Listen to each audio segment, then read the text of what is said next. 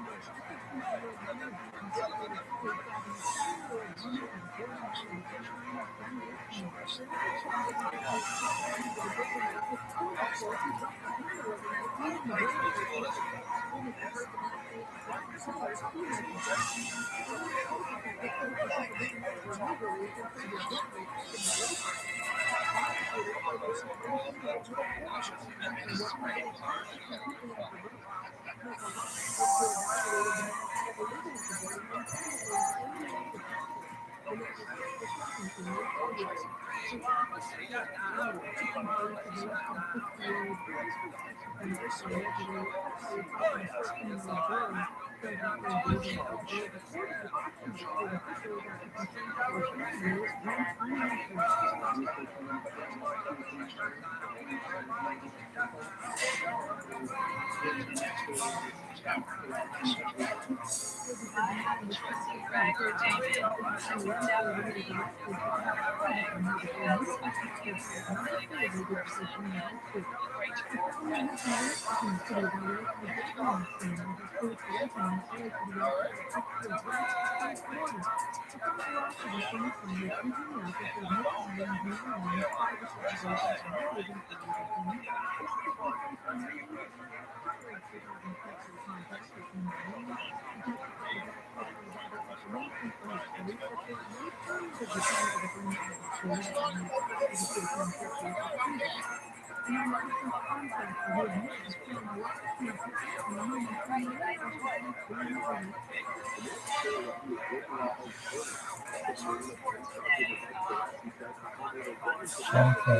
tonight. I could do it some more, but I forget. Eating as I go. Right, I'm sorry,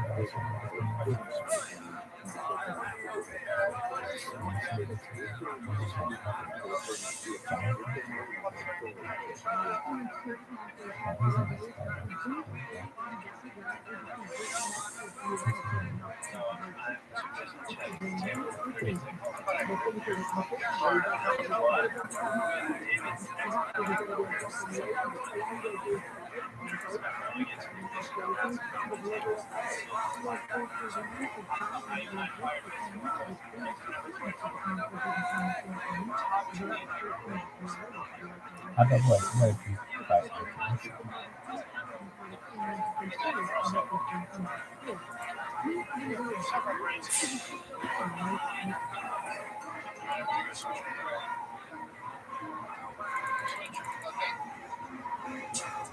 What if it did the same shit?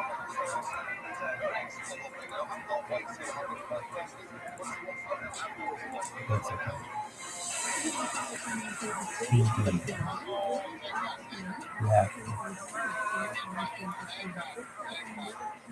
And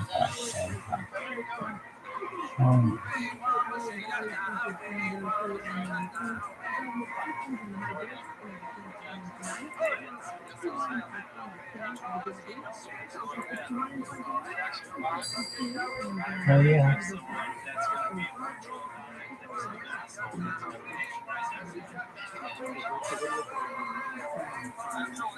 Jackson 5. Western, Brandon.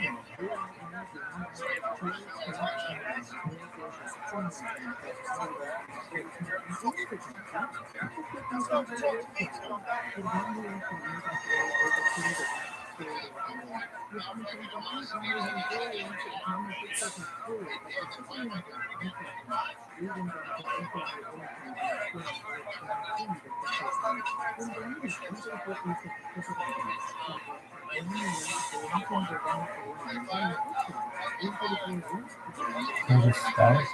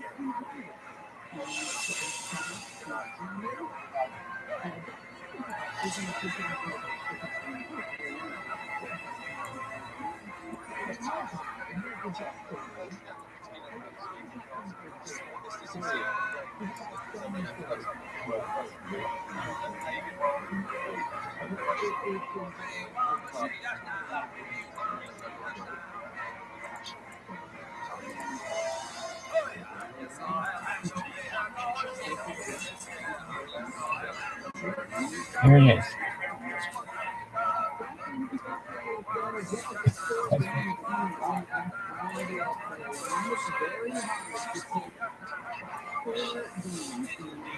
A link's fiber business.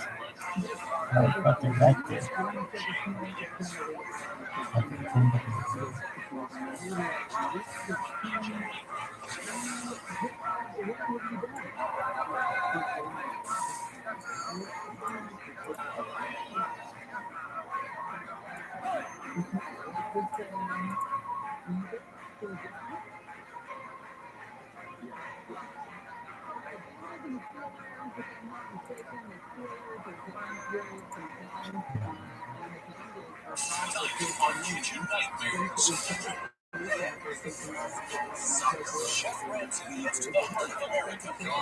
The heart of America.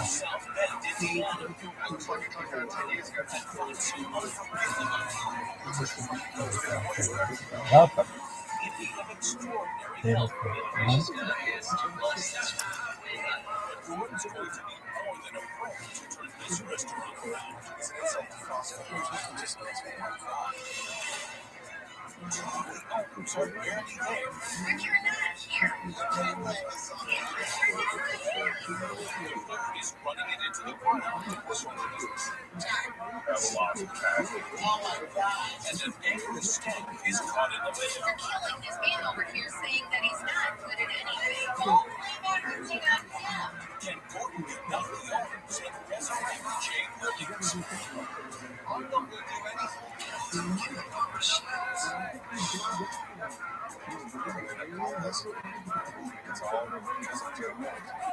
That's coming up on TRILLIONAIRE.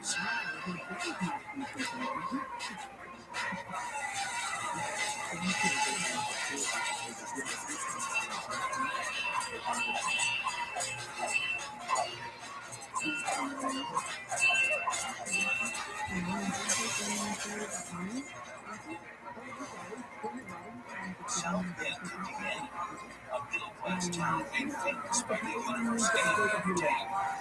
Just a few miles down the road is J. Willie's restaurant. While husband and wife Patricia and their friend John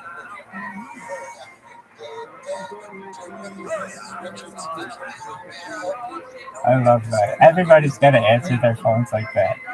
It's a great day in Israel. Really? Yeah. Well, I swear to God, if anybody fucking sees it, if you're not answering that fucking phone, it's a great thing. It's your phone too.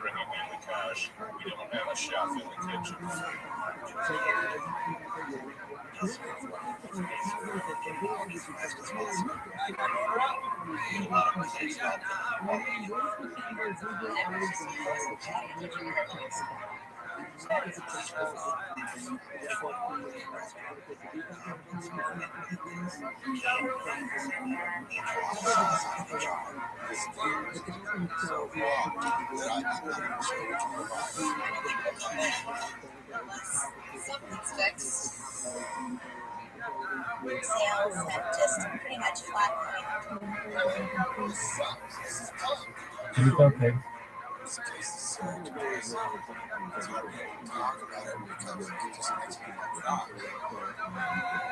Yeah, I think it's fine.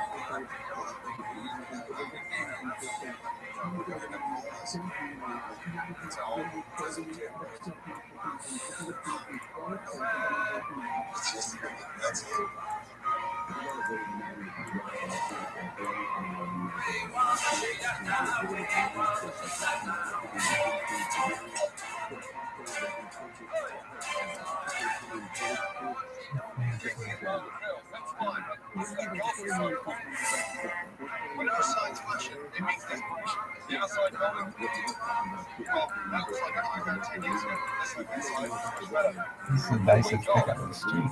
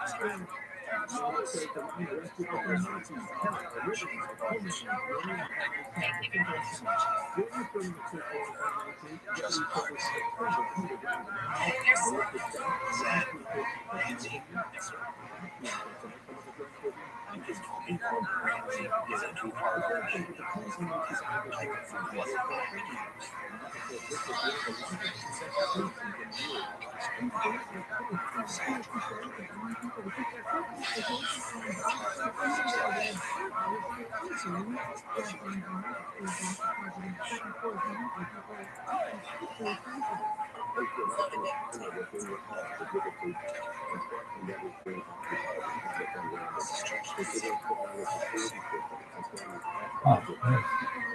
You're known for it.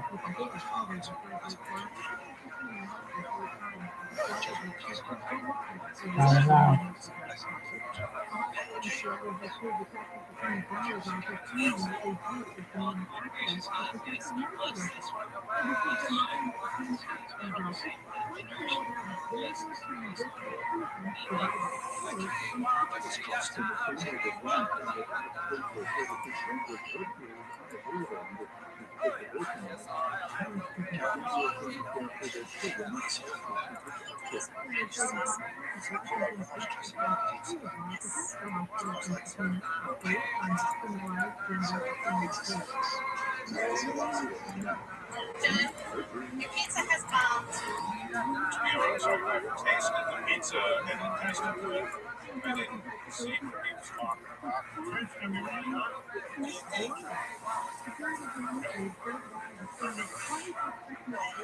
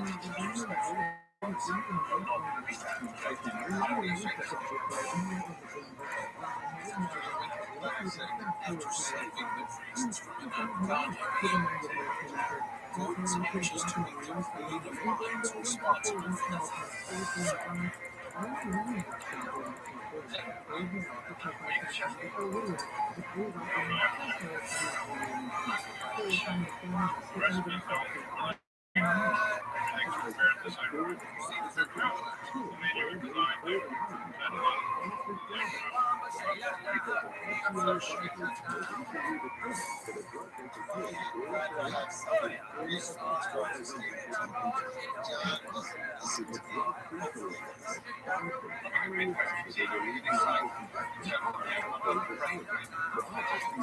report that a colorful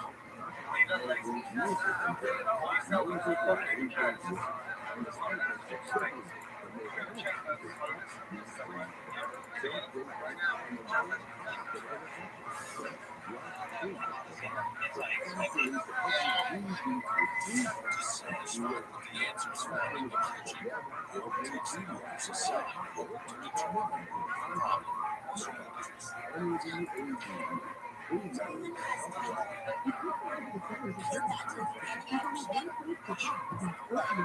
decoration was purchased. However, the 249 Everything built GMP in Pennsylvania right now is a state street deal because the numbers here are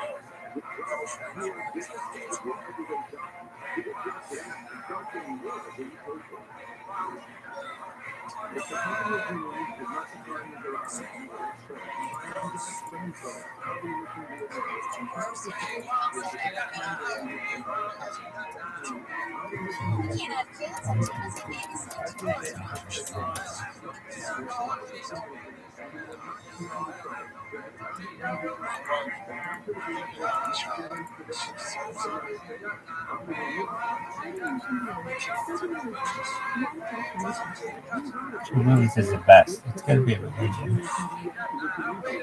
Why is it a religion? Muslim. Is it? It is technically. It's arguably. Welcome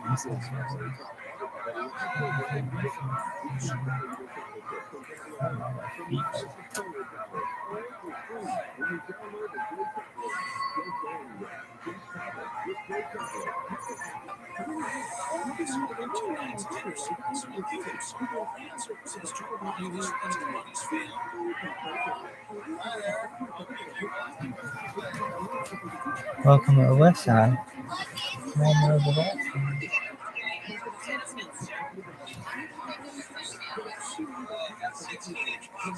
I could be 16 years preaching.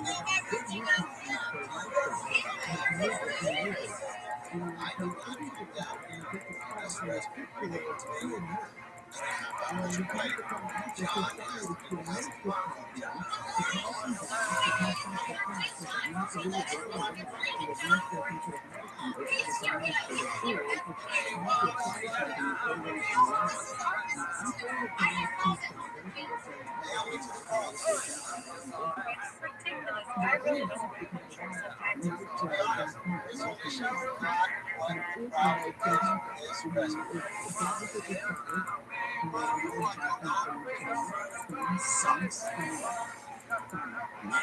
It's not fresh, but even further is happening. People shame stand there and allow it to go on. It's time to get some running.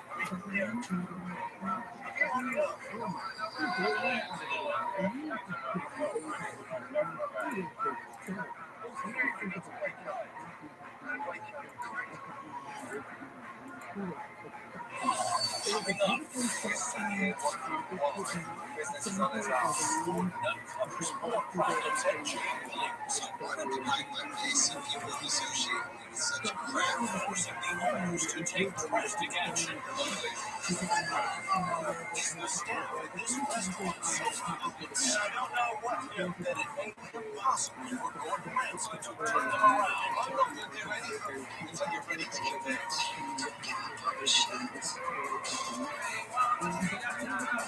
Up next on Kitchen Nightmares. At first, staff meeting takes a walk to the kitchen storage and uncovers the unrecognized spicy light.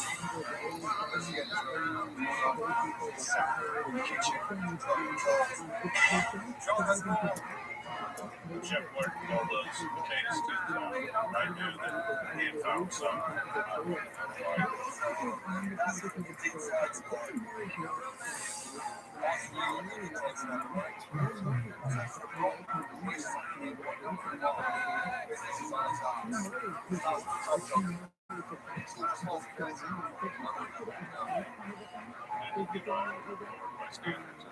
It takes somebody.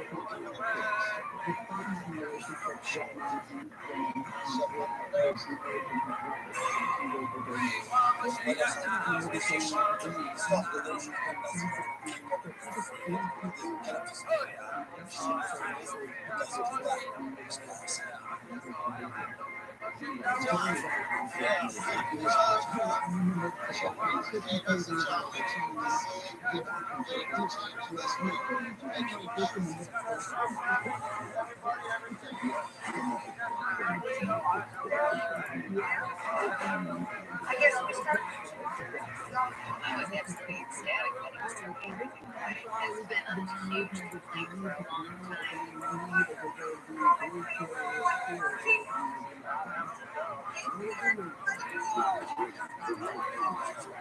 Huge amount of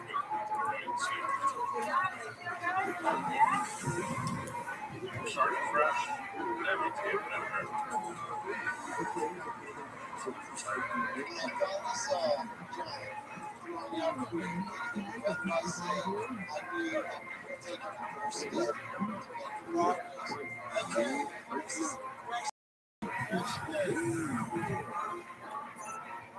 after the owners took it upon themselves to clean out their restaurant, this morning, seeking for the owners to bare their souls.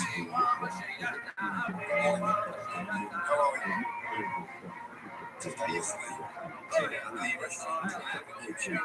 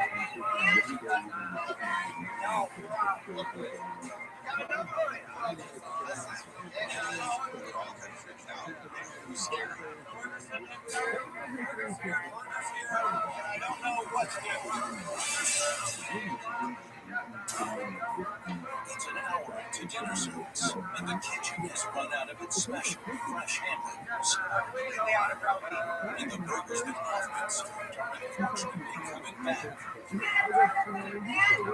one taking control of the situation, the kitchen where the restaurant fed Bill is in a state of confusion.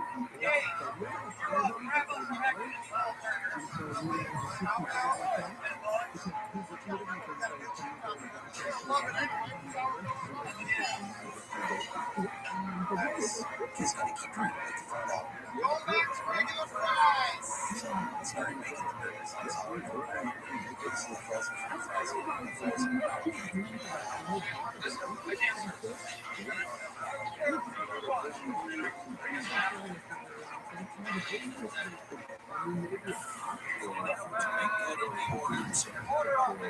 The desperate kitchen staff lowers its standards and starts delivering cheap substitutes. That is all we have. The disappointment from buying is too much for one customer to bear. Lady, you are from Party Citizen. Lady, then go eat somewhere else. There's a fucking McDonald's, I could throw a baseball there. There's a steak and shake, I could take a kickball there. Motherfucker, you could get drunk at Belmont Beverage. What the fuck else do you want? If it's a Sunday, we'll drive down 31 and get you some alcohol on mission.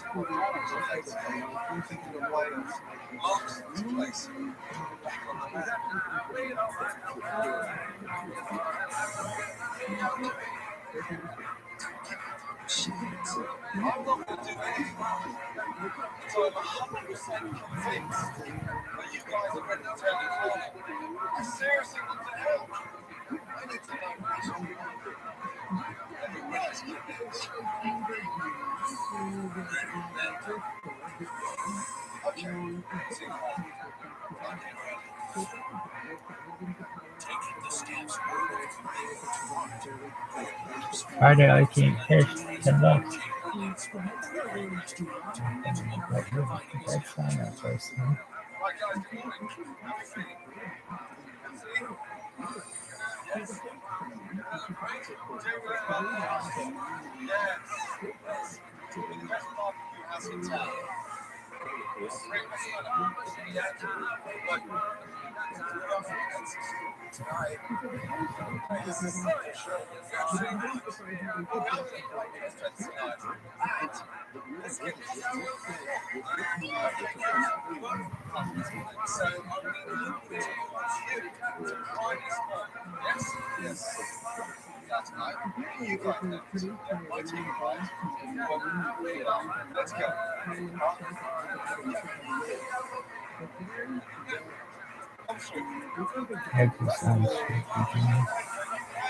Is that the moon or the old one?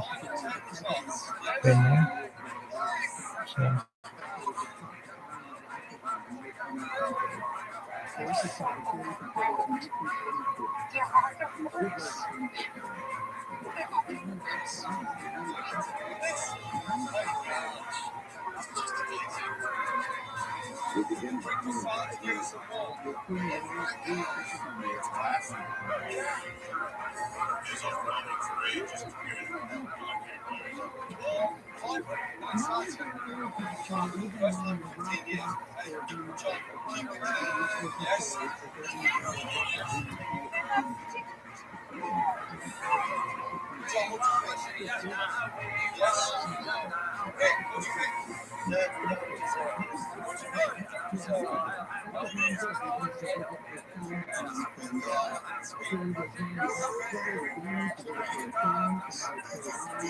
It's a beautiful day. It's a beautiful day. It is. How can I help you, baby?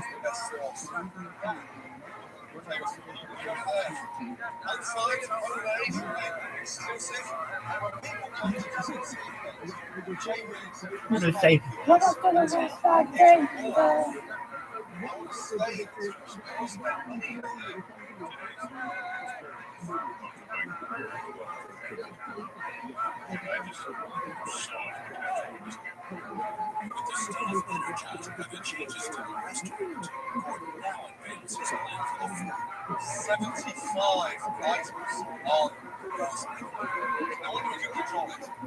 It's not enough for Pawnee. Ever been a Knicks bitch? How did you get from Knicks to there? All right, that place is down fastest way, down 31. Angela becomes Edison, and then the left and right. West Side, gangsta, gangsta, gangsta, gangsta. I can get you wherever you want to go. Get me to Mission Hills without using a freeway. Okay?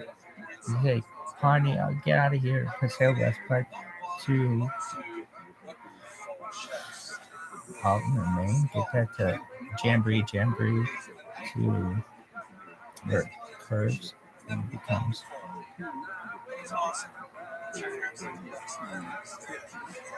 Santiago Canyon. Santiago Canyon College. Then it becomes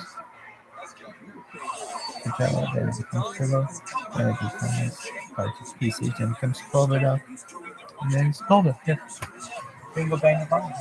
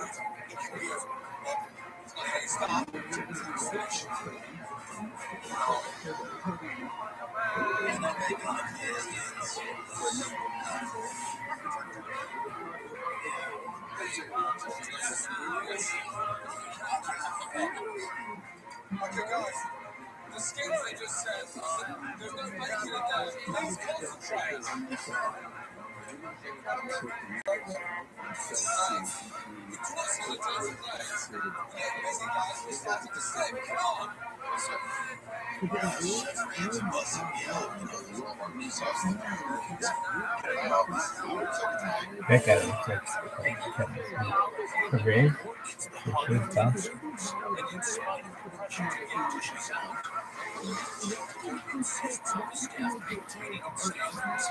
There's the West Side.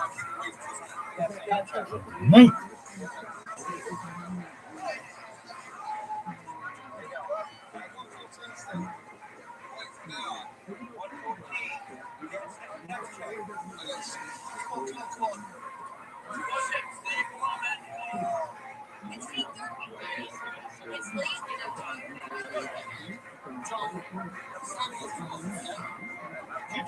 That remind part of it's my fault. It's overwhelming for me. Come on, guys. Can we stop pushing food on the outside the plate? We can't eat off the rim of the plate, guys. That's fucking time, okay?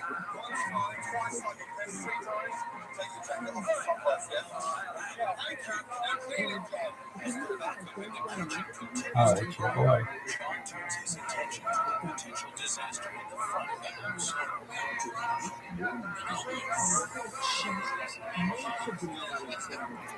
I got a population.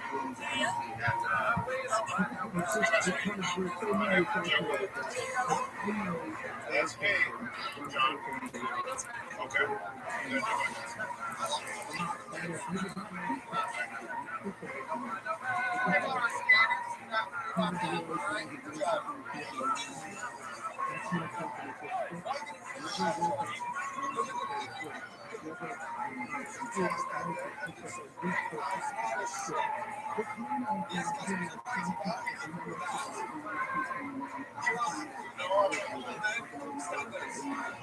So much stress. That's for sure. I did try my stand for sure.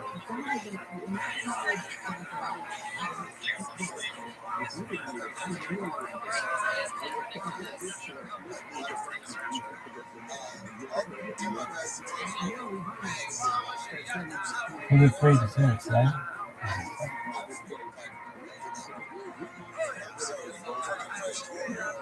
Come on, guys. Tonight's too important to fuck it up. Come on.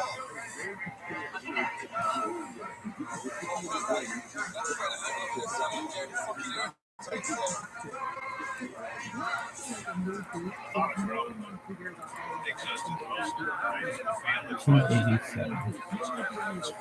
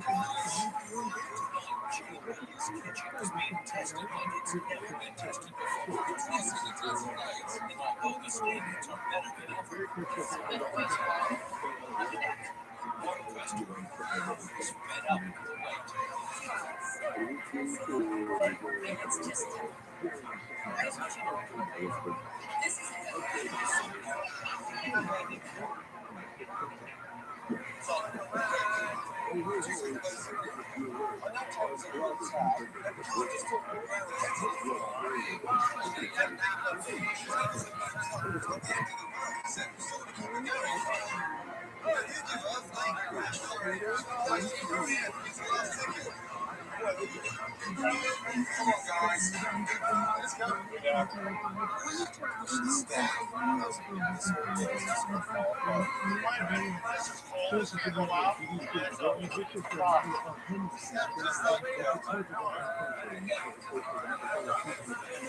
Stepping up, the staff gets inspired. Joe Turner innovates manager Dan. Let's calm down and focus.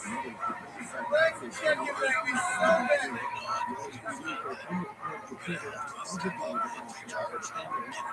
Six combos I need now. All right, let's do it. Hold that. Try and keep on 3.5 rounds. $3 standards. Hear that? Oh, they're hot. Beautiful. 7 minutes. Come on, let's go. Shifted into high gear, and with one final push, the highly anticipated food is on its way to the customers.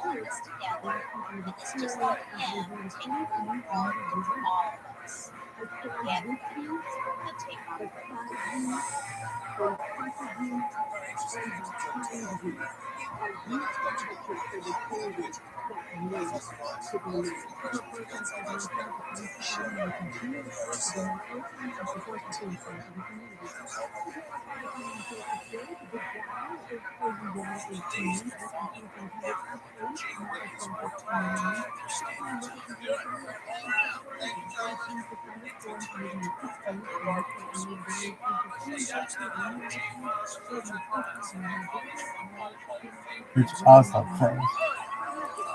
Really? Yeah.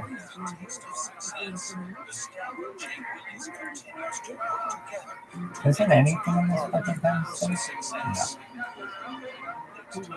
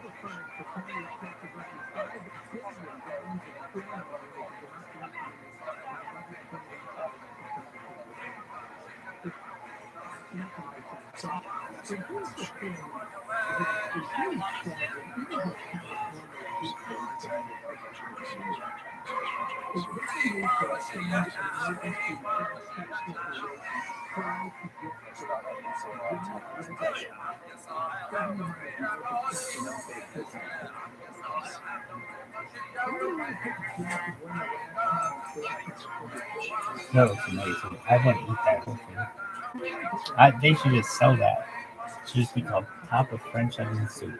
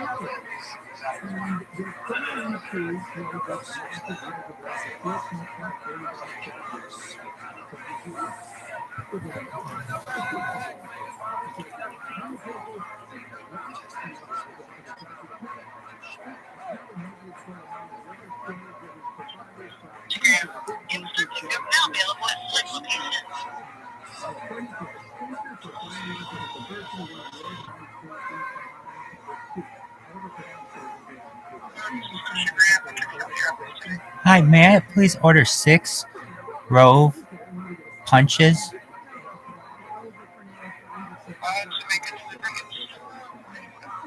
A delivery to 3921 Claremont Street, Irvine, California.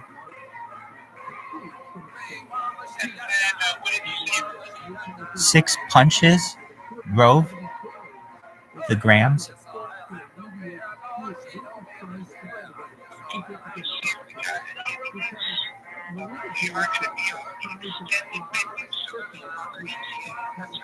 That's fine.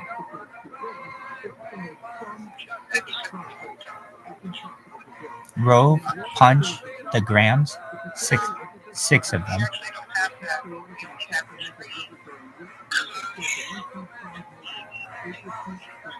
I called yesterday and they said that you'd have a delivery today for those. Do you know when you were expecting it?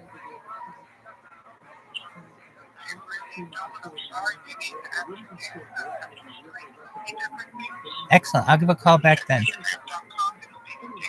Oh, okay, great. Thank you. You too.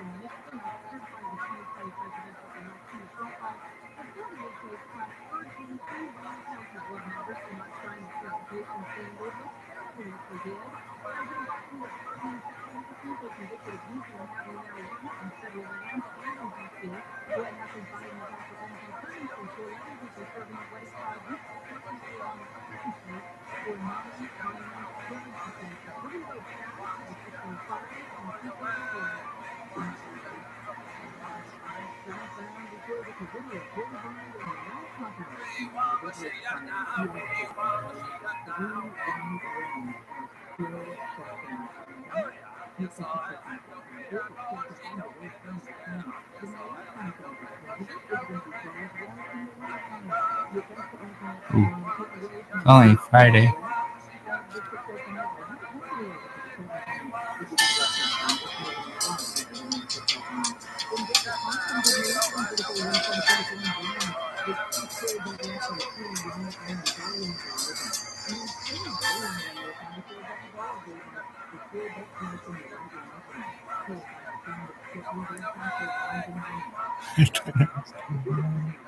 Really? Yes, I did.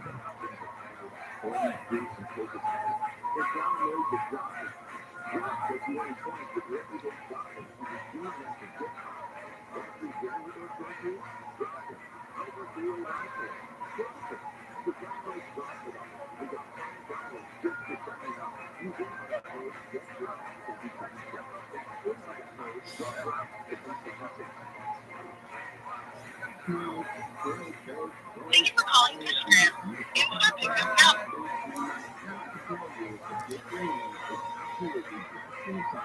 Hi, thank you for calling KG. How may I help you? Hi, I have a delivery request, please.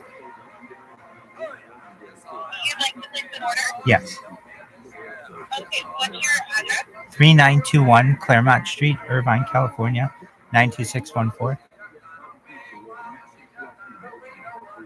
Okay, and when may I get started for you? May I please get one of, I'm going to want 3 total grams of your Rove products. I'd like 1 of your Dream, 1 of your Ape, and 1 of your Kush. All right, that gives us at 90 total. Do you need change? No, I won't. Okay, driver's gonna reach out when they're on the way, and then if you have questions, just give us a call. Thank you. You're welcome. Bye-bye. Bye.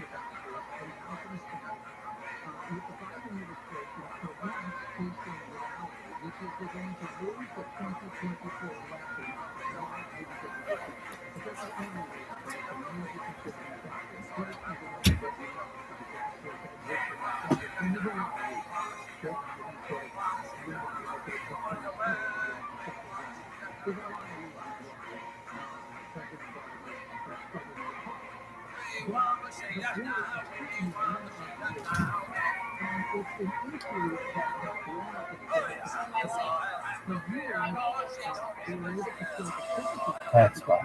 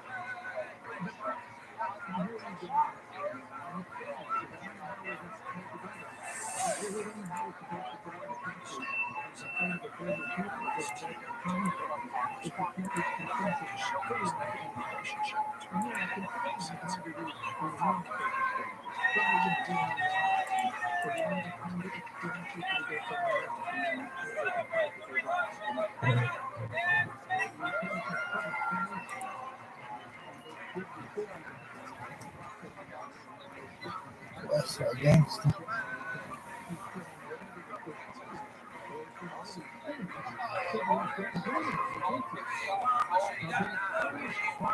That guy. Look up, dog.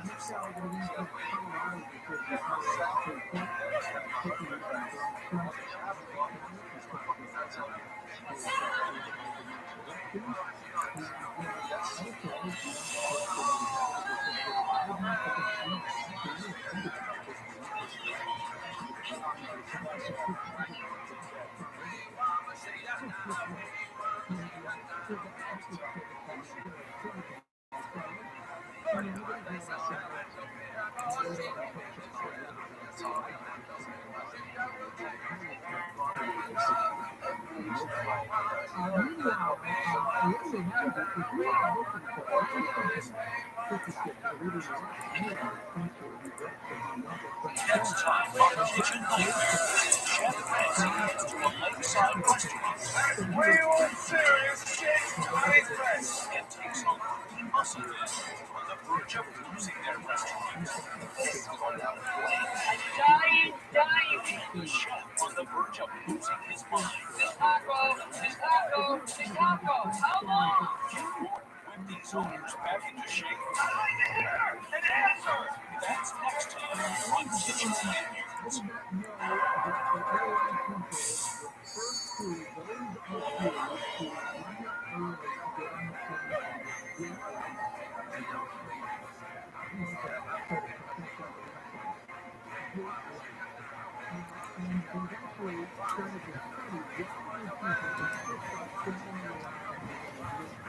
Tonight on Kitchen Nightmares, Chef Ramsay has the same shores Michigan.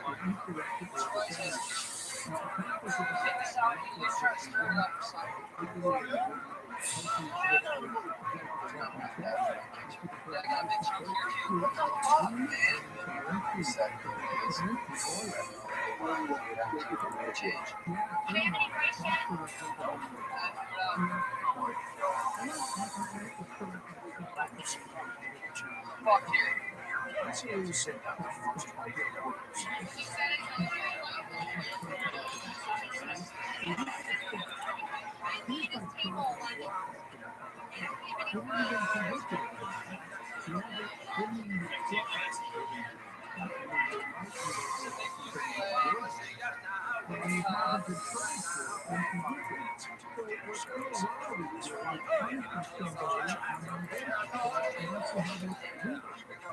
So what ROTHSCHILD is doing is coming from somebody on the internet,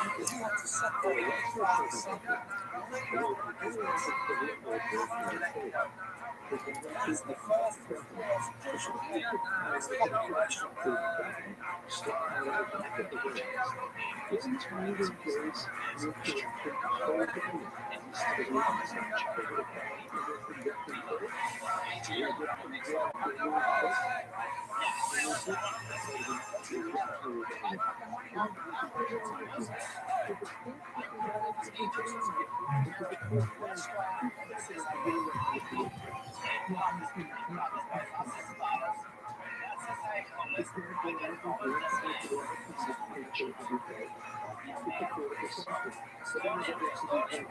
that's how that's legal.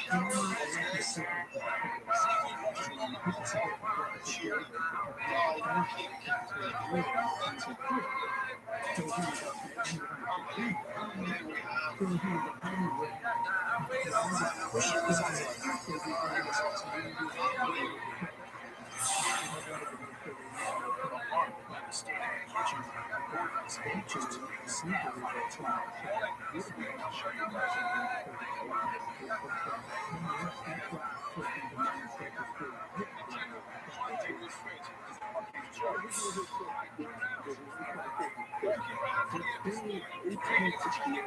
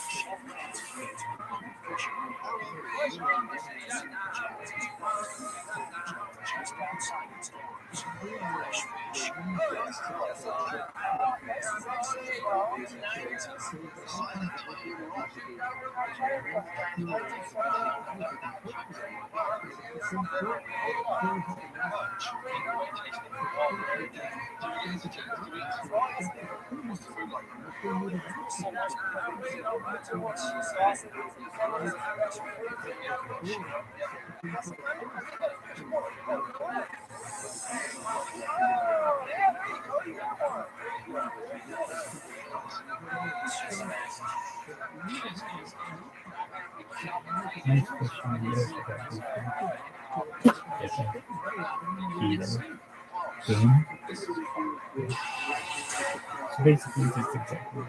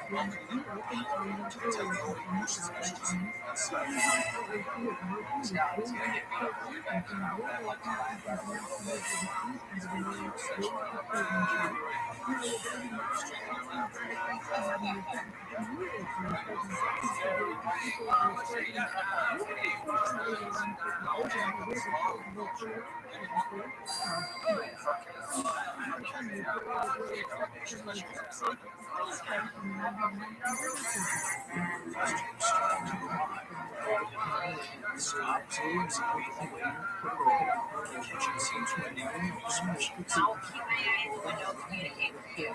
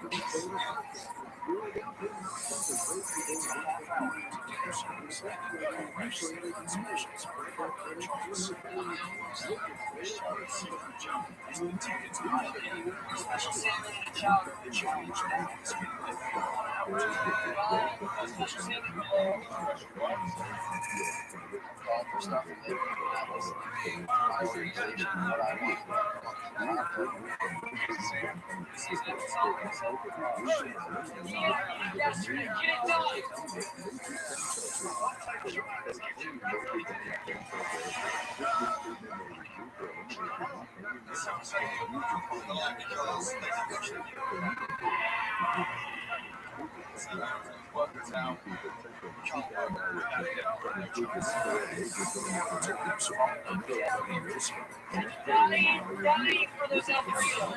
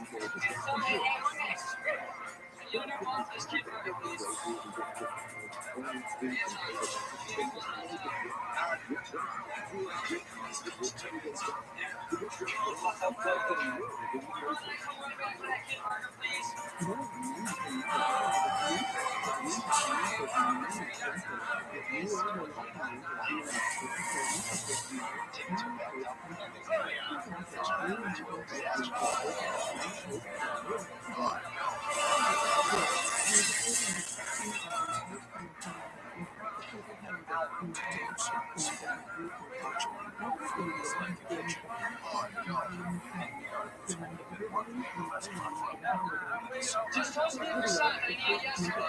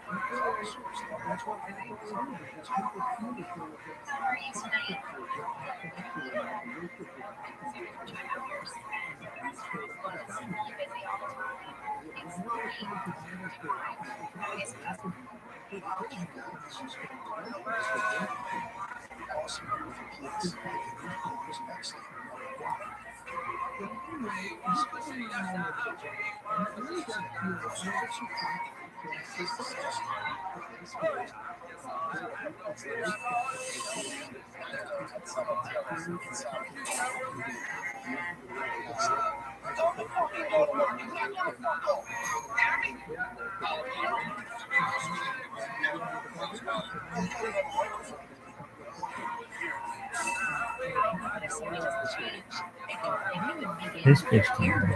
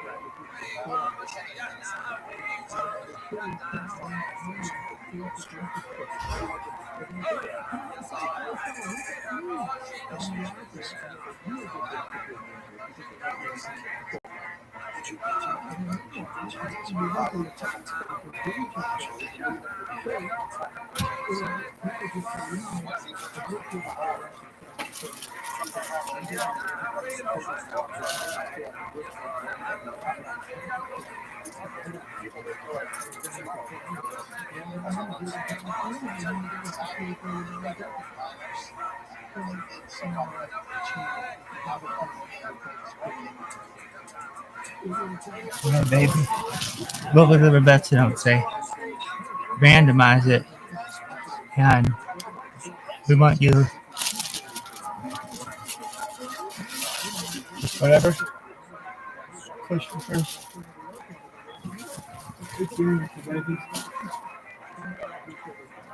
Are you excited? Yeah, have you ever had it?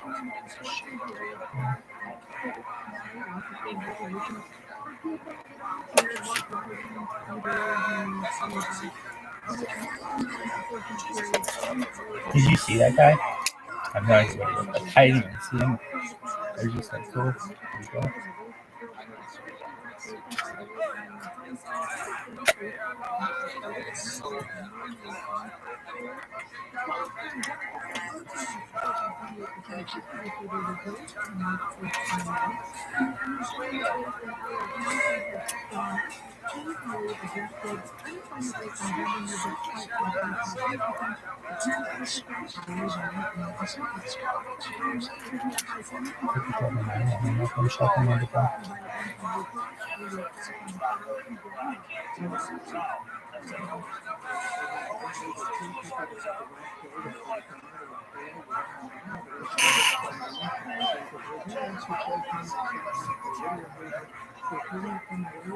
That's good stuff.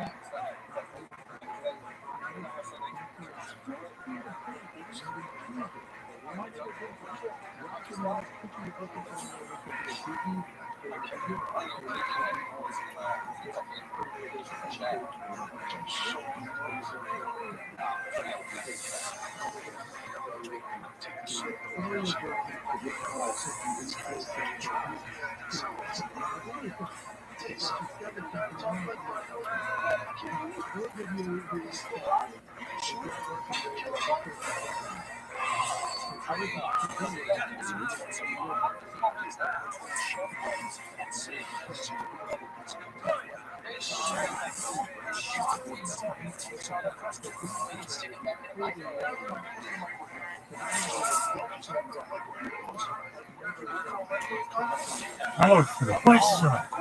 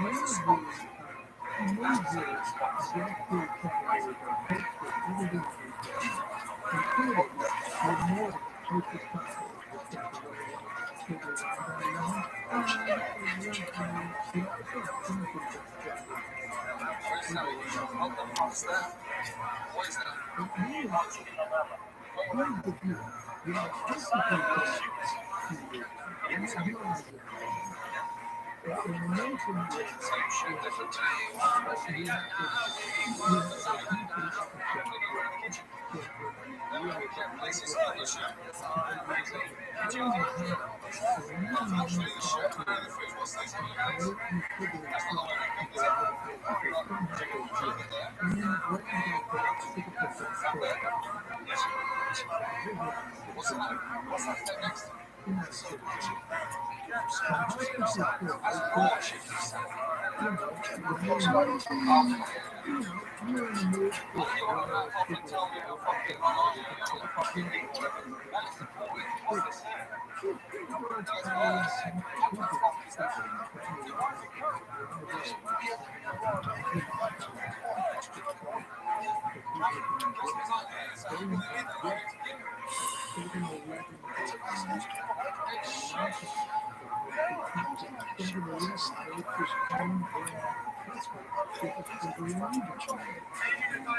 Oh, it's fucking amazing. Is that the weapon? Might be. What's the weapon? JT's weekday sports beat. No. JT in the morning. News Talk 960 WSBT.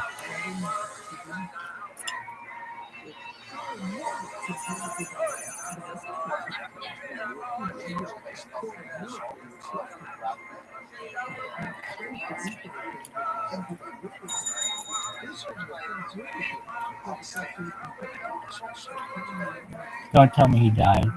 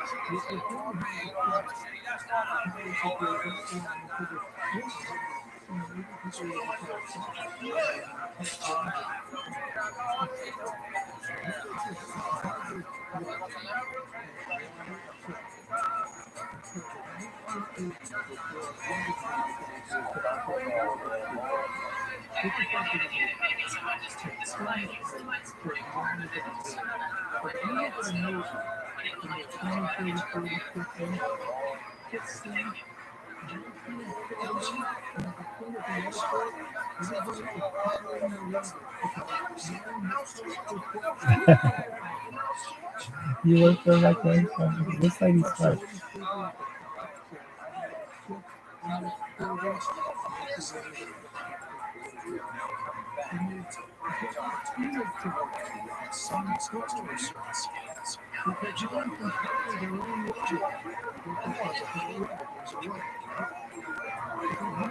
Beautiful.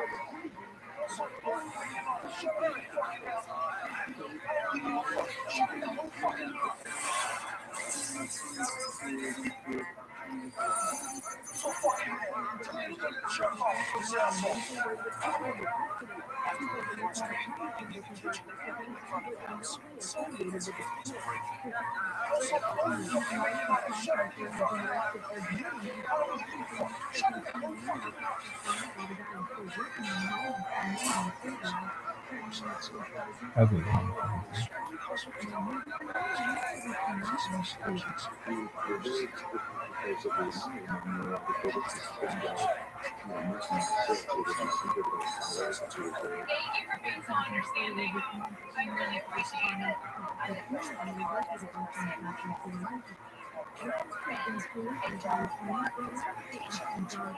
Great Halloween.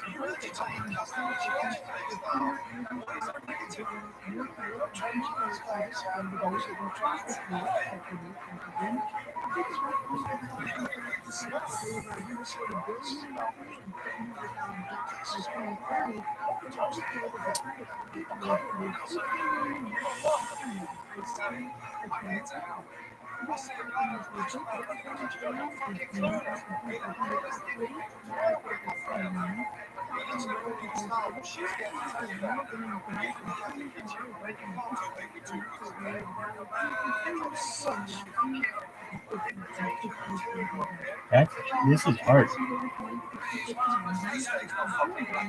Somebody's gonna think this is really smart. Even nothing, they're gonna think this is really smart. I do. Somebody already knows.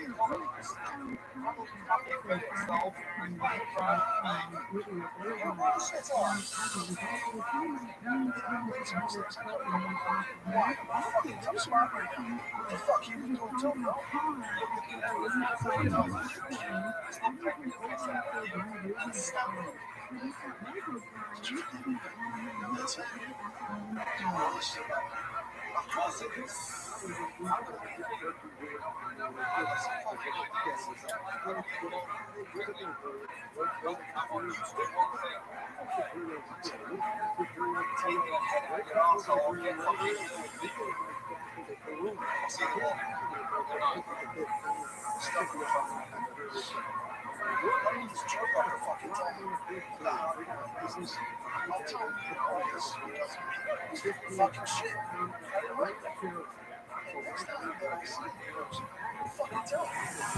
side as well.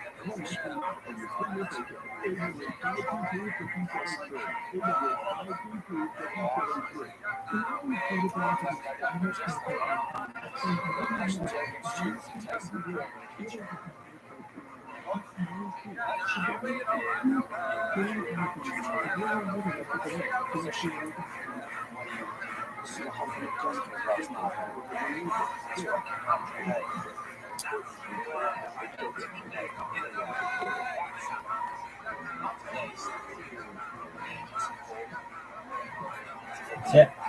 Oh my god, it's beautiful.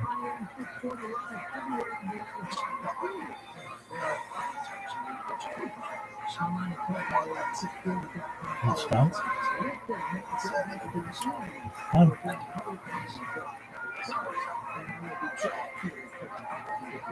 Exactly.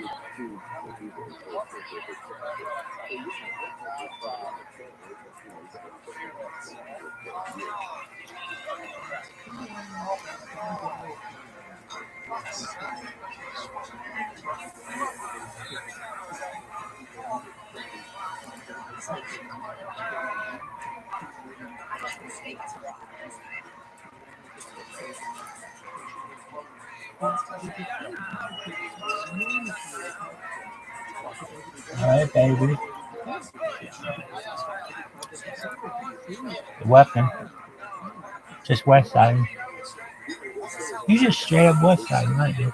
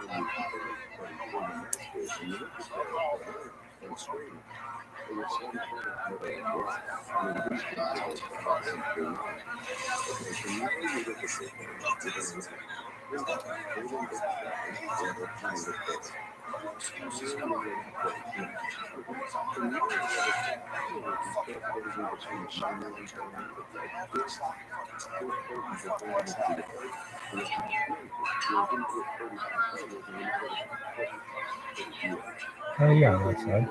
No, you're west side. At least in full suit.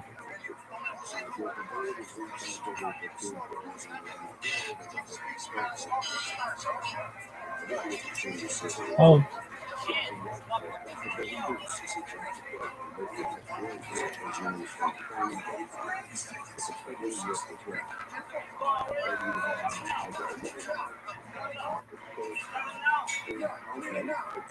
Oh.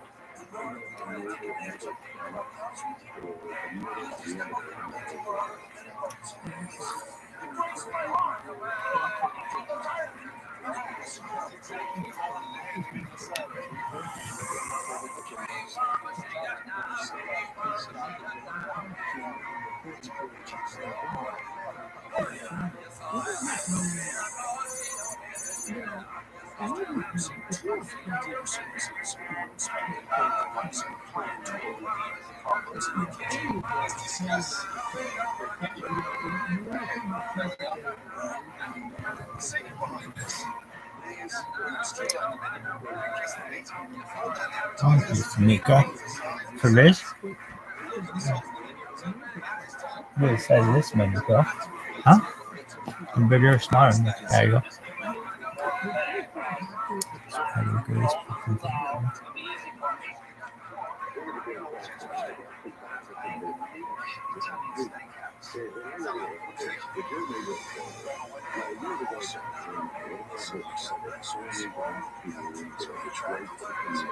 That one is beautiful.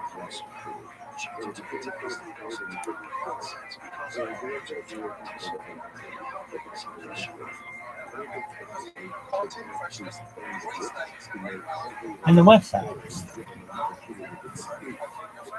Dude, just bring that girl out. Seriously, hot girls bring people in the fucking west side. Huh? For real? She was like,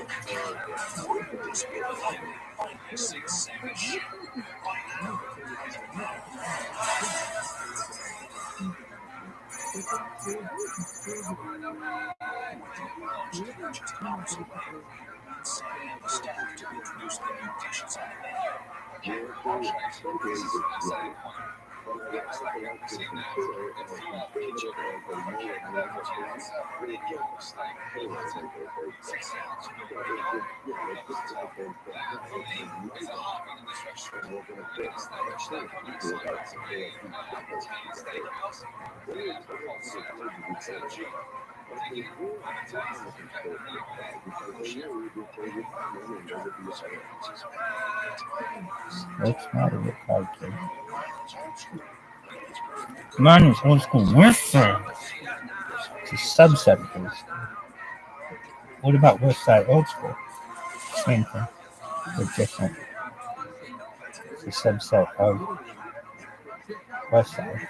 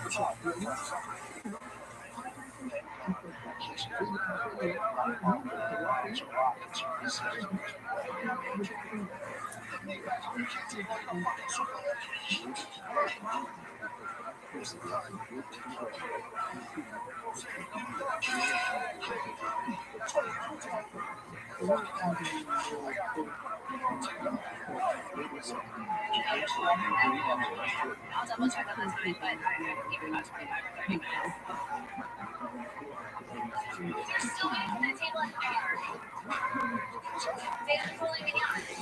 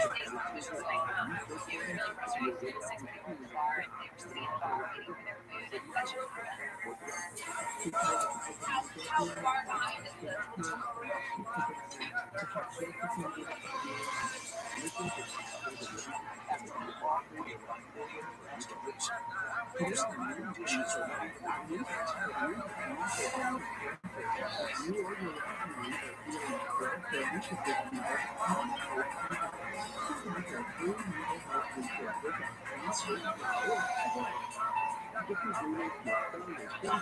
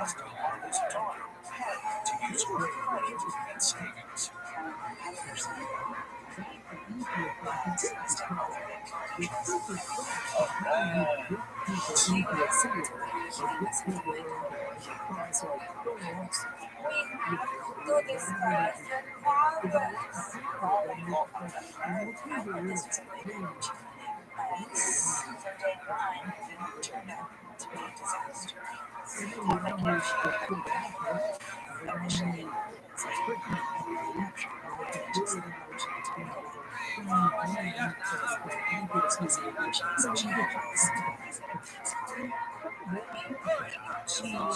utility platforms from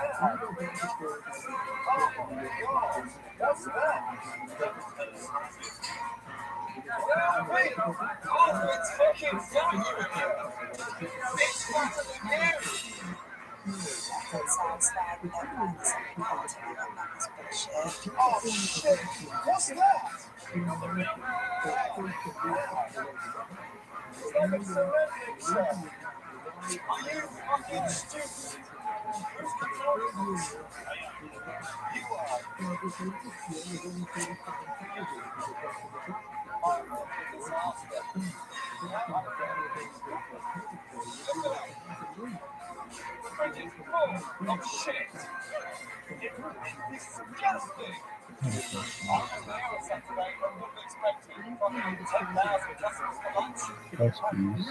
That's beach. That's beach. That's the time should be. That's beach.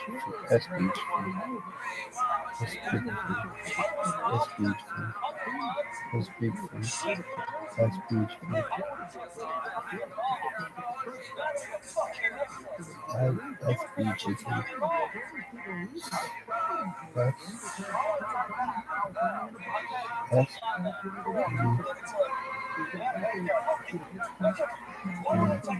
that's beef.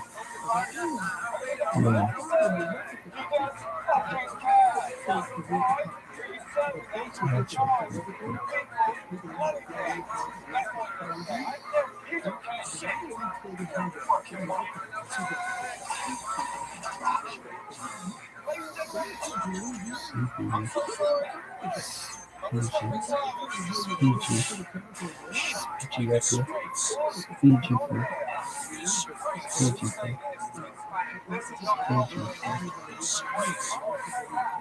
Speechy food. Speechy food.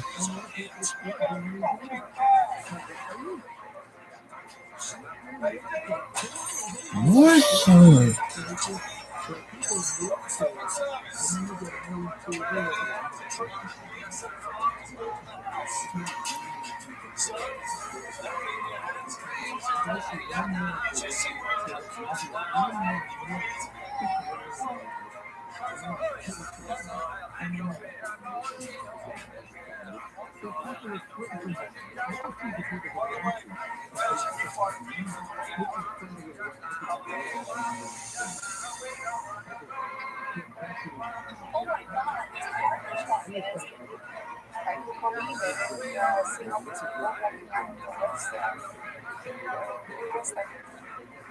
This is the end. Speechy food. Speechy food. Speechy food.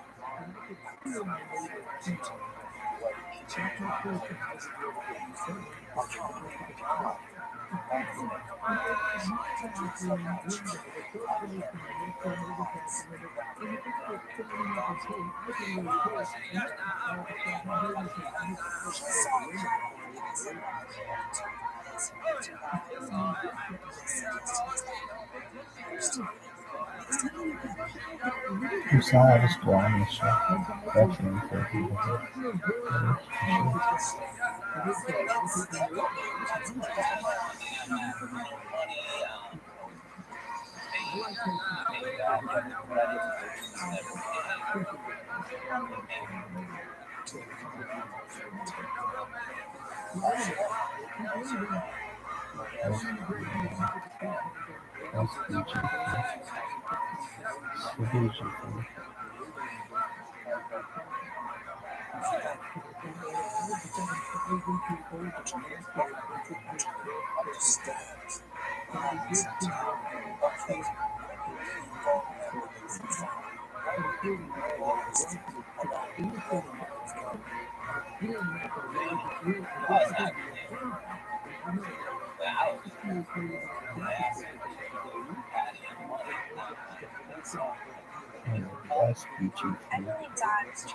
That's beautiful. SPG food.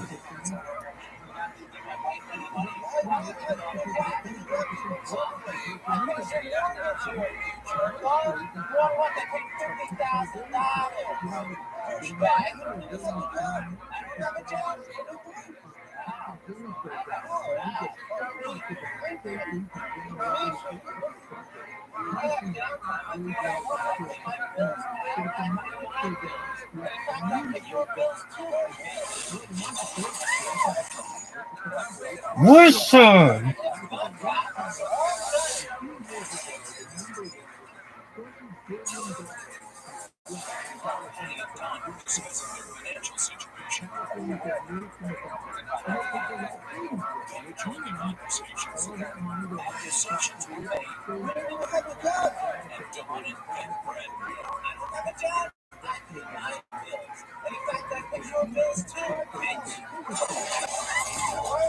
Listen!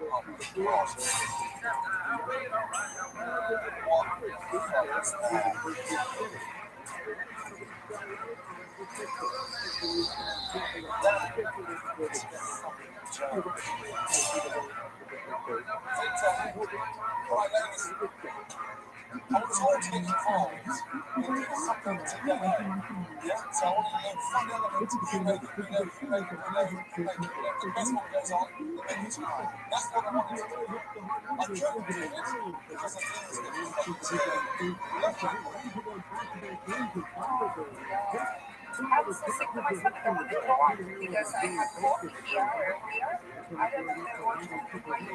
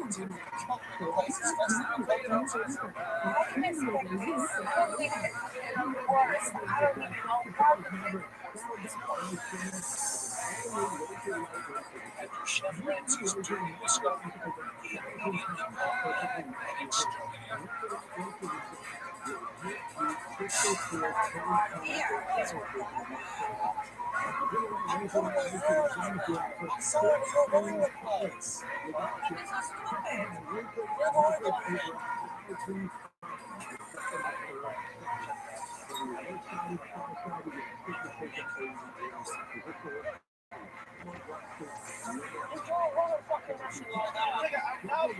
fucking embarrassed. We fucking embarrassed. I'm not just one part of that place, because that place is fucking clean. Yes? And you start getting that place clean, yes? It's a fucking twat! Do you see the word pride?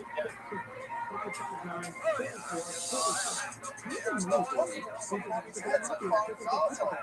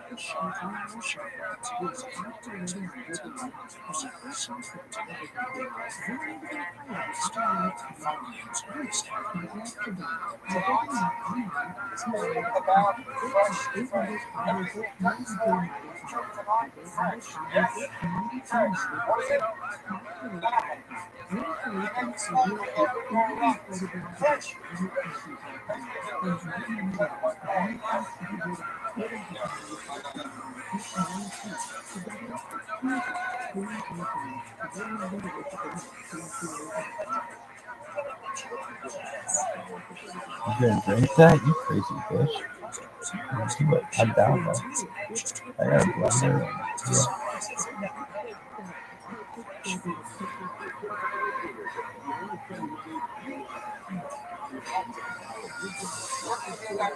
Are you done? No, I usually fast in the night.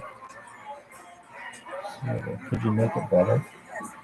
Yeah, could you make it really hypothetical things to the rest of my life? Whatever I did. To my tattoo, whatever else. But at this point,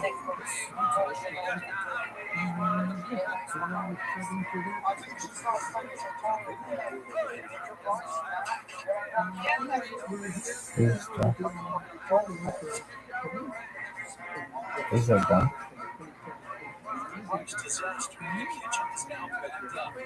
I mean, because what? How many did we start? I think 270. It's done like 30. We'll figure it out. We'll pick up the pace.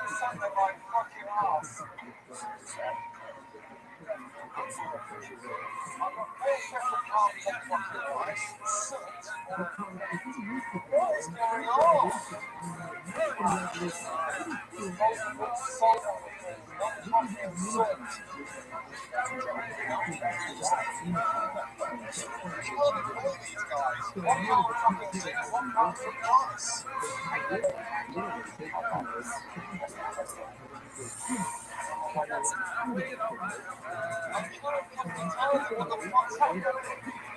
Because there was no gender identity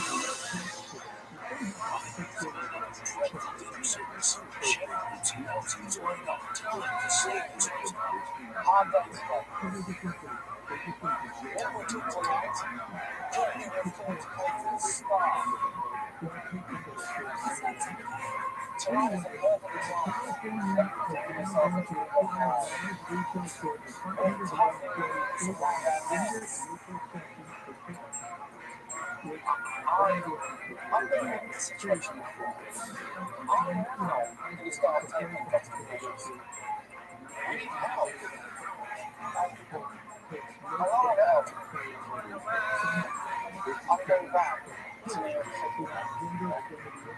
I have got to think of an idea. Or we're screwed. This time is giving up. Next, this place needs help to spot chef monsters many improvements. I have an expert who's here to help you. Now you have one key to your restaurant. Hurry up. Will you tell that Jimmy Bacon of yours to use this restaurant logo attached to make it? This nasty sunrise just beyond.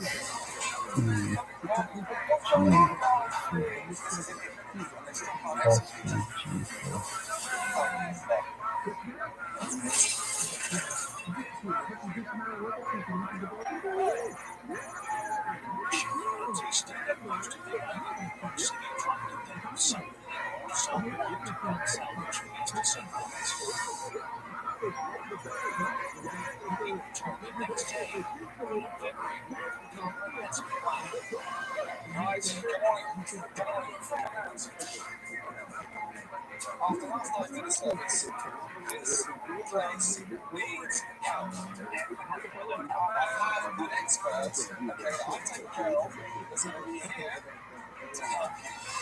She has expert she's from Mexico, and she's learned her Mexican cuisine. Just so long, please. Would you like to? Let's take our skills to you. I got the call from Chevron. I got very excited. I was only before him. 1, 2, 3, 4, that's one now.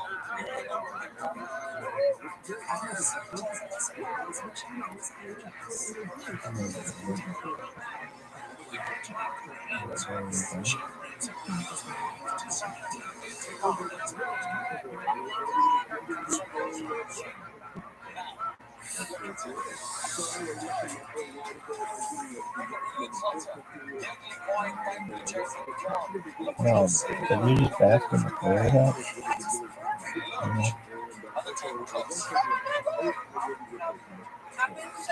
Was it dealing at working? Thankfully, from the power trim, it's connected.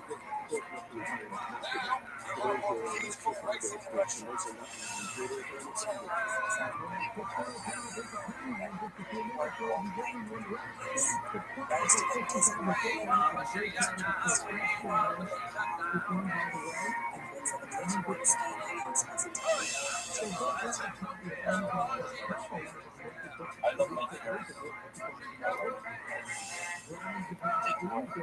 I just want to This is fun. with your wife, with your daughter, and run it as a team. That's all I want.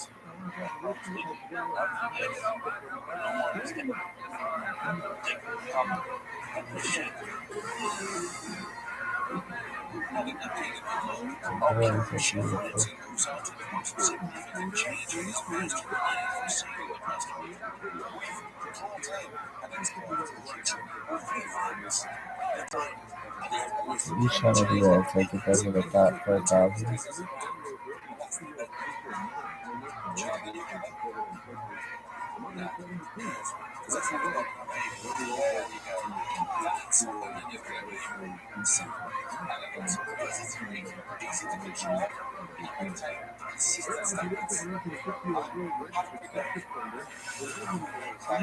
What?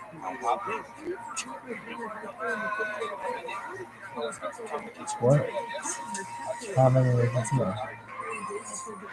Approximately 400 times 5 is 2,000. 2,000. 2,000. I'll do it that way, though. Do it by each account. So what? Search 400. Is it faster than a human? I mean, faster I can do it because my app's crashed.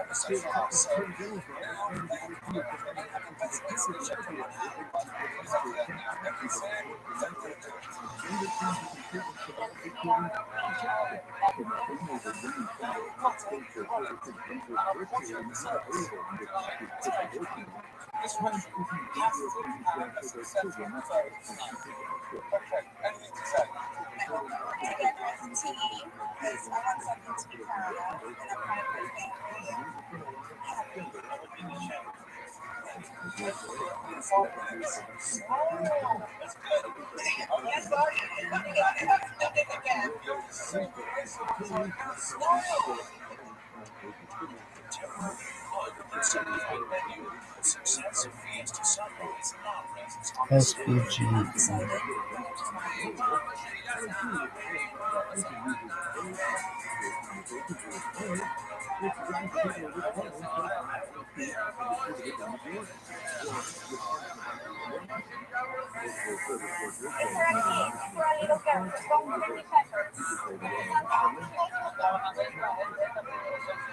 They need somebody to be in charge. They need guidance, but they're willing to learn. Maybe prayer. Siempre que está al ladito ponlo para el niño.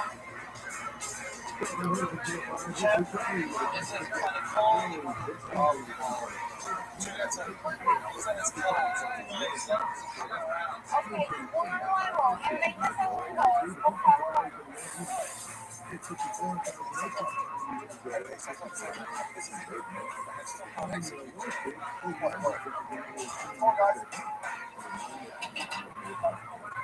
What do you think? Yeah, they put in the nachos.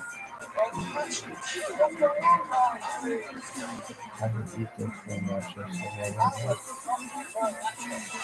So what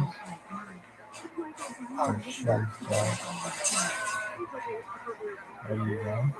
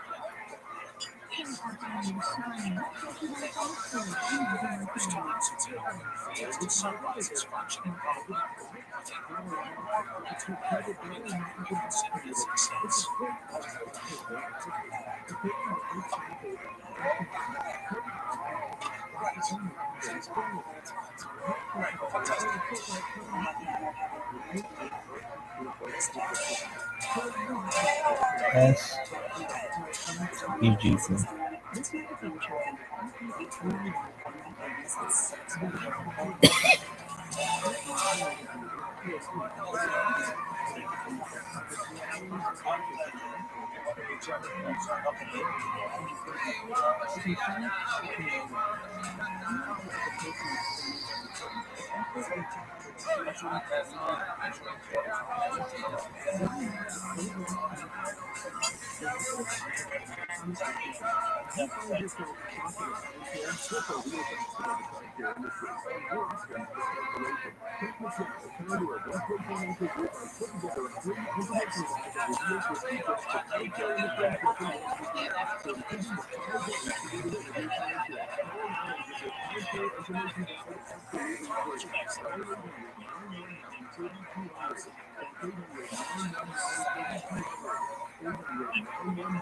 I got upwards first.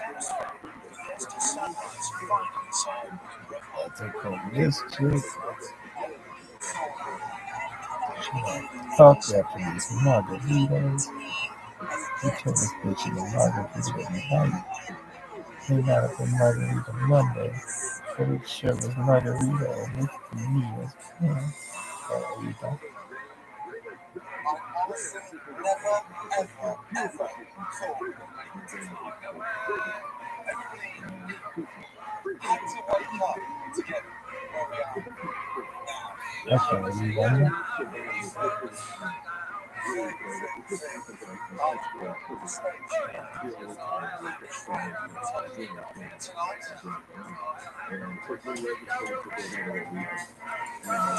You're great!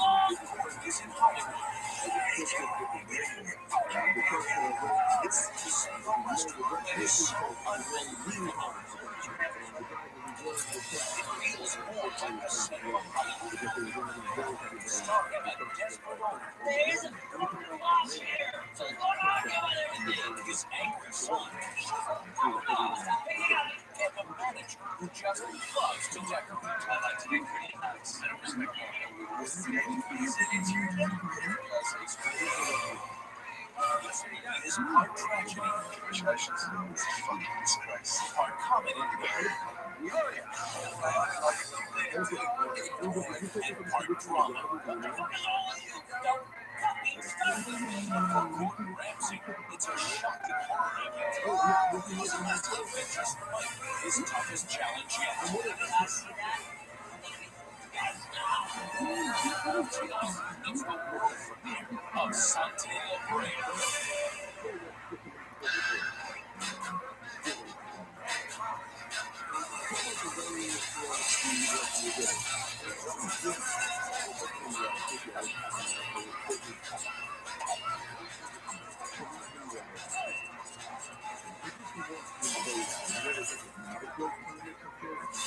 The city of Rose feels with its superstars, stunning personality, and healthy lifestyle. The ideal place to have a healthy lifestyle. In spite of its location, Santé Labrera is in critical condition. Indeed, color and its two sides, earth and sand, regulating Santé from head to appearance. Business has dwindled to almost nothing. And this father Santé is desperate for the brains inside.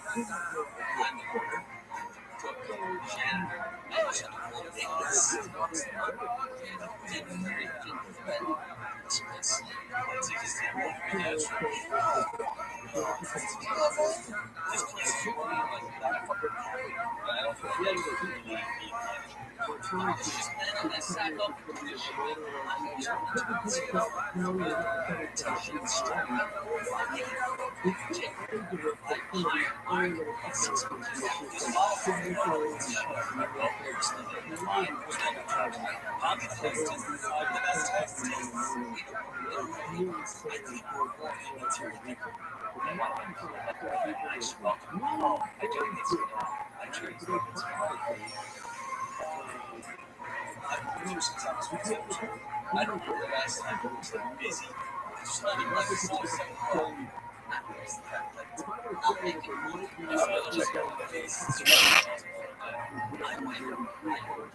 Shout out to this for the listeners. I never met them, but I have a picture of these guys.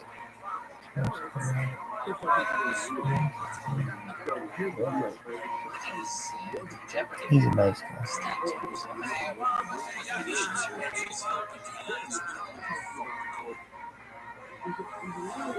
I'd say to Robert, we're in a fucked up place, you know, and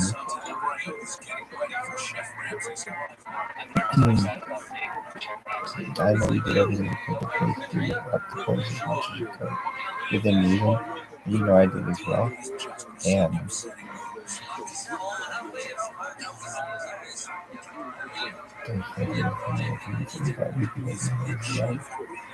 he's a nice guy, but I really like him. They're religious, I respect his religiosity, I respect his. It's cool. It's just a fucked up place.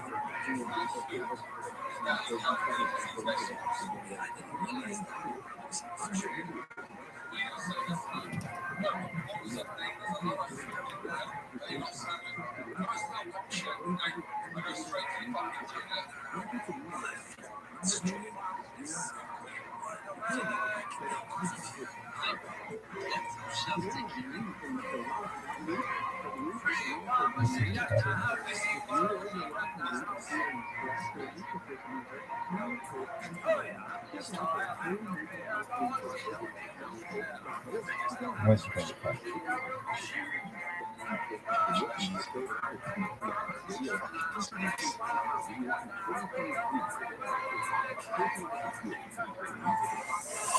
Coming up,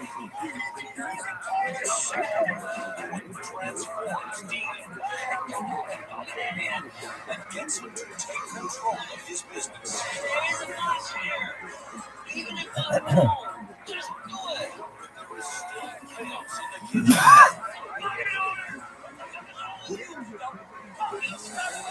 And manager Mark take the heat. The Fed Lake one shocking surprise. It will change Sante La Brea forever. After Gordon discovered the deplorable conditions of the food storage, Dean is devastated.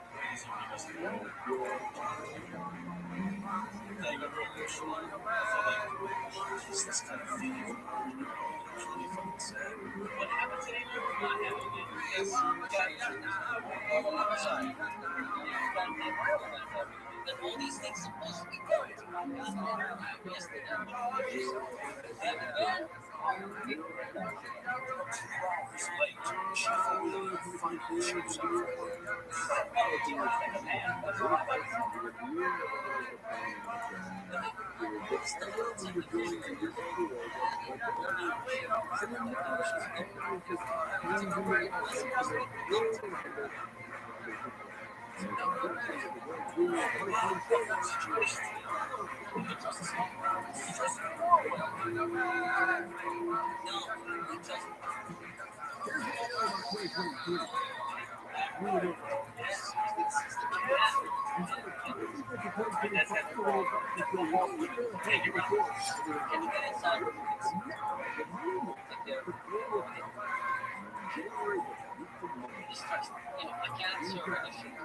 I'm stuck.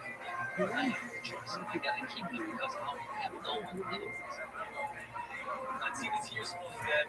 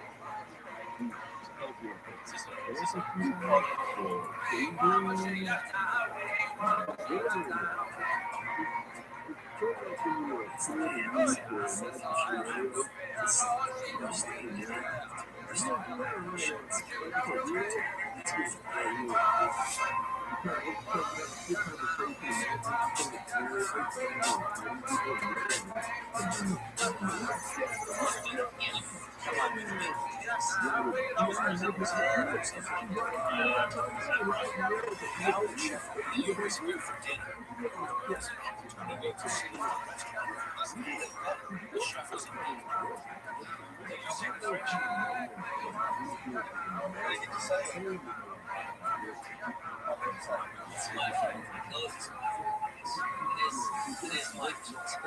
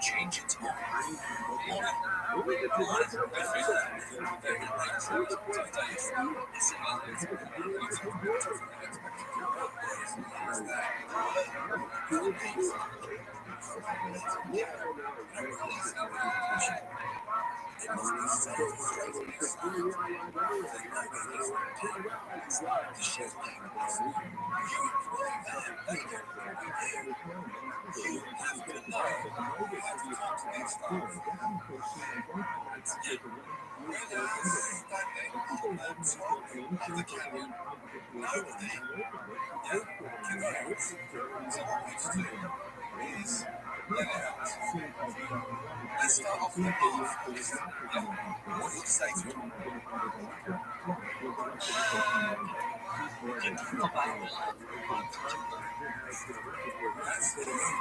That's how you tell I'm just standing there here to run this show. That's right, check for my laws. Stop listening to me. Now, share if you ever leave my kitchen, that steak again. Easy do, Johnny, little fucker! Really? That's what I'm doing. I tell you, I need to do goddamn food. It's not different because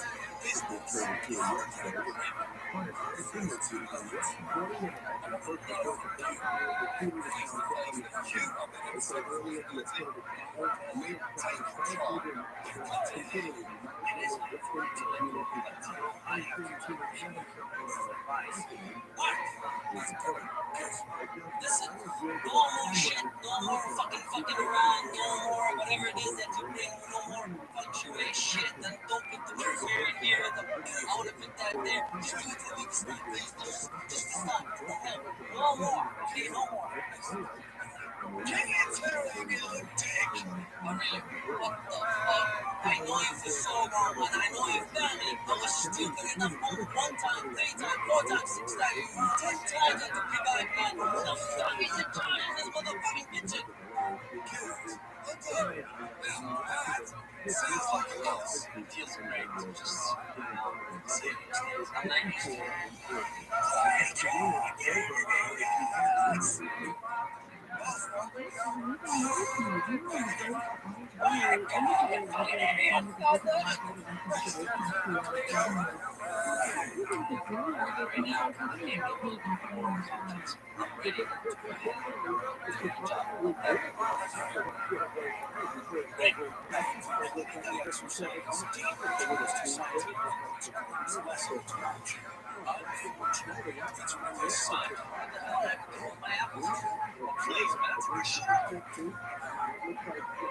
I don't want to see the penalty bottles here. I took them out of my best. Even if I'm fucking wrong. There's a fucking loss here. So don't argue about everything. Just do it. It's my bullshit. I'm responsible.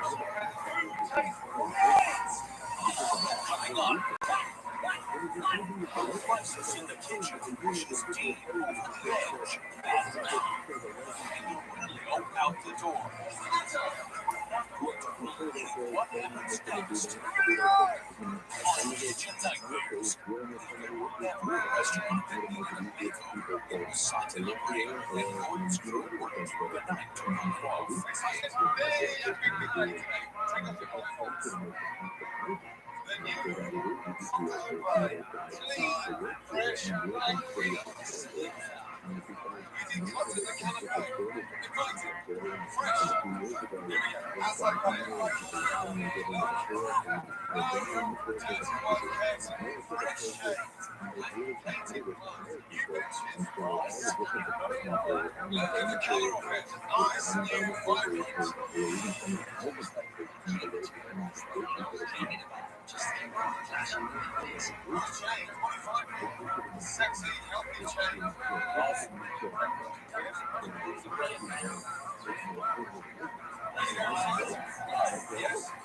Look at this. We painted into a mystery. Yeah, it's a mission. That's for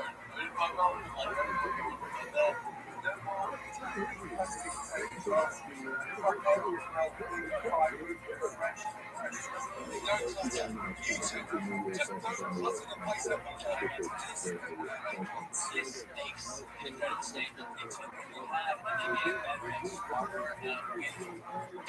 Now this. The menu. Nutrition.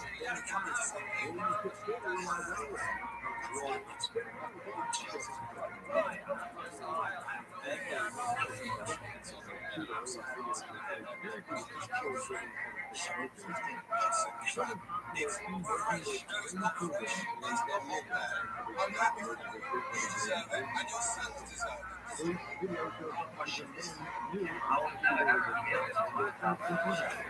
Okay, that's all. Have some fun. I'll see you in 5-10 minutes. Yes, well done.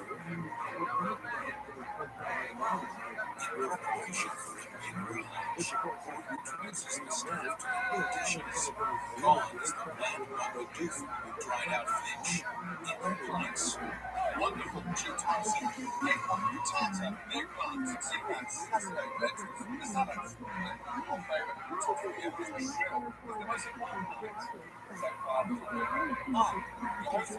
Greens, sit them down, don't take any orders. Then, what is this madness? Yes, it might be a tasting.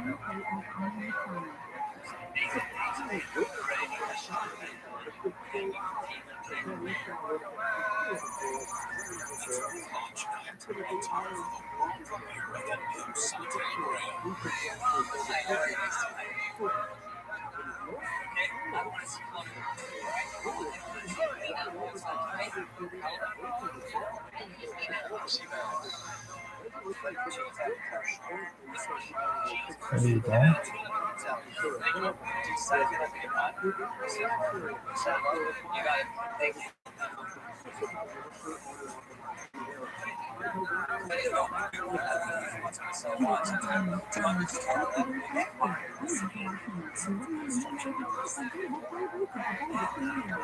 Are you surviving here?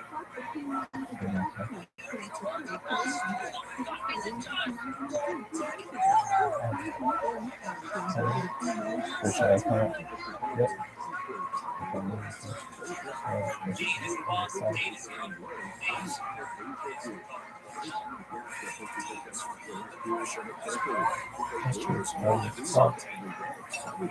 Yeah, touch your computer.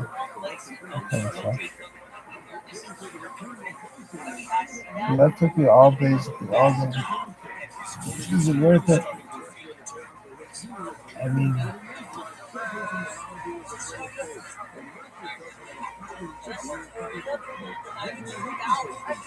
how many cats did you do? Like 30. Okay. Well, 30 a day perhaps won't get me.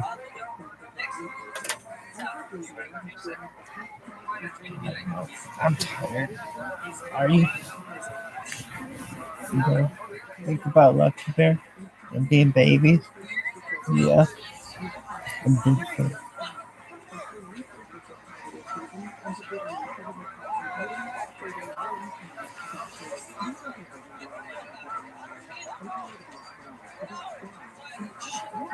You just want to play this?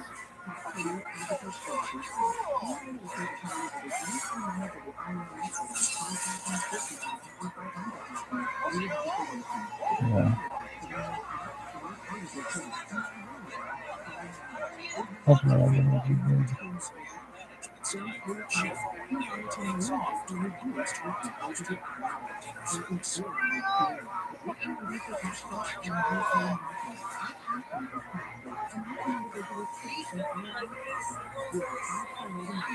Yes.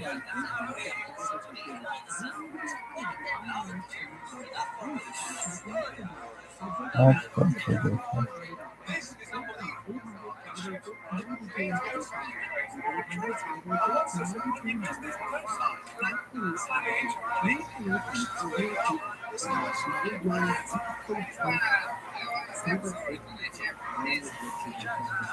Sheen. That's kind of Sheen. It's name is Jules. Duh.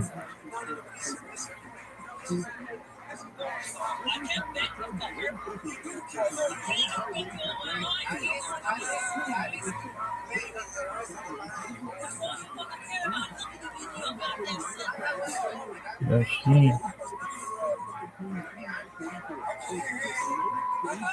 Yeah, okay. Sheen. Audible lets you enjoy all of your audio entertainment in one app. You'll always find the best of what you love or something new to discover. Audible offers an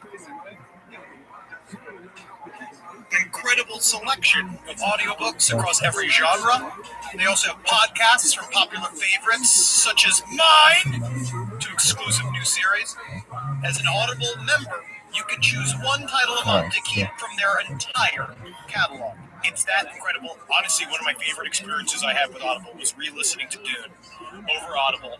It's thick. It's the only way to fully absorb Dune is through your ear holes, because then you hear them say the words. You can hear them say the Rabbi. And it's important for you to know the proper pronunciations, because if you don't, you get kicked out of the Dune Club. New members can try Audible now free for 30 days. Visit audible.com/left or text LEFT to 500-500.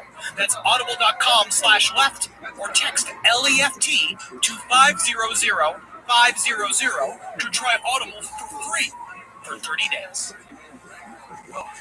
Oh, howdy, Texas Pete is a sauce that allows you to sauce like you mean it. Each Texas Pete sauce is packed with bold, balanced flavor. The signature tanginess is what makes it a legendary hot sauce that can be used on just about anything. It's been at the center of dinner table since 1929, and it's still eating things up today. You're definitely going to want to try every flavor. The original hot sauce has a famous secret blend of fermented peppers. The hotter hot sauce is 3 times hotter than the original, and it ain't for the faint of heart, I'll tell you what. Sabor by Texas Pete adds authentic Mexican flavor, and their dust dry seasoning matches the flavor of the original hot sauce in a flavorful dry rub. Myself, I like a hotter hot sauce. Pour it down my gut. I put it on damn near everything. Woo! Howdy! Tastes good. Texas Pete.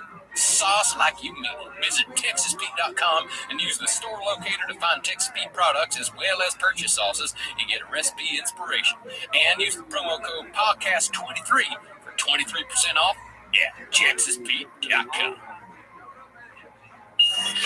There's no place to escape to. This is the last podcast on the left. That's when the cannibalism started. What was that? Hello, you're my favourite friend, and I just want to say that you're absolutely the bee's.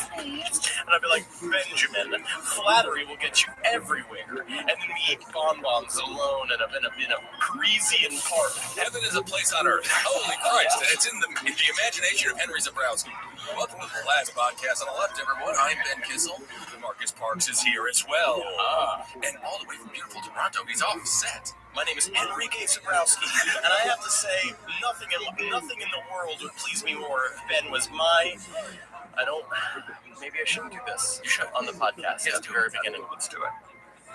Ben, I want to go steady with you. I want you to be my girlfriend. Yes. Yes, the answer is yes. Trapped you, you're gay. God damn it, man, I thought you were on.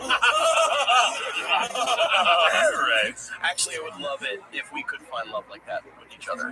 One day we will, Henry, and you're gonna be real taken care of. Dolce, New Mexico. Now, okay, so we are covering again. So we're back to aliens. Yeah! Oh, it's been so long. I'm so excited. And so I said to Marcus, we were originally going to do a topic called aliens and the connections to religious iconography and Christianity, right? And we were like, this is boring.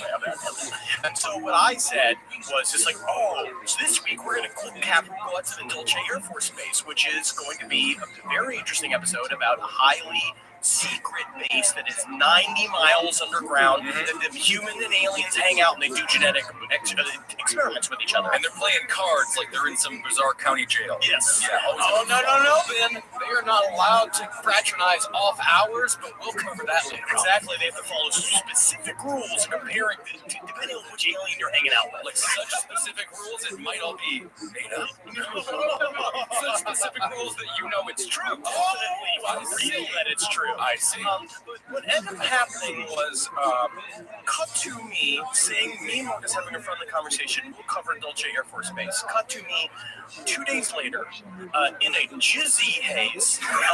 That's a gin fizzy? Yes. I got highly, highly drunk, and I went down some rabbit holes. And I believe because of the rabbit holes I went down, Marcus and I being tracked by the government, I believe it. We've been on the phone now. We've talked about 6 hours together about this because we talked about the secret government, and there's a lot of shit we're going to bring up on this episode that is very real. Very pertinent. The alphabet is happening, right? I'm not going to even talk about alphabet. Google turned into alphabet. Do you have any idea how fucking fishy it is? It's so we're done. All right, and the government is listening, and they're tapping into our conversations. I want to say, come get me, 1093 Jackson Avenue. I'm here all the time. My name is Marcus Parks. That's right. Come and get me. Try the burritos while you're here. The thing that you guys are discussing and researching, it's so confidential, you can find it on the internet. So it's difficult to get to. It's actually very interesting that when we were on the phone, because we talk about plenty of things on the phone, we were planning out episodes. Henry Lee Lucas, there were quite a few conversations had about that one over that fucking weird month. But when we were talking about Dolce Air Force Base, we heard every single time we talked about it, a real weird noise. Yes, and it would happen, right? And legitimately, we would start talking about aliens, start talking about, because the one time it happened, we were talking about the many secret entrances to the Dolce Air Force Base. Also possibly Dulce Air Force Base. I don't want to correct my own spelling all the time. I don't know. People are saying Dulce, or, come on, Dolce sounds so much fucking cooler. Dolce sounds like a dessert. It is. But I love it. But then also talking about, we were doing the standard, the reason why it's easy to hide all the stuff in a super deep, dark underground cave. And number one is underground, and it's super secret. So anything there is going to be super secret, right? Then we heard the noise again when we started talking about the fact that the government loves the fact that there are these alien rumors connected to these underground bases that are obviously being used. They're underground. They're miles underground. So obviously something very secret is happening inside these underground bases. There is evidence of them all over the world. The government does not specifically say they exist, right? Area 51, they're like, yeah, okay, but they say it's just like a hangar and like an airstrip. Now, if you come into this room, this is where we store all the farts of New Jersey. Yes, it's very top secret. It's biological weapons. This is vintage Christie. Yeah, Christie. Now, this is the fart that made him governor. Like I say, this little museum, just like on the verge of throwing up. The whole time I'm in here. Yeah. But otherwise, welcome to Area 51. There's also an alien over there. He's from Staten. That's great. Hello. I made a new type of Oreo that is green. Oh! Right, that's what you're working on? Yeah, for the Christmas season. I did not receive my invoice. Robot alien. So we heard the noise again about, because we were saying the government loves rumors about the fact that all this alien activity happens in these underground bases. But again, if they were going to happen somewhere, they would happen there, right? Which is a paradox. So what do you do about that? To be honest, I mean, to be fair to the NSA and to the government, the original Be fair to them. I know to be fair. The original podcast is just hacking into people's phone conversations. Yeah, they were just skipping the middleman. They didn't want to go through iTunes. They said, "Why don't we just get Marcus and Henry on the phone? Oh, they're online right now. We have 5 hours of a free podcast." And then also, but then you heard the noise again once we started talking about relationships and shit like that. Yeah. Once we started talking about like personal things, it just went click off. Well, you know who that was? Delilah. That's where Delilah gets her scoops on personal love affairs and relationships and how to make them better. All right, do we want to open the chapter in the Dolce Air Force Base's tale? Yeah, let's open it up. Dolce Air Force Base. Well, it's not an Air Force Base because there are a lot of times when I'm saying Dolce, like you have that sort of instinct to say Air Force Base, but it's just simply a base. That's right, because not only is it multi-purpose, there's Army and Navy and Air Force things being developed there, but also it's intergalactic, so there is a bunch of shit going on. New Mexico, though. Yeah. Out of all the places. You know what I eat? Yeah. It's a dry heat. They say that the aliens know, but there actually is a reason why it's in New Mexico. More than one reason. Yes. Yeah. One of the big reasons is that New Mexico, specifically, like you have New Mexico, Colorado, and all these western states, one of the reasons why a lot of these bases are located in this area is because of the Continental Divide. Absolutely, and also natural caverns that are already there. Like, if we literally look at Dolce, New Mexico is located right in the Colorado-New Mexico border. It's a quaint town with a population just under 3,000. I'm doing this for Marcus, and I can see the look in his face. And the tribal headquarters of the Jucati Apache Reservation. It's also the alleged location of a secret underground base. Basically, what we have here is there's also natural caverns, right, out deep in the middle desert. They compare it to like Carlsbad and stuff like that. And so they use these natural, already holes in the earth and build bases inside them. But also, the mineral content of the rocks are great for who? Reptilians, my friend. So if you're like an Apache and you're here in New Mexico, you'd be like, oh, they're coming to do a story. They're talking about New Mexico. Certainly they're going to mention the genocide of our people. Oh, no. What's that? Oh, no, they made up a story about aliens underground. They said that sometimes a tall gray man comes and figures the butthole of some of their sci-fi movies. But I would say my whole family was burned alive. So that is real. I don't mean to. I mean, yes, also my grandfather was a wolf spirit, but that's real in a different way. Right. Well, I love maize.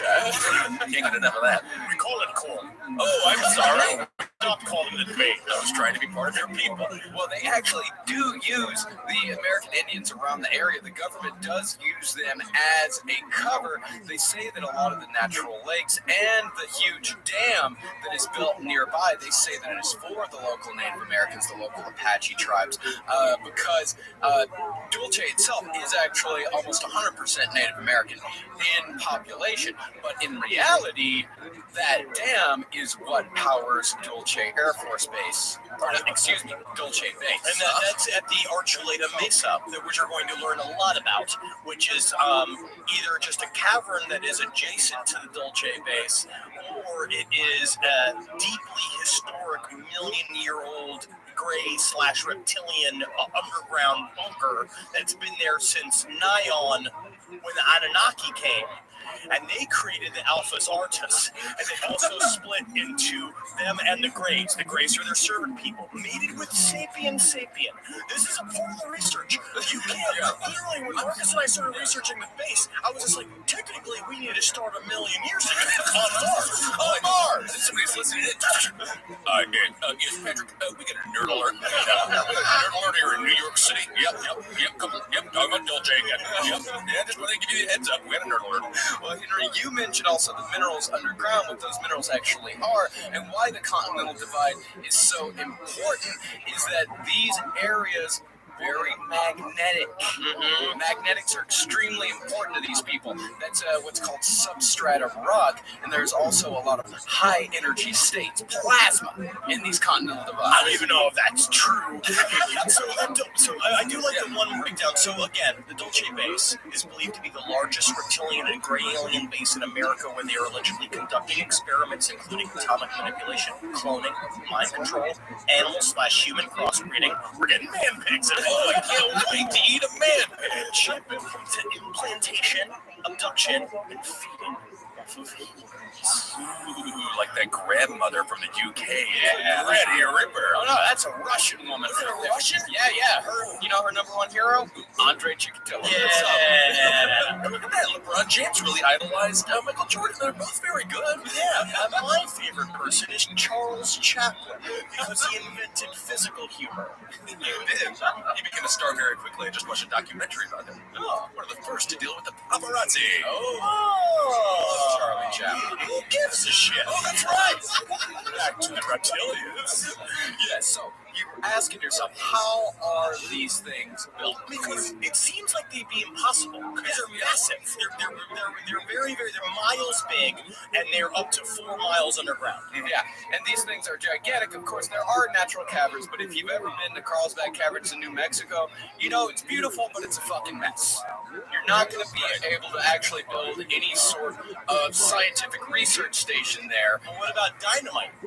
Can you make dynamite there? You just blow up a bunch of fucking shit there, and you just make a big hole. Oh, that's what they call building houses. Absolutely not what you actually have here. Okay, let's come back a little bit. 1947. Exactly. Yeah. What about a million years ago on Mars? Because the Anunnaki were a part of it on Sirius, and they came to Mars, and then an asteroid fucking disaster happened and sent them to Earth. That was a million years ago. Right, and women have 3 boobs on Mars. I saw it in a movie. I like it getting the third one in there because the first 2 always get so withered up when I'm done. Mm-hmm. She just gotta find a man with 2 dicks. He exists. Oh yeah. No. 1947. Not a million years ago. 1947. In that year, a road was built near the Dulce base under the cover of a lumber company. But no lumber was ever hauled, and the road was later destroyed. I remember the local people, the Native Americans, were watching it and like legitimately just being like, oh, they built a fake road. They kind of went underground. They're just bringing big old... Because that's what they said, is that they never saw lumber. All they saw was big pieces of machinery go deep into the ground. Yeah, and they're just watching around, just be like, white man's doing something. Yeah. Guys, I don't know if everybody was like nervous or something, but I mean, we're running on her. I think maybe we should just start. I know we've been flirting for a long time, but I think we should just kind of start fucking because some shit's about to go down. Yeah, it looks like they're building an alien base or a bad lumber company. But there are a lot of trees in New Mexico. God, no. Yeah, Well, I mean, in the mountains, like around like the Taos area, and where I just visited up in the mountains, New Mexico, the Sierra Nevada mountains, there are a shit ton of trees. It's very much a very treed area. It wouldn't seem a perfect place for a lumber company, right? Not a great lumber place. No.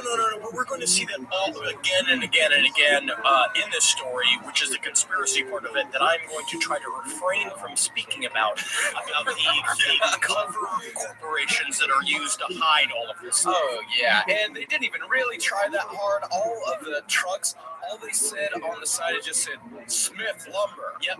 Yeah. And so basically they just sent all the machinery down, they dug a big hole, and then what happened? Oh, they dug the big hole. Well, we have to go to the September 1983 issue of Omni Magazine, page 80. Then I have that open up. Some people have a Bible stand with a thing that's like, I have that issue of that magazine opened up on my little Bible stand that's out of my bedroom. Yeah. Popular magazine. Well, that has a color drawing of the subterrane, and this is very true. Omni Magazine is a legitimate source. I had a subscription when I was a child, and I believed everything they said. But you also had a subscription to Weekly World News and Texas Buzz. And you also played with bones all the time, and your parents were just being like, that's another boy. He's not, we didn't make him. Sometimes when Marcus uses himself as a reference point to make it real, it falls apart. This podcast is brought to you by Squarespace. It's the all-in-one website platform for entrepreneurs who are looking to stand out and succeed online. Everyone knows the holidays can take a toll on your bank account. If you're looking for a creative way to increase revenue and give your family and friends the holiday treats they deserve, then you need to get started with Squarespace's new feature, Squarespace Courses. I mean, I can teach a course on podcasting, and maybe I give it a go. Squarespace has the tools you need to create and sell your own online course. Start with a professional layout that fits your brand. Upload video lessons to teach techniques and skills, and tailor your course with the powerful built-in Fluid Engine Editor. Turn your creativity into income with Squarespace Courses. Head to squarespace.com for a free trial. And when you're ready to launch, go to www.squarespace.com/left to save 10% off your first purchase of a website or domain. That's squarespace.com/left. This show is sponsored by BetterHelp. How do you give gifts around the holiday season? Me? It's by who I like best and who's physically closest to me. But no, normally this year we're going to do something really nice. Like, I got my beautiful wife a necklace.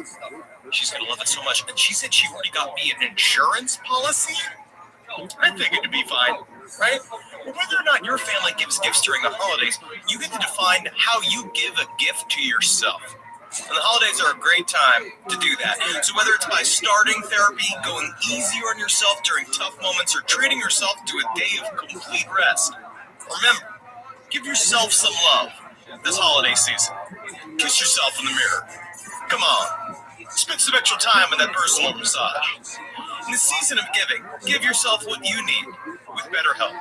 Visit betterhelp.com/LASTPOD today to get 10% off your first month. That's BetterHelp, HELP.com/lastpod. So, this is actually a fairly real thing. The Los Alamos nuclear-powered tunnel machine called the Subterrane. It burrows through rock deep underground by heating whatever stone it encounters into molten rock, which cools after the subterrane has moved on, and the result is a tunnel with a very smooth, glazing lining. And it's very interesting. They are nuclear-powered, and they're highly top secret. The government does not want us to know that it has these drills for some reason, right? Because we're going to learn these underground, you should watch this documentary called The Underground. I'm going to put it up on the Facebook page. And there's another book by a guy named Richard Saunders called The Underground. And the idea is that there is an international sort of conspiracy about building these massive underground bases that they are highly protective of. They don't want anybody to know. And there's companies like, if you want to look up KTEL, or if you want to look up Bechtel, Kwit, Black and Vetch, the company Robbins. Right? It's a tunnel building, it's a technology firm, right? That builds tunnel building stuff, right? These are these gigantic international corporations that are housing the money for these black ops stuff. They're hiding, because it seems like this tunnel thing would just be kind of interesting. It's a drill thing. It's a drill machine. Why do they not want us to know about the drill machine? Because they're using it. If you follow the money of these subterranes, you're going to see we're using them here, and we're using them in the Swiss Alps, and we're using them in China, and we're using them in Saudi Arabia. Like, they legitimately, underground talks about, like, an underground gigantic structure that was built before Gulf War I that Norman Schwarzkopf used. They already planned. As a personal bathroom? Yes! They already planned to be there. Yeah. It's such a battle. You know, People laughed when Mr. Kwit wanted to start a lube company. And they said, what are you going to do? And he's like, I'm going to make all the money. And then he did make all the money, and now he's into nuclear, Yeah. So think about this, right? So Site R, Area 51, the underground fortress and the NSA underneath Fort Meade. You listening? Come get me. Los Alamos and Camp David has a gigantic underground structure. Yeah, NSA, if the NSA is listening to this, it is a podcast. And thanks for listening. Yeah, thank you very much. I hope you're spreading around. We got t-shirts for sale, $25 on the website. You can keep coming radio.com. /merch.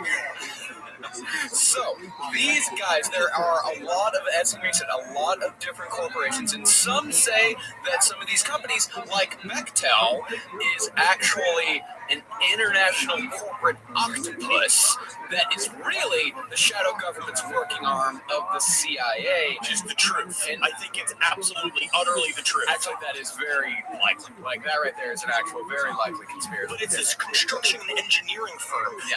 There's another company called URS, which is the same thing. And all of their websites have the same shit. It's two white dudes with hard hats going like laughing, like they're at lunch together, like saying, but it's like with very vague stuff, and it's all like every one of this like making solutions that are solutions. Our world will be your world. It's like stuff like highly sinister. It's like a sci-fi movie. Yeah, it really is. And there's another one, that the Rand Corporation, Which is just highly just whatever they're just doing stuff. And that's because I do not like the tagline of that company called "Doing Stuff with Your Stuff." I love that. And then also making your stuff everybody's stuff. Yeah. This is the NWO. That's what we're looking at. Oh, it very much is. And on page 6, number 645 of Project Rand, Proceedings of the Deep Underground Construction Symposium, Big book. had in March of 1959, it said, just as airplanes, ships, and automobiles have given man mastery of the surface of the earth, tunnel boring machines will give him access to the subterranean world. Never, we will face the tyranny of the moles. How dare the moles have a monopoly of the underneath the ground?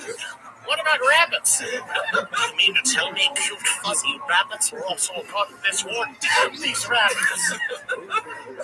Well, these underground tunnels that they're talking about, this subterranean world, Henry was talking about these spaces being all over the world.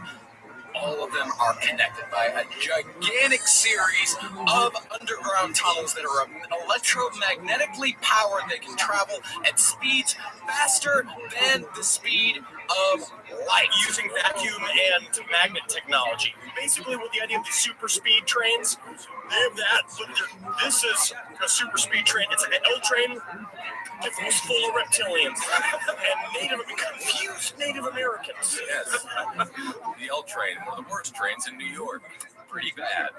So the number of bases that are connected by these railways, almost unimaginable in scope, as far as how many bases there are. And while we don't know exactly what all of them do, we do know at the very least of entrances to these underground facilities. Now, you mentioned the Native Americans. The Native Americans, a lot of these underground entrances actually have their roots in Native American folklore. A lot of them, like, for example, the Nahanni Valley in Canada, this area is inhabited only by animals because any person who enters the valley is usually found headless.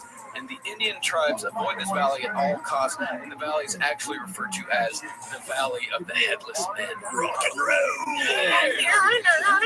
The other thing, too, because what we're going to learn with using the alien side of this argument is that the reptilian people there are a number of indigenous reptilians and greys that have lived on the planet Earth since for fucking a million years. And the You gotta say like 850,000 years.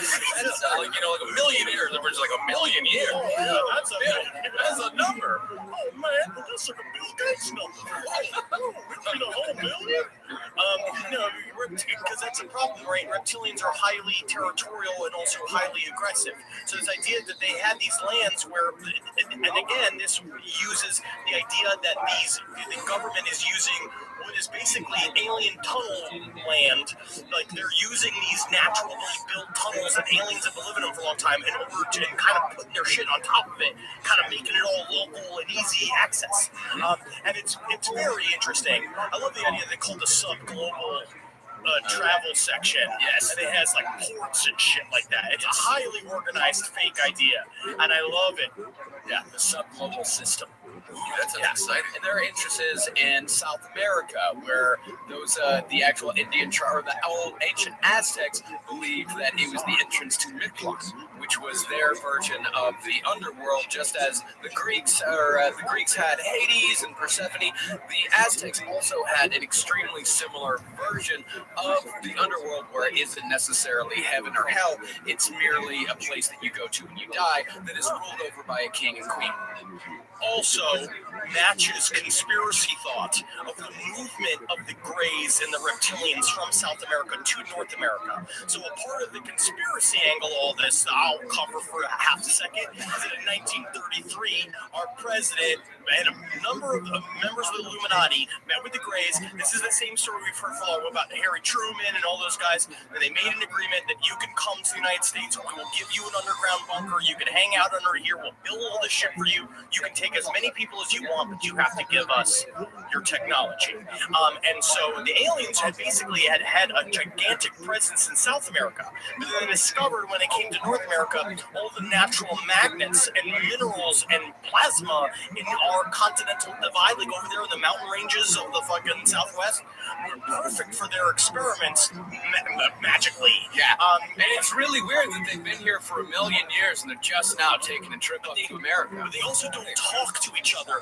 because the natives, the indigenous reptilians and Greys, don't talk to outlander reptilians and Greys because they think that they're better than them. And then also some of these guys, some of the reptilians are connected to the Archaeo-Palladian group, right? And they're good Greys, good reptilians. Tall Greys. The tall one, no, those are Draconians. Those are the bad ones. Those are the short Greys. Yes, and that's a part of the Ashtarian group, which is the original group. Oh, I think the NSA. Yeah, Patrick, we have another nerd alert. Yeah, it's happening in Long Island City. There's a lot of interpolitics. Yeah, there's a lot of politics involved in the 12 planets that are currently fighting over Earth for its Orgon energy. But, yeah, there must be. Yeah. And these, and some of these have been around for a long time. There was one in Staffordshire, England in the 1700s, where a farmer uncovered an iron hatch that he could not open. Then in Mount Shasta, boy also pull a sword from a stone. Then there's Mount Shasta, California, where they say that is the entrance to the Lemurian city of Talos. More info on that can be found in the privately published book entitled Alien Magic, 249 North Grand Boulevard, Suite 651, Glendale, California, 91203. Self-published book means he got too close to the truth, or he can't spell. Yeah, it could be either. Yes. Also, Mount Shasta is right next to Mount Fago. Want to check it out? Right next to the fucking Fresca Valley. Love Fago, love a juggalo. Then there's the Brown Mountain entrance. I know Brown Mountain quite well. We talked about that. Henry found it. Yeah, there's supposedly an isolated alien base there. And then have you heard of this, Henry? There's an entrance in Toronto. I did not know this. I'm going to go check this out. Yeah, it's off of Parliament Street in downtown Toronto. Apparently, this little corner, there's an entrance between two apartment buildings and leads to the tunnels via the sewers. There's apparently a higher accident rate at this corner than anywhere else in Toronto, and it's said that is because there are electromagnetic experiences or experiments going on there that tend to, screw around with people's ability to drive. Oh, yeah, that's why when I was on a date over there, I was with this girl, and we walked up those cross streets, and her pussy fell off. It just fell right off? I'm going to drops out. I'm going to go over there Monday. I'll do that on Monday. Yeah, do it on Monday. And I'm going to Periscope it, and you can follow me on Periscope at Dr. Fantasty, Periscope, and I will go down there, and if I don't emerge from the tunnel, herald me to my children. All right. Very interesting. So while not all of these bases and entrances that we just discussed are gigantic complexes like Dulce Base, a lot of these have underground cities that are complete with streets, sidewalks, lakes, small electric cars, apartments, offices, and even shopping malls. Isn't that kind of fun? So you can they made a little New Jersey. Well, and I will also tell you the reason why that is true is because of a thing called the TOTE organization, which was the Nazi German architectural firm that basically Hitler, we're going to go back, that's another whole other story. All of this underground tunneling shit came from Operation Paperclip. We took tunneling technology from the Nazis and brought it to America. This guy named Todt, I forget his first name, T-O-D-T. T-O-D-T? Yeah. Death in German is Tod. T-O-D. Well, there we go. Very interesting. We have new information. Him and Xavier Dorsch were brought to the United States, America, doing Operation Paperclip, and basically they took the plans for the Antarctica, like big, like ultra-white, like living society plan, like that base they were going to build. They saw those plans, and America was like, hot damn, this is the kind of juice we need over here in America. They also had a great creamery called the Dorsch Creamery, and if you ate it, you were eating the blood of a reptilian. Oh, but I gotta tell you, the sweetest milk I've ever vegan. This is vegan. That's it. No, it's quite absolutely not vegan. I have to say, because it's definitely, it's just, that's pure animal fat. I'm not drinking pure animal fat right here. It is thick with cream. Can you not feel how thick the top of it is with the fluid and cream? That's the real war the Germans launched for the United States citizens, and that's why we're so fat today. Well, as far as the scope of Dolce itself goes, there are 1,700 paved miles of roads under Dolce in northern New Mexico. Towards Los Alamos is another 800 miles of tunnels. If you don't know Los Alamos is, this is historically documented fact, the site of the Manhattan Project, which eventually was the birthplace of the atomic bomb. I have become the destroyer of the world. Yeah, like you want to talk about I have become death destroyer of the world, because if you're a big fan of the Invisibles as I am, you know that Dolce base plays a huge part in the entire story. Grant Morrison, he knows the truth, he sees through the veil, because Dolce base is where the AIDS vaccine is kept, and not only is the AIDS vaccine kept there, but Robert Oppenheimer, when he detonated the first atomic bomb, he said, I am become death, the destroyer of worlds, and that was a spell to bring the Indian nuclear idiot God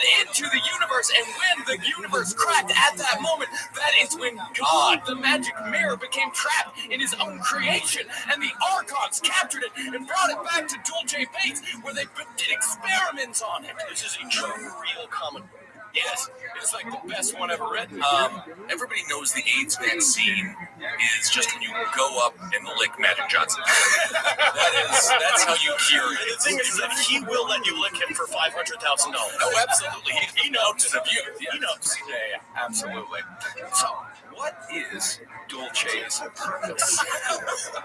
I think unless you listen to Jolly Roger, when her band of merry lesbians were captured and turned into genetic freaks. Poor buddy. I have to read The Invisibles, because we just get to look at you confused. Kids and I are just looking at you. There are a lot of fans out there in Radio Land right now that are fucking going, fuck yeah, man, speak it. And there's a lot of them just like, I volume correct when I start yelling. Oh, I see. Very good. He's smart. He's a good engineer. The Invisibles, check it out. All right, so the Dolce Air Force Base is Space. Have you learned nothing, Henry?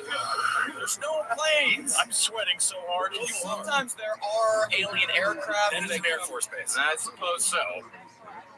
All right, so we're back to where we are. Centuries ago, of course, this goes back a million years, but it also goes back centuries. Surface people, some say the Illuminati, entered into a pact with an alien nation that was hidden within the Earth. And that's a part of Hollow Earth theory that we can also jump off on right now, if you want me to. We have a whole episode we'll do on that. Yeah, Hollow Earth is an entire This is the problems in this entire episode. This entire subject involves, it's just like, we could have covered Majestic 12. We could have covered Nazis' involvement with aliens and with underground tunnel building. And we could have done a lot of shit. And also the Illuminati's contract with the aliens, Greys, and Hollow Earth. There's a lot of shit in here. Yeah. You had a lot of fucking homework to do.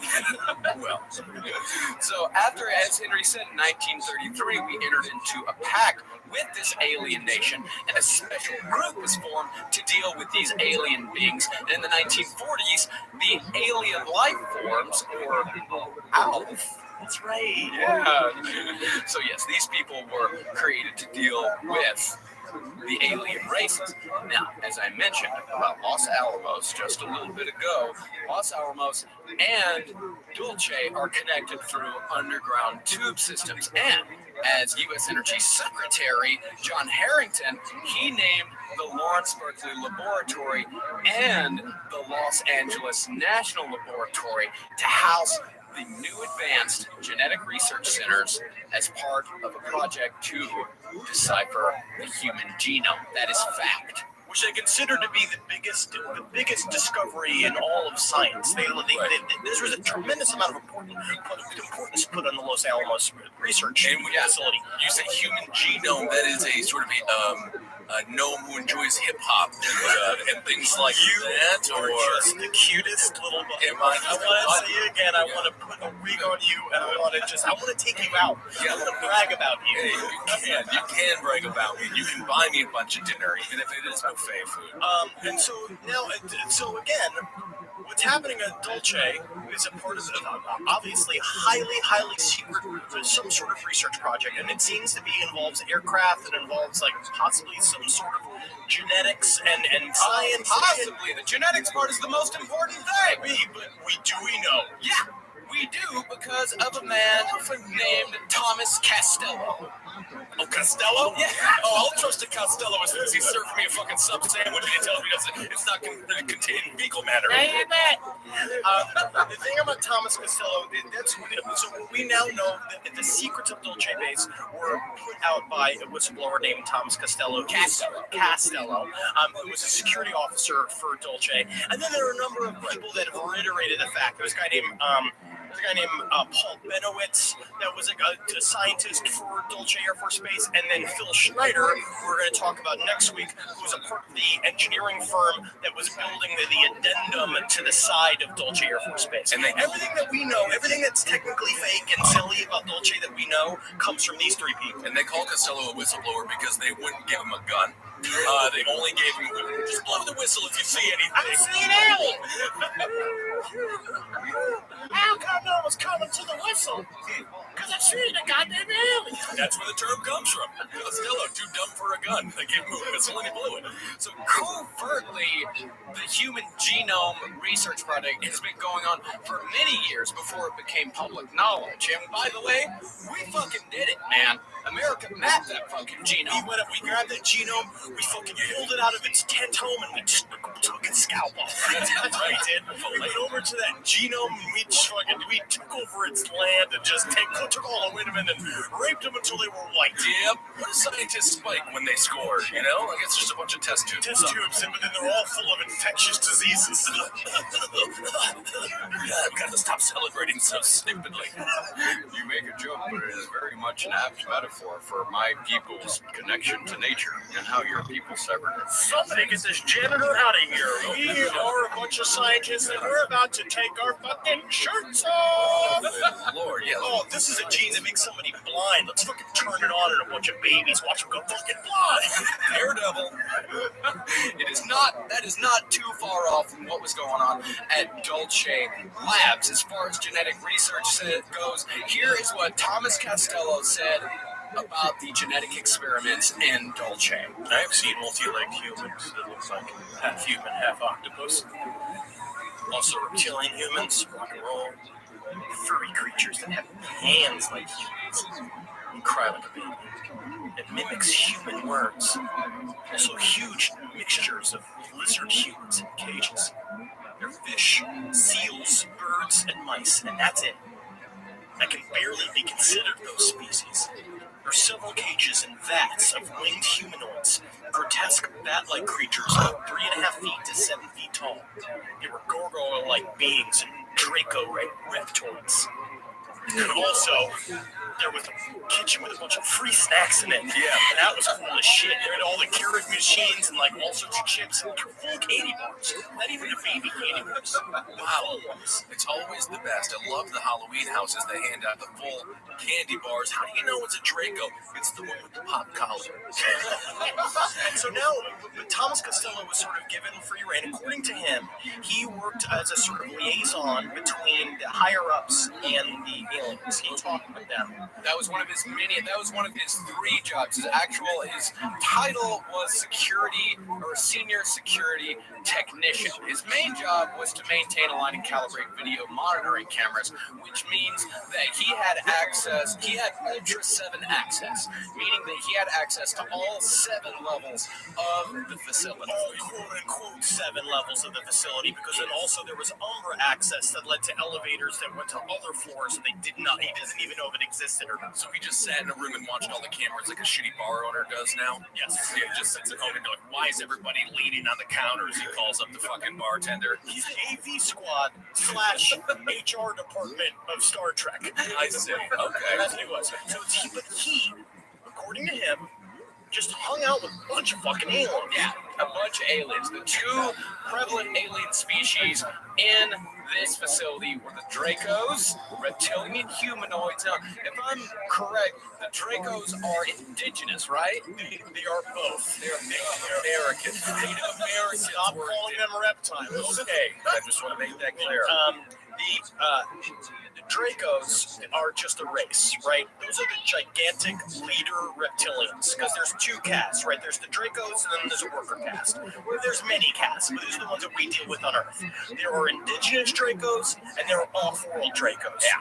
We're dealing with a lot of indigenous Dracos, because these are guys that were left here. They're technically the direct descendants of the Anunnaki. The Anunnaki themselves are supposed to be reptilian-like creatures. So they have been hanging out here for a long time in the inner Earth, right? Like in one of the various tunnel systems of Earth. And they have been using the Dulce installation for centuries before they brought the humans in on this deal. Yes, and so they agreed to include the humans as a part of what we think is some sort of nefarious plot, because they're not really sure how to trust the Dracos. The Dracos also have psychic abilities and can manipulate human thought. Frank, they're actually, nerd alert's over. This is, they're telling the truth. We got in Long Island City, Creek the Cave. Airstrike. Oh God, here comes the man. Oh, Which one's the fat one? They're all sort of fat. That one's got a weird beer belly. Yeah. It's not a beer belly. It's a full tank for a sex machine. Thank God. I want to fill it with eggs. Yes, Crash Star, you'll be able to fill it with eggs. I'm a Crash Star. Gosh. He's pretending like he's back in a Wisconsin bar. He just keeps on saying he wants more eggs. Nothing unusual, lad, here. Do not look at the man with the iguana face. He's for me, Melinda. Your thick legs make me want to mate with you. You bet. Yeah, I go on with you. Absolutely. I gotta tell old Dan from the bowling alley. Now I'm gonna be busy then. Yeah, but what a hell of a job working at a bowling alley. I bet it was great. All of the people at all the bowling alleys I've ever been to just look fucking the happiest peaches. Dolce could have a nice bowling alley itself. It really could, along with the shopping malls and the apartments. But the problem is that you can't get certain aliens on different teams because of the various political alliances that each one serves. And their fingers don't fit into the bowling ball structure of the three fingers. Is this an egg? I would sit on it until it hatches into the warrior taste. No, Crash Star, no. It's time for basketball. With the basketball season here, you can now pick combo projection across football and basketball from the Specials League on Prize Picks. Yes, let the games begin. A league created specifically for combo projections that includes 2 or more players from different sports or leagues. You will never shut the television off. For example, LeBron James, I know him. Travis Kelce, he dates Taylor Swift at a 10.5 combo of 3 PTs made plus receptions. That's incredible. Want to play alongside some of Prize Picks' favorite players like the rapper Meek Mill? I know him. You can now find community plays under the promos tab of the app to view entries from some of the biggest names in the Prize Picks community each week. It's fun to do. You get deep into the granular aspects of the sport. I have found sport over the last couple of months. I enjoy sport. Every type of sport, every shape of ball. Please include me at your tailgate. I'm looking for a spicy hot dog. Go to prizepicks.com/left and use code LEFT for a first deposit match up to $100. That's prizepicks.com/left and use code LEFT. Daily fantasy sports made easy. Hi! Trying to connect with a friend whose native language isn't English. Are you traveling somewhere where people won't speak English and you want to learn the language? Then Rosetta Stone is for you.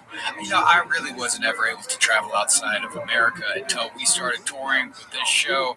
But man, I'll tell you this, when you travel, even if you learn like 4 phrases, maybe 5, the people that you talk to in other countries, they appreciate it, and you'll have a better time. Rosetta Stone is the most trusted, time-tested app out there. Choose from one of 25 languages. Imagine you go on that vacation and you think, man, I want to know every German word there is. You can do it. Don't put off learning that language. There's no better time than right now to get started. And Rosetta Stone makes the perfect holiday gift. For a very limited time, last podcast on the left, listeners can get Rosetta Stone's lifetime membership for 50% off. That's 50% off unlimited access to 25 language courses for the rest of your life. Redeem your 50% off at rosettastone.com/LPOTL today. Well, actually, the reptilian leader that Thomas Castello had to deal with on a regular basis, his name, and this is how it's pronounced. Castello made sure to put pronunciation in his testimony. It's pronounced. It's spelled KHAARSHFASHST. I think he looks exactly. Does he look just like John Travolta from Battlefield Earth? Oh. No. He doesn't look like a huge gay man. Oh, I see. Okay, never mind. So on rip-off. So again, we're going to get into the deep we can get very, very into the deep exopolitics of alien races. We've done before, and we're obviously doing it again. Yeah, exopolitics, real word. It really is, because it's by Nick Gould. If you want to look up his book, it's very interesting. And he talks about the pillars of worldview, and he wants to talk about how reality is generated by 7 cases of humankind. We're going to talk about, that's another episode. Yeah. So my blood pressure's up. I've had 4 coffees. Yeah. So the Dracos are split into 2 separate cases, ruling and working. The ruling cases are normally they're white. Great. While the workers were of a darker color. That's racist. There's racist. There is some racism in here. Oh, Of course there is. Yeah, there's any theory that was even had any of its roots before 1960 is gonna have. And so the worker case does the daily chores. They mop the latex floors, they clean the cages, bring food to the hungry people and other species. It is their job to formulate the proper mixture for the type 1 and type 2 beings that the Draco race has created. Yeah, the winged humanoids, the octopus people, the weird mice that aren't quite mice. Yeah, they're just kind of like, they're always like, hey guys, hey, I'm not a mouse. Come on, let me out of here.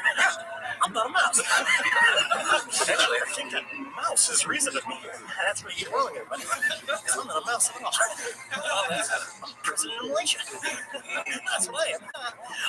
And so, but we're looking at, according to Thomas Castello, the Dracos were at the top of the food chain. Humans technically were bosses of everybody, but according to Dracos, in order to deal with them, you have to treat them like the boss. But technically, they work with you. You have to incept them, like you do with any sort of boss, like at an office. Right. And the worker case was below humans, but again, good luck telling a 7-foot-tall reptilian to be like, hey, you gotta check out the toilets at level 4. You know what I mean? You're gonna have a hard time. Yeah. And as far as their names go, his name means keeper of the laws. Yeah, he's a real fucking hard ass. Yeah, it's real hard ass. His name, because the reptilian names include the position they hold and several personally chosen letters, and each letter has a very personal meaning known only to the alien and the one that chose their name. I chose the letter Sklar because it means the blood of the vanquished, and I also chose the letter Sklish because it means tacos. My favorite and convenient meal. tacos are unbelievable. God. Intergalactic. So since his name means keeper of the laws, his name includes Chesh, which means memory or keep. It's the base word for Akashic record, Which is the Sumerian tomes that we found that were the first ones to illuminate us about the Anunnaki. cuneiform, and it also has Chesh, which means law. It's also the base word for fast or bind, and then that's part of those are the secret letters. We don't know what those mean. Oh, okay. That's wonderful. I think they mean, watch me on Steven Seagal's Lawman. Steven Seagal, keeper of law. Now, here's what Thomas Costello had to say about his dealings with. I usually called him Karsh, but he hated him. The draconian leaders are very formal when talking to the human race. These ancient beings consider us a lower race. Karsh called me Leader Costello, but it was used in a sarcastic way. Leader Costello. God, just constant Klingon. They just happen to deal with Klingons all day long. However, the worker case is friendly enough as long as you allow them to speak first. Yeah. We should also talk about the lunchroom situation. We'll talk about that after. So, as senior technician, Costello had to communicate with the Dracos on a daily basis to essentially mediate disputes. When human workers caused problems for or with the working case, the reptoids went to the white draconian boss, quote unquote, and the Draco then called Costello, who had to come in and mediate any sort of disputes. God, HR is such a pain in the ass. And also, like, what a bunch of red tape that you have to go through. All this alien horseshit. They're supposed to be psychic creatures that are far more evolved than us. Why is there still a hierarchy? Yeah, and I also personal disputes. But also what he would say, which is kind of fun thing, is that they'd have closed off areas where they were like, this is a no human zone. This is where the Dracos hang out. You don't go over there. You don't hang out with them. Because the problem is that a lot of his dealings were being like, he'd have to go and ask them like, will you please release Miguel? Like literally, like it would be them with an energy weapon and like a janitor who's just like, why you gotta make a custom? They are turning forth and they turn my penis into Christ. It sounds like an episode of Your Pretty Face is going to hell. Yeah, kind of. And you will release the Mexican upon the given of some fresh, sweet, perfect carnitas tacos. Yeah, you know, pumpernickel. Yes, tacos, yeah. Taco night shall be twice a month. Holy shit, twice a month. All right, To be held on non-consecutive Tuesdays. And if it's missed by a Tuesday because of either a national holiday or some sort of schedule snafu, you will immediately reschedule said taco night. Following Tuesday, we're never going to miss the tacos. That's great. So yes, how did he communicate with all these species? How did all these species communicate with each other? Well, there was a common language spoken at Dulce. It was called Eushu. And Costello had to learn it very quickly upon entering the base. Doesn't sound like a guy who's going to pick up languages too quick. He was also fluent in Spanish, I'll have you know. Isn't that something? In all the signs were in Eushu. There was only one sign, this is very interesting, only one sign in English, which was over the tube shuttle station, and that sign said, to Los Alamos, which that implies that only humans were allowed to go to Los Alamos, because Los Alamos, that's the legit cover. I've been to Los Alamos. I didn't see one human there. Bunch of lunatics. Yeah, it's a weird place. Yes. Yeah. And the other race, we haven't really talked about these guys a whole lot. The other race that inhabits Dulce full time are the very well-known species that we refer to as the Greys. They're essentially on the same level as the working caste of the Dracos, except they work as a hive mind rather than individual men. Because what do we know about Greys? They are bio machines. Yeah. They're full machines that were made by the tall whites, and so their bosses are fucking operating them for remote. Mostly because I don't think they want to hang out with reptilians. Oh yes, I think that's probably true. Well, they are controlled by remote, but they all do actually have some sort of independent thought. Yeah. Think Blade Runner. All I do is think Blade Runner. Oh my God, Sean Young.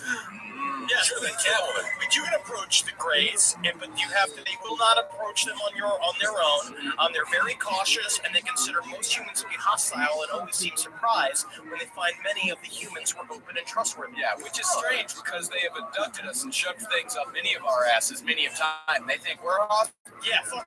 If you're gonna take my crumbs, you better blow me. That's what I say. I want to like you. But then I guess the thing is that just nobody wants to talk about it. It's like that sort of pseudo-sexual assaulting where it's like if somebody likes a woman, it makes you feel super fucked up about it. And the thing is, sometimes it's seen like extraction things make you just fucking shoe loads for genuine. I mean, I'm sure the reptilians, or the Greys, they probably thought people were loving it. I don't know. Have you guys ever shout so hard that it kind of hurts a little bit? That's the idea. Yeah. And so he's just going, guys going, yeah. It usually involves prostate milking. It's just, you just shoot so fucking hard that you feel like your fucking muscles going, give me more. See, I've never had anymore. I've never had my inside grapes like fawns. I've never had that. I don't, I would. Yeah, milk and almond. You get the best almond milk. So reptilians and Greys have a natural hatred of each other. Yeah. It's an uneasy alliance. Yes, because they're both there trying to scam us. That's the idea, is that we think we're getting everything that we want out of this deal because the Greys are giving us all this fucking, the Greys and the reptilians are giving us all this technology. We get Wi-Fi. We get fucking engines. It fucks with it also fucks with our political systems. That's another part of exopolitics that's very interesting. It gives the importance of the military, because the military are the ones talking to these advanced people. So they get to go to the president and be like, we're bigger than you now because we're talking to these reptilians. We have this saucer technology. We're the ones who are like with the fucking people that are going to come and take over. We're going to gladly supplant your government if we want to. And so the power balance is all off. So the military can do whatever they want. Yeah. So the layout of Dolce, it's a 7-layered facility.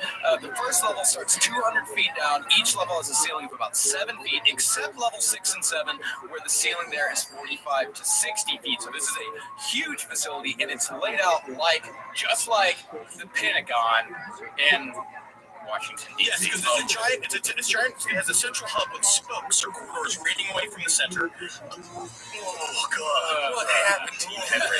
You talk about aliens for 50 minutes, and you just become the former you. Oh God! Henry in high school, everyone. So much flax this morning. Oh my. There are no conventional electronic controls at Dolce. This is a thing too. The aliens are obsessed with magnets. Yeah. And so everything works magnetically. There are no pulleys or cables in these elevators. They all go down just weirdly silently. The other thing too is that the elevators you can't take an elevator from 1 to 7. No. You have to take a separate elevator for each floor. Yeah. Which is a pain in the fucking ass. It is a pain in the ass. Jesus Christ. Well, there are also security clearances at every floor. Let's go through the floor. Let's do it. Let's start at level 1. Level 1, maintenance and government offices. The boring level. Level. That's where they take care of the garbage. And you might be thinking, and Castello, he also kind of anticipated this question. You might be thinking, huge facility, 18,000 Greys are said to be living at this facility. Fucking garbage, man. Where does all the garbage go? Yeah, they're littering. They don't care at all about us. The garbage is reformed or melted down and then remade, and some of the red garbage is eaten by bacterial life forms, and what's left is vaporized in a vat-like chamber, and the residue of that action is used in a complex lye and used to fertilize crops in their hydroponic garden. I'm not going to lie to you, as Costello, I got a little bit bored and I did eat some red garbage. I think it's kind of fun. I think it's kind of nice. You know what? It's a nice break from the dry garbage. But you know what wet garbage means, right? That means leftover human parts, dead, mutilated, genetically altered fetuses, and the mouth and asshole flesh of cows and humans that were found mutilated and gutted all around Dolce and in the neighboring towns. That's Planned Parenthood dumpster. Yes, great. Yeah, we'll get to the animal mutilations on the next episode when people start seeing, hey, maybe there's something up here. Maybe there's something wrong with the Dolce baby. That's weird, though. Let's continue on the levels.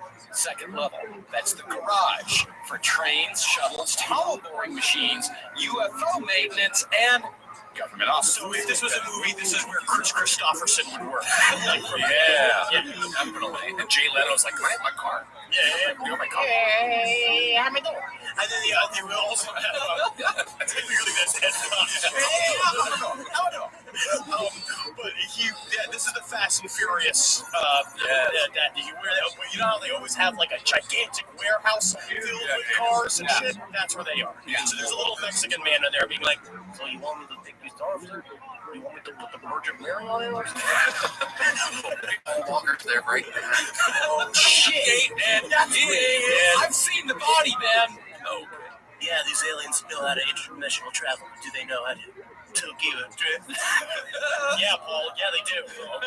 Oh, well, I guess I serve no purpose. do they know how to Wisconsin stop? You just stop when you have a Culver's. So after the second level, Costello said that everyone, once you try to go from the second level to the third level, everyone is weighed in the nude and then given a uniform. Visitors are given off-white uniforms, jumpsuits with a zipper, and the weight of the person is put on a computer ID card every day, and any change in weight is noted. And if it's over 3 pounds, a physical exam and X-ray is required. You're getting fat, Thomas. I can't help but notice that you will be perfect for what you call your Thanksgiving ceremony. Seriously, come by my office later. I have some apples and some spices I want to put in your bones. Yeah, that's kind of fun to get it all stuffed. Treated like I just gotta say, I don't really appreciate the body shaming I'm getting here from these reptilians. There's your talk. That's okay. People talk about the turkey, Thanksgiving dinner. They're the star. The turkey is the star. So you might be asking. So there's a lot of stuff to go from second level to third level. What's on the third level? Government offices. The admins. Okay. That's where the temps go. Wow, a lot of government offices here. Oh, there's a lot of red tape. Yeah, a lot of red tape. 1 through 3. Huh. Government offices. All right. 4 is where it gets a little freaky.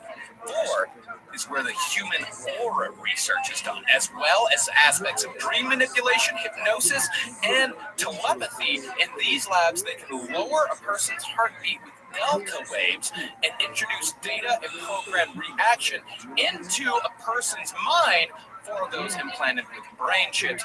Most people are already implanted with brain chips. They just don't know yet. This is not a Manchurian candidate, MK Ultra type of RFID mark of the beast kind of stuff. Yeah, absolutely. I want my brain chip to taste like honey barbecue. Oh, yeah, they could just flood your mouth with honey barbecue flavor every once in a while. I don't even mind the mind control as much because I just... Man, I don't like it when they flood your mouth with flavor because then your lips turn brown.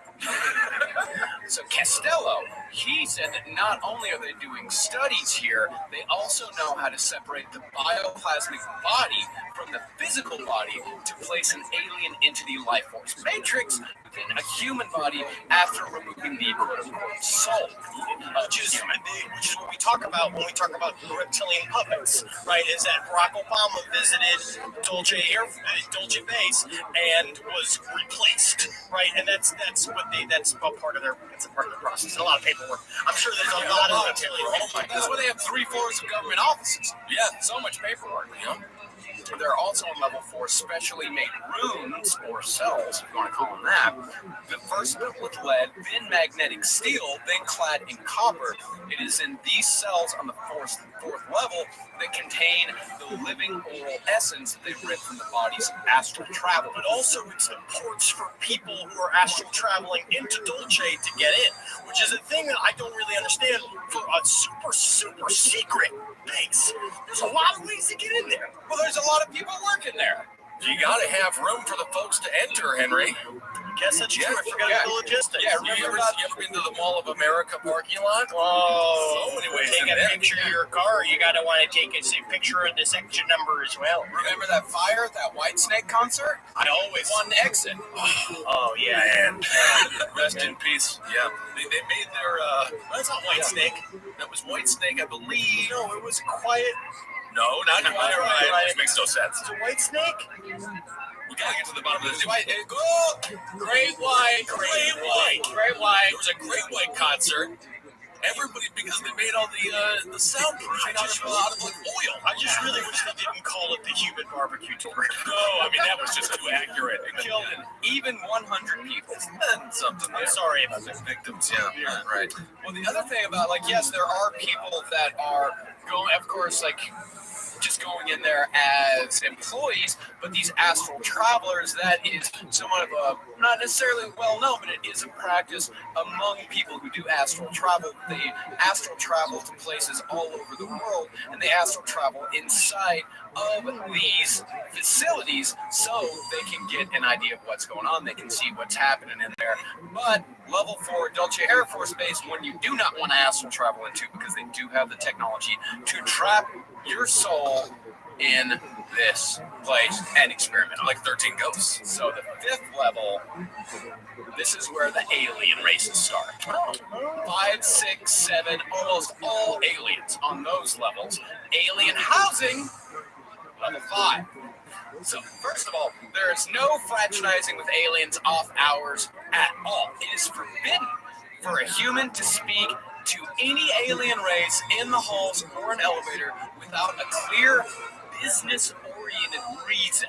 Humans can talk to humans, aliens can talk to aliens, but humans can't talk to aliens, and aliens can't talk to You humans. truly don't know if you're going to create an intergalactic war accidentally. Yes, you really don't know.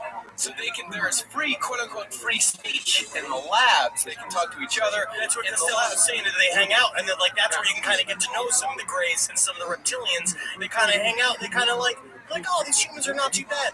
You know, too bad they just make me so viciously hungry. Yeah. They got it all wrong, though. You should be able to talk in the halls. You work in the labs. Yeah. They're talking during work hours. You got time to lean, you got time to clean. That's what I'm saying. Yeah. So Henry mentioned being hungry. You gotta also ask yourself, okay, yes, these people live together. Do they eat together? This is really where you make bonding relationships with friends and family over food. Because that's the thing, is that the family not sharing meals together anymore in the nighttime is a part of why these gays are getting married. And that's why dogs are going to be presidents soon. That is possible, and I would love that, a good Pomeranian president. But look at the Italian family unit, very strong. What do? They get morbidly obese together. So the reptilians' eating habits, they eat very frequently, and they usually carry or sit for food on their breaks. They're very secretive. The reptilians eat separately from everybody. They don't want people to know what they eat. Yeah. Especially the higher ups. They're very, I don't know what it is. And they'll make jokes about what it is they eat. Yeah. But then they're like, well, what do you really eat? You know, just like, because what was the thing about there's a whole legend surrounding the Dracos that they like to tell this legend. It's like, my ancestors have eaten flocks of geese in one sitting. Would you say that there's bones in the chocolate? Oh, there's bones in the chocolate! Oh my God. Wow. So it is they enjoy the same foods that we do. Reptilians enjoy the same foods that we do, and they have been seen secretly munching on freshly found snail. How did the snail get down to section, what is this, 5, 6? Section 5. Yeah, that's my problem. Yeah, why is just things being around? How did wildlife get in there? Well, it may have come up from section 5. Oh, absolutely. And they're just being linked to, like, Section 6. Crash tar, please, for the love of God, leave. These are a lot of specimens and stuff. He's just like, oh, I'm sorry, I thought I was an hors d'oeuvre. And the Greys, they have their own eating habits as well.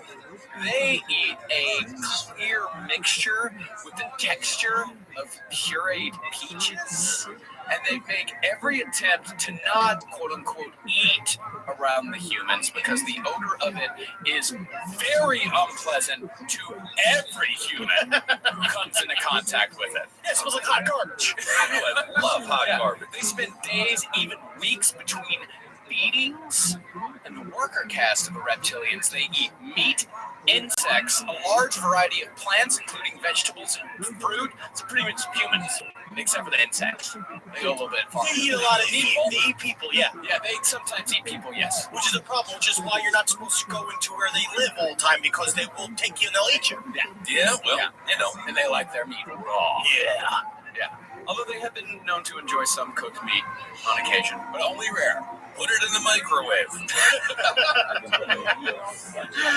And there's security officers there. They wear jumpsuits with the Dolce symbol on the front upper left side. The standard hand weapon in Dolce is a flash gun, which is good against humans and aliens. The standard ID card, which is used in card slots for the doors and elevators, has the Dolce symbol above the ID photo. And by the way, they are issued new key cards every single day. That's how you like their weight. Exactly. To also keep you from keeping any sort of evidence whatsoever that you work at the Dolce base. Yeah, and quote unquote government honcho. According to Thomas Costello, he's being a real fucking, John Lennon about it. Actually, this isn't from Thomas Costello. This is from that website that I found that was all green text and a black background that hurt my eyes real bad. My eyes. I tried to watch it. I was reading through it last night, and I was just like, it looks like the letters are dancing.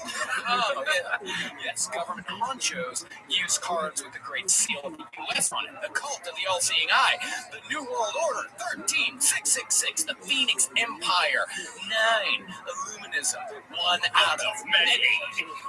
Back to Thomas Costello, when asked if he noticed any Freemasons, Rosicrucians,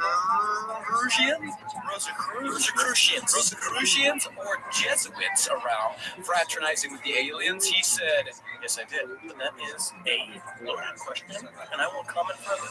Oh, wow, he's not going to talk. Oh, because then it jumps off into what we did not include in this, is jumped off into how there is a 33rd plus level of masonry, which may be all reptilians. Yeah.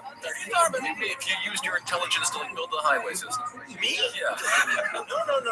I much prefer to do with fake things. I prefer to use my brain for aliens. Our country's infrastructure is crumbling, and we need all the help that we can get. So they won't let me anywhere near a jackhammer. Oh, yeah, I've heard that. So the 6th level, that's officially called the Vivarium.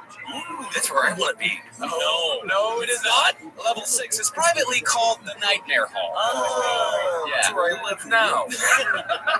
That contains all the aforementioned genetic labs. Also, Nightmare Hall sounds like a preteen horror series. Yeah, Nightmare Hall. This is where the crossbreeding experiments of humans and animals are done on fish, seals, birds, and mice that are vastly altered from their original forms, as well as humans. Remember, the winged humanoids, the grotesque bat-like creatures, anywhere from 3.5 to 7 feet tall, and the gargoyles. Remember these. This is what goes on in the Nightmare Hall, and that is where Jolly Roger and King Mob found the lesbian wing of the Invisibles with tentacles, saying, "I'm fine, Jolly. Kill me." And Jolly couldn't do it, so King Mob had to do it. And then they took out their anger on Mr. Quimper. Mr. Cooper, yeah, definitely. It does sound badass. I want to see it. But and the thing about all of these things, we're all screaming. Yeah. All the time. It's just like, I shouldn't be. Saying stuff like this. And then also in the world of Nightmare Hall, it's just being like, do you think Becky likes me, even though my dick's a parrot? All the boys' dicks are parrots, and every day a girl gets her period for the first time. But we have a period comes to life. Of course. That's probably food for the grays there. That's like pasta marinara sauce for them. Well, we have a large LGBTQ community. I just want to ask, why are the lesbians in Nightmare Hall? Because they were the ones that tried to go into the Dolce facility to retrieve the AIDS vaccine, Ben. Oh, they're heroes. Yeah. Oh. Yes. Yeah. They were heroes that went into the and monsters. And Jolly Roger was the only one that was able to escape. So she went to King Mob's invisible cell because she trained with King Mob. And so they went back in. I just gotta read it. All the stuff. I got it. Yeah, you gotta read it. So yes, okay, these people at the facility, these humans, of course, the Greys don't give a fuck. The Dracos don't give a fuck. What about the humans? All these people that were working in the genetic labs, including Thomas Costello, they said people who worked at the facility were told that, quote, the subjects being used for genetic experiments were hopelessly insane, and the research is for medical and humane purposes. Oh yeah, so they watched a bunch of screaming people, and they were just told, like, basically Thomas Costello would be like, no, don't worry, they're just retarded, and they don't know what's going on. And he was just like, we're doing more than we're giving them sealed feet. We're giving them chicken arms and stuff like that. Cool. That's great. Turn that chicken person into a stick form, and I think that's a chicken fry, and I'm going to buy it. I love a chicken fry. Oh, that is one of the great discoveries of the Dolce base was the chicken fry and the chicken ring. Oh, massive. And imitation crab. That's the only one I can afford. I hate all the sharp stuff of the other normal dumb crab. Crab. Get rid of it. I like my crab to come in a pressed tube. Yeah, imitation crab doesn't get enough credit for what a great actor it is. Oh, yeah. You know, it's like the Johnny Depp of all the foods. So in the 7th... It's not a real crab. It's an imitation crab. Johnny Depp isn't even very good in his big character parts anymore. Yeah. Johnny Depp is a great actor. He was. Fear and Loathing in a lot of things. That was probably the last one. Yeah. Okay, but Robert Downey Jr. Imitation crab is the Robert Downey Jr. of meats. I would say he's the Michael Shannon. It's the Michael Shannon of meats. I don't know my favorite I actor. don't know if he's good as This Michael isn't a Shannon. podcast about acting. So on the 7th and quote-unquote final level, quote-unquote, the 7th level holds row after row of thousands of humans in cold storage, including children. Witnesses have described huge vats of amber liquid with parts of human bodies being stirred inside to be used as food or fodder for grotesque experiments. And Thomas Costello also with the Dolce papers. So all this came from a thing called the Dolce papers, which is a series of like diagrams that he had stolen and copied and written and had sent to various members of the press and different schools of thought. Paid attention. Way big time. So in 2 videos that I can't seem to find anywhere that are supposedly like he shows the genetic vats. There's a little bit of a clip of one of them, and the vats are these big. They look like again, it looks like a sci-fi movie. It's like a big black orb that they're sitting in. Which again, I feel like make it look more clinical. Yeah. Sounds like a hot. Why make it look evil? It is evil. Yeah, but make it look clinical. That's how something's really evil. Yeah, but how do we know that the reason why we think of these things as evil is because these vats have been a part of humankind for thousands upon thousands of years, and it is a part of the collective human unconsciousness. Yes. I think we just had like clay stuff thousands of years ago. So you ask, who were these people in these cages? Well, the most common prisoners were petite women in their early 20s or early 30s, not much in between. Dark-haired boys between 5 and 9. Don't like the way you smiled when you said it. No. I didn't smile when I said boys. Yes, you did. Actually, hear the smile. Weird there. And small to medium-sized men in their mid-20s to mid-40s. So just pretty much everybody. No. Wonderful. What about large men? What about men in their 10s? What about kids from 9 to 22? They're not in there. Now you ask why? Why is it so specific? Well, boys, Our favorite. You sound like the guy from, what is it, the Family Guy character? The molester? yeah, boys are favorite because at that age their bodies are rapidly growing and their atomic material is adaptable in the transfer chamber. Because remember that a lot of their experiments here also have to do with atomic and nuclear power. Leader Costello, get this one away from me. It has pubic hair. I just have a whistle. He's not listening to my whistle. I really just need to get out of here. I wish please just let me out of here. Young small women are frequently very fertile. The men are used for their sperm. Yeah, hell yeah, sign me up. You want some strong swimmers there? You're not in the... But Costello, he said that he had no idea why they preferred small to average sized men. I think it's a space issue. I think so. How many? Of course. Yeah, because you can fit, 2 Henrys for every 1 man. That's right. Well, that's sad, man. Yeah. Well, no, yeah, I'm just saying he's a lot shorter than you are. He's shorter, Yeah, he's a lot shorter. So basically what we found out is that this is... And also, for some reason, all of them speak English. That's the only unifying factor is that they all speak English. Well, isn't that it's about time we got some American things going on around here? And so this is what Costello said once he found out this information. It's because it's more like just people hanging out, right? And they're what are they doing inside of these cages? This is what he said he was told about this, and this is what he said was his attitude about it for the longest time. I knew this was not the usual hospital type jobs, right? In the beginning, I bought the whole package. I was reminded daily by intercom in the elevators that this site does high-risk advanced medical and drug testing to cure insanity. Please never speak to the inmates. It can destroy years of work. And I'm like, yeah, cool. I'm sensible. When doctors say don't speak to them, who was I to destroy the delicate situation? I agree with Costello, but destroy it he did, which will be covered in part 2, The Dolce War. I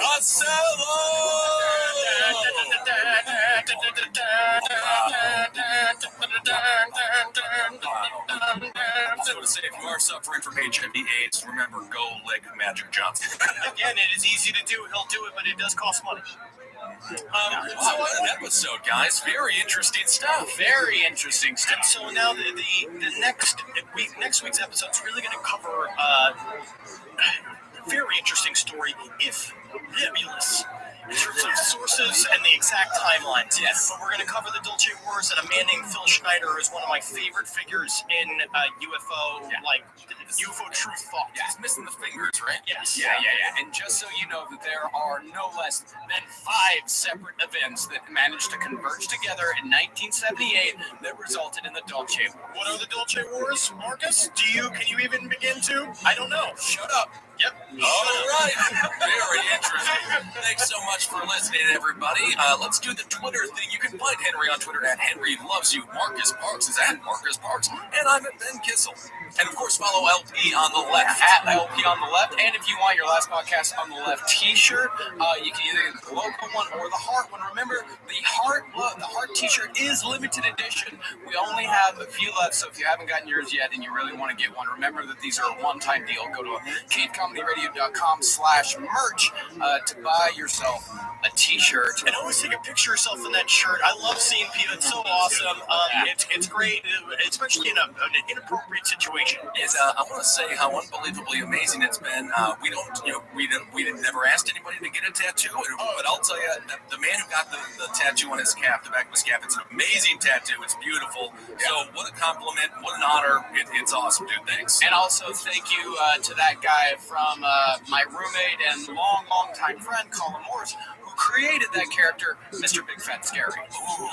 He says thank you as well for putting his art on your fucking body. So badass. Yeah. And also be sure to go to rate and review us on iTunes. 5 stars. 5 stars. 5 stars. Nice start. Do not be one of those people that listens to the entire episode and then gives us 2 stars.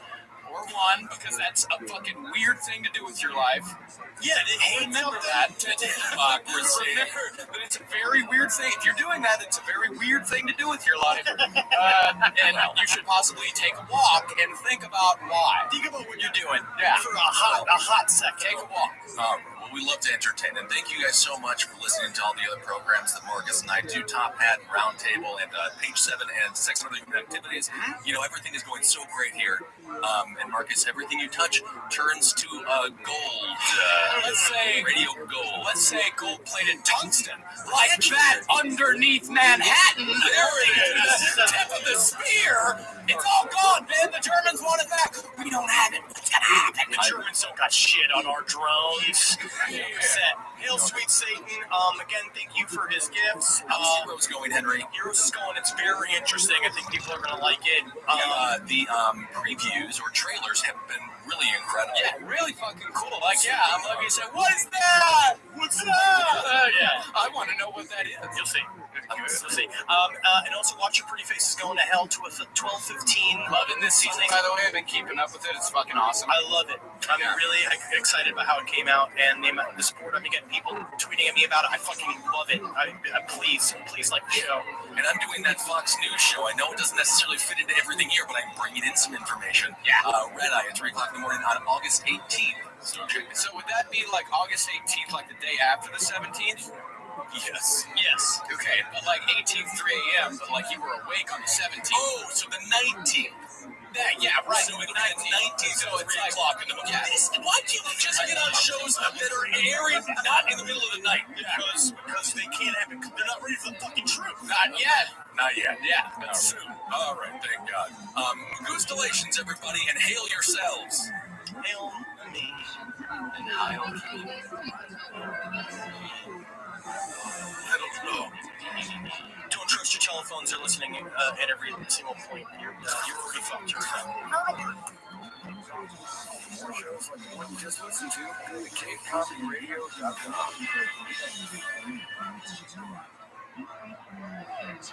There are so many how-tos in sports. How to swing a bat, how to catch a pass, how to putt, how to kick. With New Balance, there's only one way to run, your way. That's the best way and the only way. No need to look at him or her or them to figure it out. Just run.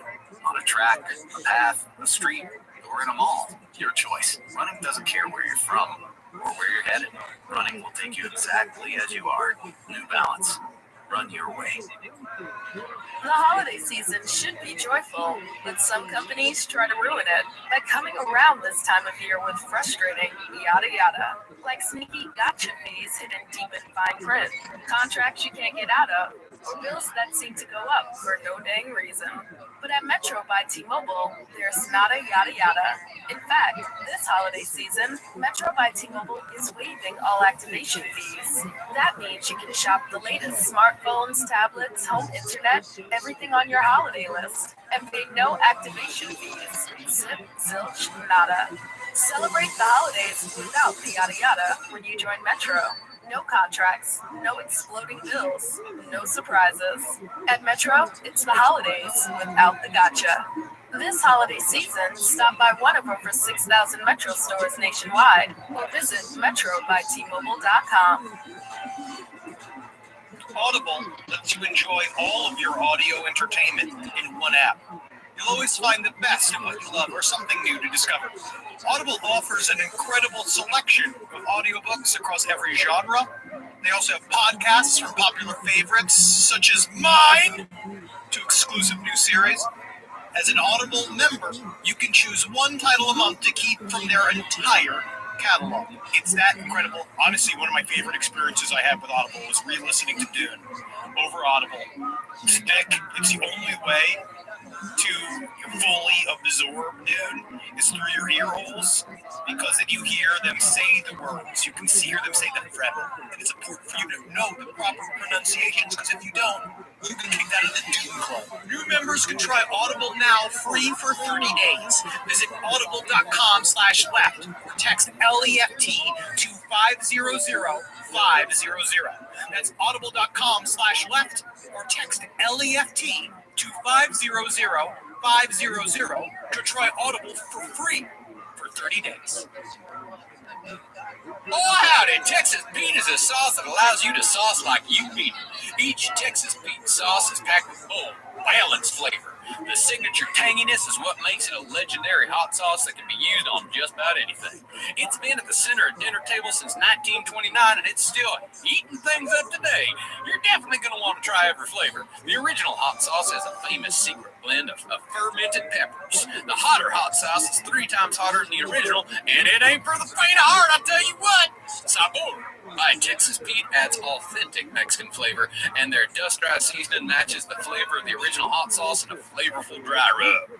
Myself, I like the hotter hot sauce. Pour it down my gullet and put it on damn near everything. Woo! Howdy! Tastes good. Texas Pete, sauce like you mean. Visit TexasPete.com and use the store locator to find Texas Pete products as well as purchase sauces and get a recipe inspiration. And use the promo code podcast23 for 23% off at TexasPete.com. There's no place to escape to. This is the last podcast on the left. That's all the cannibalism started. What was that?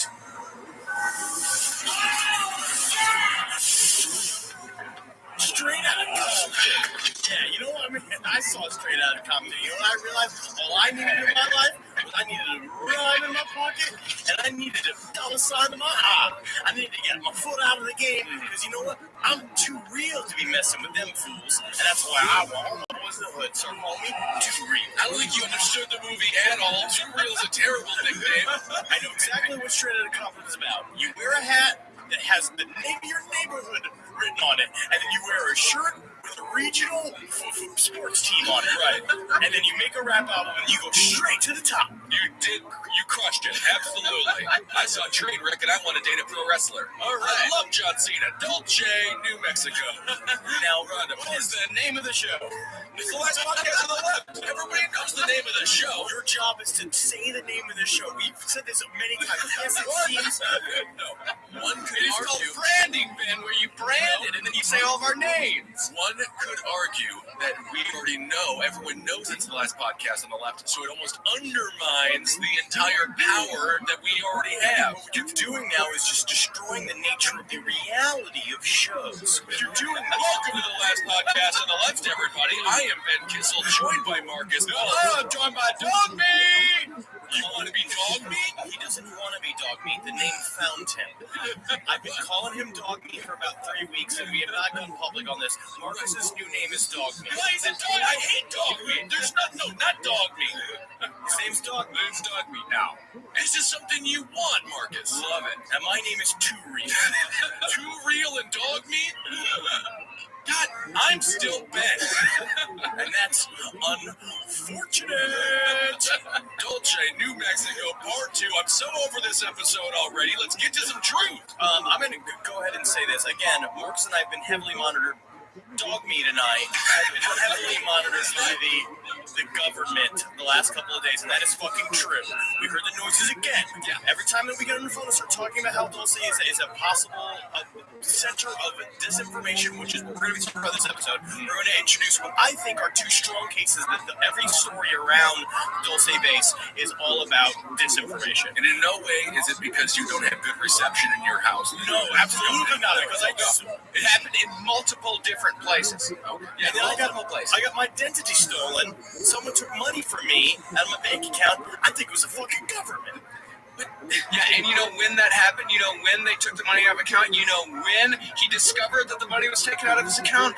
As we were on the phone with each other about to discuss more disinformation. You guys are always on the phone together, so it was going to happen. We do talk on the phone We do talk on the phone a lot because we're digital pen pals. All right, I don't like Dog Meat, but whatever, it's fine. Yes, I guess Too Real would continue on with his description of the event. Because I'm too real to be fake. Not like Phil Schneider and Thomas Costello, if they even existed. If we know Phil Schneider existed, Tom Costello, on the other hand, bit up in the air as to whether this man actually existed or not. But we will continue on with his testimony because he is backed by a woman that we just discovered this morning by the name of Cherry Hinkle. Now, if Cherry Hinkle isn't being honest, then I don't have 4 balls. You don't. Yeah, she's the artist/writer at the Dolce Material, the Dolce Papers, Dolce Sketches, and she's the UFO consultant at Freelance Writer. And that's the most important one. Because again, if you're too close to the fucking truth, a magazine won't hire you for a permanent position. Think about that. And she's on Facebook, so she's legit. She's right out there. And Cherry Hinkle's got a face that looks like looking like a Hinkle. Yep, a tomato with eyes. Yeah, she claims to be the only writer authorized by Tom Costello to release the Dolce-based material. Now, when we left... And Thomas Costello is also, maybe coincidentally, what she calls herself when she puts a mustache on. Oh, why wouldn't you? She walks around like, my name is Thomas Costello, and I've seen so many fucking aliens. They're like, please, sir, this is, you're at the head of a lot of Taco Bell. Please, what would you like to order? I want the 9 gorditas, you bitch. It's a fun game to play at Taco Bell. And 9 gorditas, hell of an order. Wait a second. Are you just an elderly woman? Yes, it's true. Cherry Hinkle. But that's who that voice I like to use when I'm talking about you. Love Cherry Hinkle.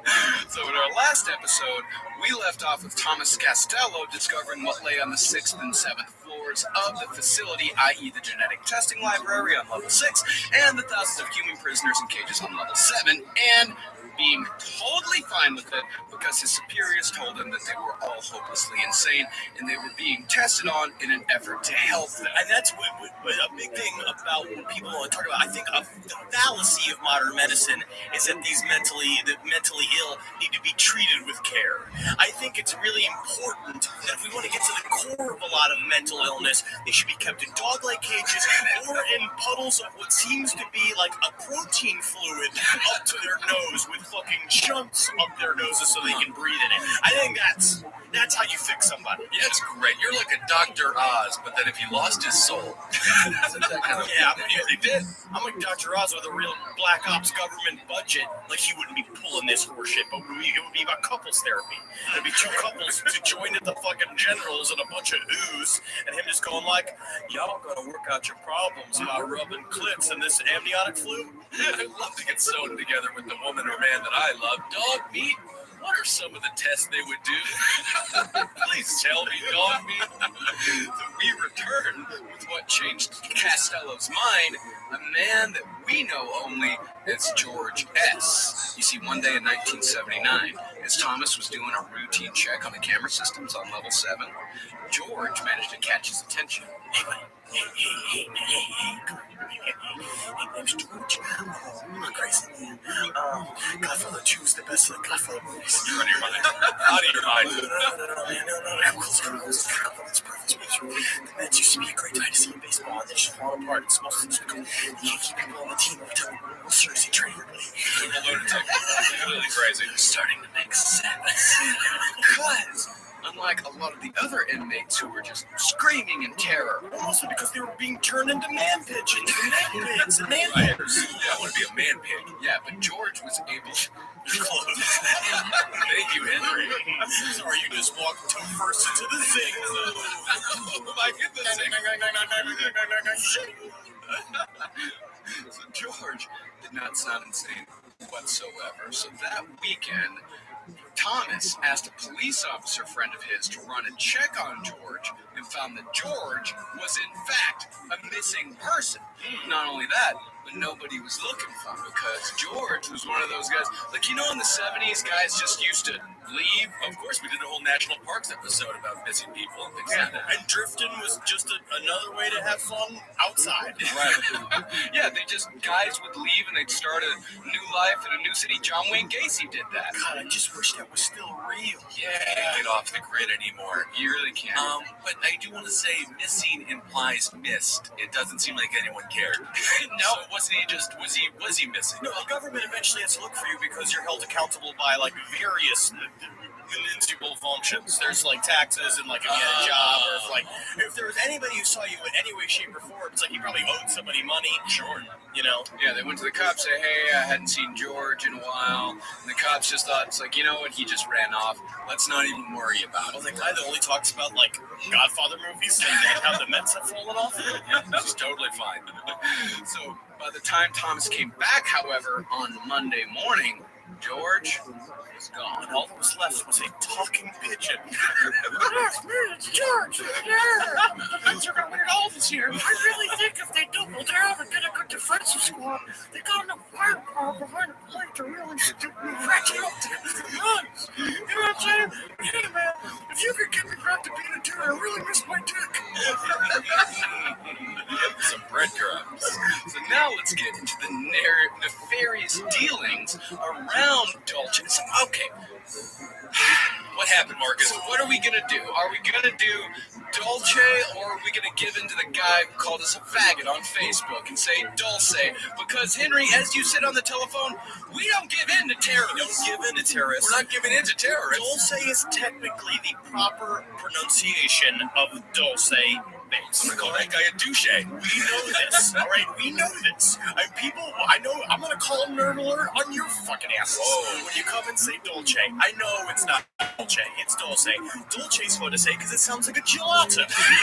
Okay, so we sometimes say things that we're gonna say. Yeah. Because it's a free show. It's 100 degrees in the room right now. My balls kind of hurt.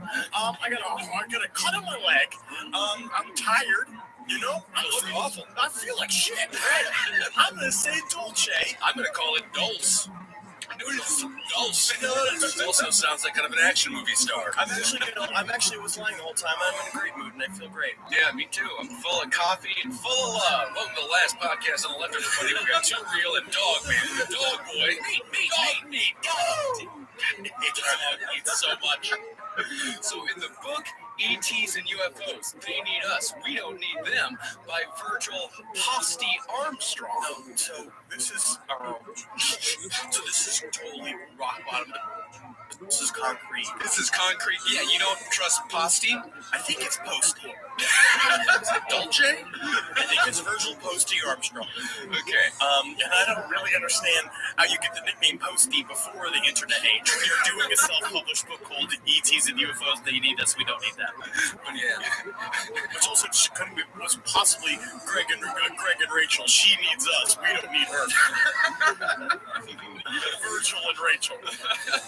So, in this book, Virgil reports how his friends, named Bob and Sharon, stopped for the night in Dolce and went out to dinner. They overheard some local residents openly and vociferously discussing extraterrestrial abduction of townspeople for purposes of extermination. Hey, y'all remember Fat Nancy? Yeah, what happened to her? She's fucking alien bait. Isn't that something? You always knew she was going to be the only one to get out of this dump of a town. You know what? Because of the way she sang and the way she played the clarinet and her positive attitude and the positives she made, I knew one of those very skills was going to get her out of this town.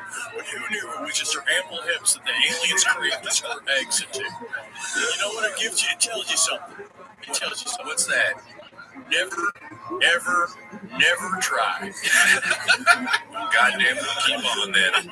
So the ETs were taking unwilling human guinea pigs, such as Fat Susan, from the general populace of Dolce and implanting devices in their heads and bodies. So the townspeople were frightened and angry, but they didn't feel that they had any recourse since the ETs had our government's knowledge and approval. The only way we had to defy the aliens was to get fat, to make it difficult for their tractor beams to pull us up into their UFOs. They did pull up cows, though, so, you know, it would be, how fat are you going to get? I feel like just at this point you have an eating disorder. You know what's weird is that I never used my thinking muscle. You know? Brain. Oh, yeah. Yeah, I always thought it was called the brain. Yeah, I've never, ever have tried to do it. That. I love it here at the old Dolce bar. Oh, my shoes are full of pee. That'll happen. There's no bathrooms around. And speaking of cows, Dolce is also known for its high instances of cattle mutilations. See, the aliens use the blood and body parts from cows for formula to keep them alive and for use in the growing vats on level 7 and for the artificial wounds on level 6. Because you see, plasma and amniotic fluid from cows are the two most vital ingredients for their lives. As you were saying before, they mix it up into their food. They basically take dry food and make it wet food using all the juices from inside of cows and animals. But I would also say there is the conspiracy side of this, or one of the conspiracy sides of this, the cattle mutilation story, is that Dulce had a massive amount of cattle mutilation throughout, which is a part of UFO lore forever. But what they believe is another thing could be testing on subjects of the power of like nuclear poison, radiation poisoning, and then using different sorts of like radiation-based weapons. And what they can do is take those skin samples from around the mouth, which is a lot of times where you see cattle mutilations happen, which is their mouths are incised and their assholes are cored out. Oh my! And they use that. They use those tongs of meat, those cones of meat, to test to see how deep the radiation has gone into the animal. So first of all, I want a microchip in my head because I want to be able to blink and turn the channel. Yeah, it sounds super fun.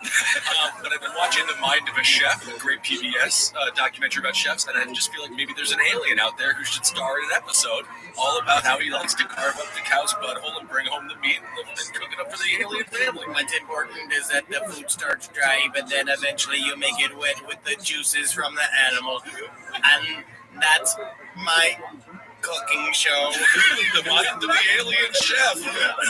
I love. Maybe they're just not. They don't know how to eat the cow.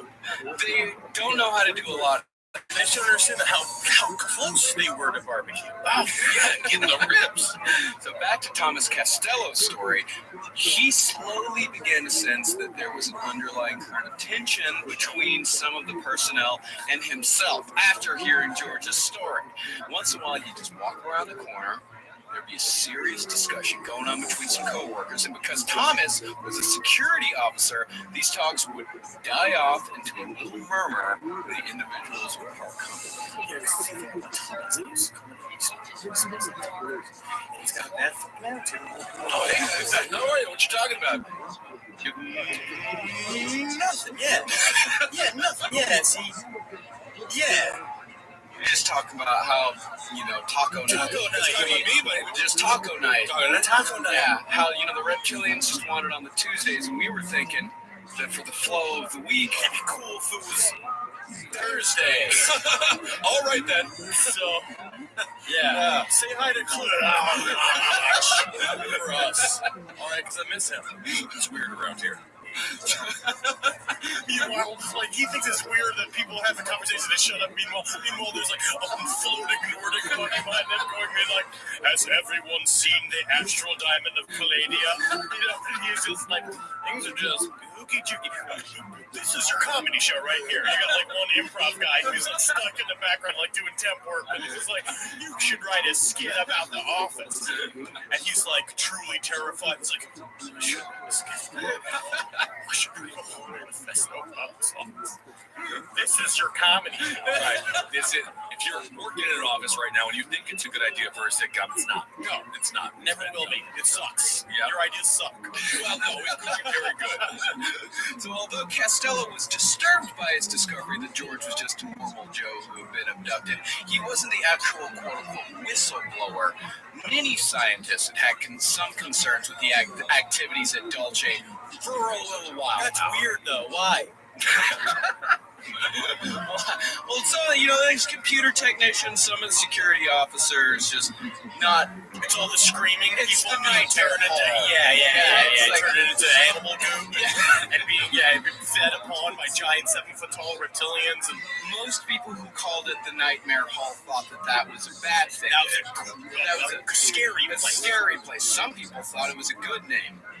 Yeah, there was just one guy with a cool like a Anton LaVey beard who's just Nightmare Hall. I plan to rent it out for my birthday. Yeah, it sounds like it could be kind of fun. This is my birthday cake. I hope you enjoyed it. It's made out of shit. Poo-poo cake. I don't like it. So shortly after Costello's discovery, another security officer approached him and invited him to a secret meeting in one of the phosphorescent tunnels, which the Greys could not enter because of a substance painted on the walls. We do not know why the Greys could not approach these tunnels, but we do know that it was the substance that was on the walls that kept the Greys away. It's like when you take lemon juice and you squirt a cat with it. That'll keep the cat away. I mean, it's just big murals of Catherine and Jimmy. It's can't stand Sister Act 2. The look of her face. I just hate her perky ways. Come, Claxar. I wish that I could tell the others how much I truly enjoy Catherine and Jimmy. Hocus Pocus is a guilty pleasure of mine. Hocus Pocus is one of the best movies that's ever been created or made. I don't think they can stop making movies after Hocus Pocus. If you don't watch Hocus Pocus once a week, what are you doing with your life? It's time for ski.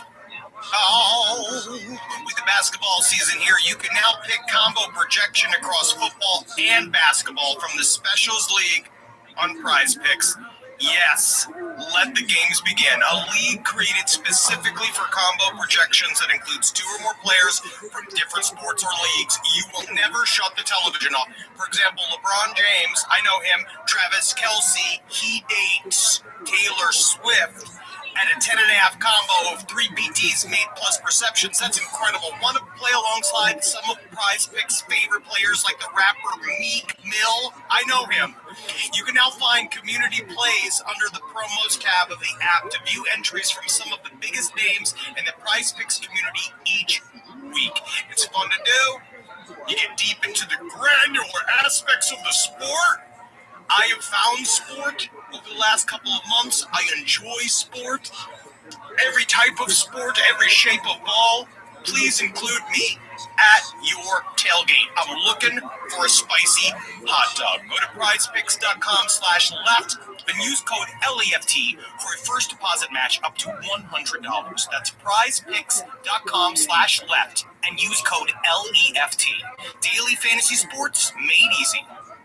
When you're shopping for holiday gifts for a loved one, you want your gift to feel lasting and special, not something she'll stop using by next year. What are you thinking? Any holiday season can become an unforgettable celebration with a jewelry gift from Blue Nile. As the original online jeweler, Blue Nile has some of the highest quality standards in the industry. They have thousands of diamonds that are independently graded and ethically sourced. That's important. And Blue Nile's fine jewelry is priced well below traditional retail. Don't go somewhere and be a chump. I mean, I don't like going out and shopping for jewelry. Who does? I'd love to do it online. I'd love to talk to somebody and tell me, hey, this is what your wife is gonna love. And that's what Blue Nile does. Go to BlueNile.com today and save up to 50% on stunning jewelry gifts, already priced below traditional retail. That's up to 50% site-wide at BlueNile.com. BlueNile.com. So 9 men showed up to the meeting, and while they were risking their lives and their freedom by bringing Costello into the fold, they all decided that Costello was a man that was looking to change the status quo at Dolce. Yeah. So one by one, they showed records that the inmates had indeed been abducted, along with newspaper clippings and photos of the abductees being smuggled into the base. The plan was to smuggle them back out without the quote-unquote government honchos finding out, and they need Thomas's help. Thomas? I'm also going to put this again this way. All of this information comes from one leaked Thomas Costello interview. Right? So this is Thomas Costello's story of how the alien rebel army needed him. Needed the security officer Thomas Costello in order to liberate the many prisoners in the Dulce base, which is a miles deep, super secret, alien-run, covert military base. They needed him. Yeah. They needed the guy who could pass the security officer test, which is like they hand you a hat, and if you put it on forwards, you become a security officer. Yeah, they needed Tommy Costello. They needed a hero, and they got a Costello. Well, possibly the most surprising allies the humans had during this conflict, because it wasn't just the humans that disagreed with what was going on there. The most surprising allies they had, the lower caste of reptilians, some of them were also on their side, specifically a janitor named He's a reptilian? He used to mop the floors? Yeah, of course, the lower caste, that's what they do. It keeps them busy. Just that the people do that. No. People have to be security officers. Yeah. I feel like the reptilian should be the security officer. And this... Shut up. I'm just saying, shut up. You're supposed to be in charge of everything. Shut up. Shut up, man. Shut up. Why would you put the 7 to 8 foot tall reptilians in charge of security? I don't know, dog meat. Shut up. You don't know. It had to be 5'6" Thomas Costello, all the way from Runnable, New Jersey. It had to be there. It had to be him. You had to give him a weapon, because he could also properly subdue the reptilians. Yeah, more than likely. Oh, shit. Approached him, and he said, "A few of us agreed that you're singular interest in missing human reports. If true, walk away. I will reach you. If it is untrue, destroy my life now." That is weird around here. You know what? I've been thinking about it. I've been writing a one-man show. Costello the show. Costello. And I put a O-W at the end of it. And I'm really thinking it's just like I throw a musical number about this, and I got a Tina Fey reference in there, and then I gotta do a thing about Coney. And the whole thing is set. So, although skeptical, Costello silently backed away from the reptilian into an exit tunnel and contacted one of the 9 humans, who agreed that the reptilians maybe be trusted, but Costello should go and meet with him at the next opportunity. This guy named Gordon He says, I want to come along. Come along. And he said, no. Castello said, no, it's too dangerous. We don't know what's going to happen here. I've got to go alone. And Gordon said, you know what I'm going to do? I have to be there. I'm going to speed around the corner and I'm going to pretend like I'm working on one of the golf carts that we use to ride around. And if I'm needed, I'll jump out. I'll scream. Help me, reptilians are eating my fucking meat. So that meeting came days later in the nightmare. So formally introduced two other reptilians, and all better names than dog meat. Don't meat. Too real to be your friend. I don't like the too real. That the resistance grew bigger and bigger from there. Now it is important to note here, and they also had George S. the Talking Pigeon on there as well. Yes, of course. Now, Hey, you guys like in Godfather 2 and it's just like all of a sudden, Al Pacino. Man, Al Pacino's got to be the hard ass. He got pulled in there for, against his whole will. I can't believe it. He just wanted to join the army. shut up, pigeon dick. I swear to God, I miss milkshakes. I don't have a throat anymore. I don't know what birds have. Right now, to take note, you guys have seen V, right? Every day I watch it. Yeah. Got to, every day, yeah. It's important to note the similarities between... It's an NBC miniseries, for those of you who don't know, that's about what we're talking about. It's about aliens working with the government, and there's an uprising with the human and aliens and blah, blah, blah. Yeah, working together. And it said that the original author of the V idea was an investigator who knew Thomas Castello on a personal basis. And this is according to the crack resource that we've been using for literally 5 years, Bibliotheca Pleiades. Yes. Now, also, this is not an uncommon story, because you hear also that the guys who did Close Encounters of the Third Kind also worked closely with the government, and the people who worked with the War of the Worlds worked closely with the government. This is a common idea that Hollywood and the government work together to sort of sell messages to the people, which is totally true, because I know for a fact, because Heroes is trying to destabilize the Iranian government. That's something, and I believe that's totally true. Congratulations, Ben, or Henry. You're a true patriot. What's my name? Ben Reed. No, what's my name? Too real. Too real to be YOLO. Too real it is. So as you can imagine, the resistance was surrounded by enemies on all sides. And while the reptilians and the humans loyal to the reptilians were definitely a threat, possibly the biggest threat to the uncovering of their plot were the Greys, due to their mind-reading abilities. I bet you forgot about the Greys, didn't you, Ben? I always forget about the Greys. I love that book, 50 Shades of Greys, and I read it, and I'll tell you, that was just hot. Those aliens, they put balls in women's vaginas. What? She walked around, she went to a dinner party. I've really seen a girl who likes to read them. You know, they put a ball up in her vagina? In her vagina! Yeah, then she kind of clings around like she's a bunch of plates going for a dinner. I don't really understand how that works. Is it a vagina buzzer? Is it like a buzzer thing that you put up in, and like when you're across the room, you look at her in the eyes, and you hit the button, and goes, like a whammy? She goes, my clit explodes. No, it's inside. Huh. She goes, Is that what do you do this with Carla? Why does your girlfriend sound like a lawnmower? No. Because she starts making those weird, uncontrollable noises. Where she's like, Yeah, but you are correct. The government uses Hollywood films to sell messages. Look at the rise of today. U.S. soccer, European football, Ben didn't like Beckham. So you're saying, I get Ladybug. You know what? Ladybug did bring the soccer element to the world. What's that called? The World Cup. Yeah. And I think I'm following your logic here, because because America is singular in its indifference to soccer, for I refuse to call it football. They are singular in their indifference. The rest of the world has been under the spell of soccer for this entire time. But if if you bring soccer into the United States, that is one step closer towards the New World Order, one world government. Then you're on to something. And that's right. Jonathan Brandis ended up killing himself because he learned the truth. Yeah. And then he woke up one day and he was just like, I've been in this show next to a fucking dolphin for 6 years. A space dolphin. All right, time to pop my top.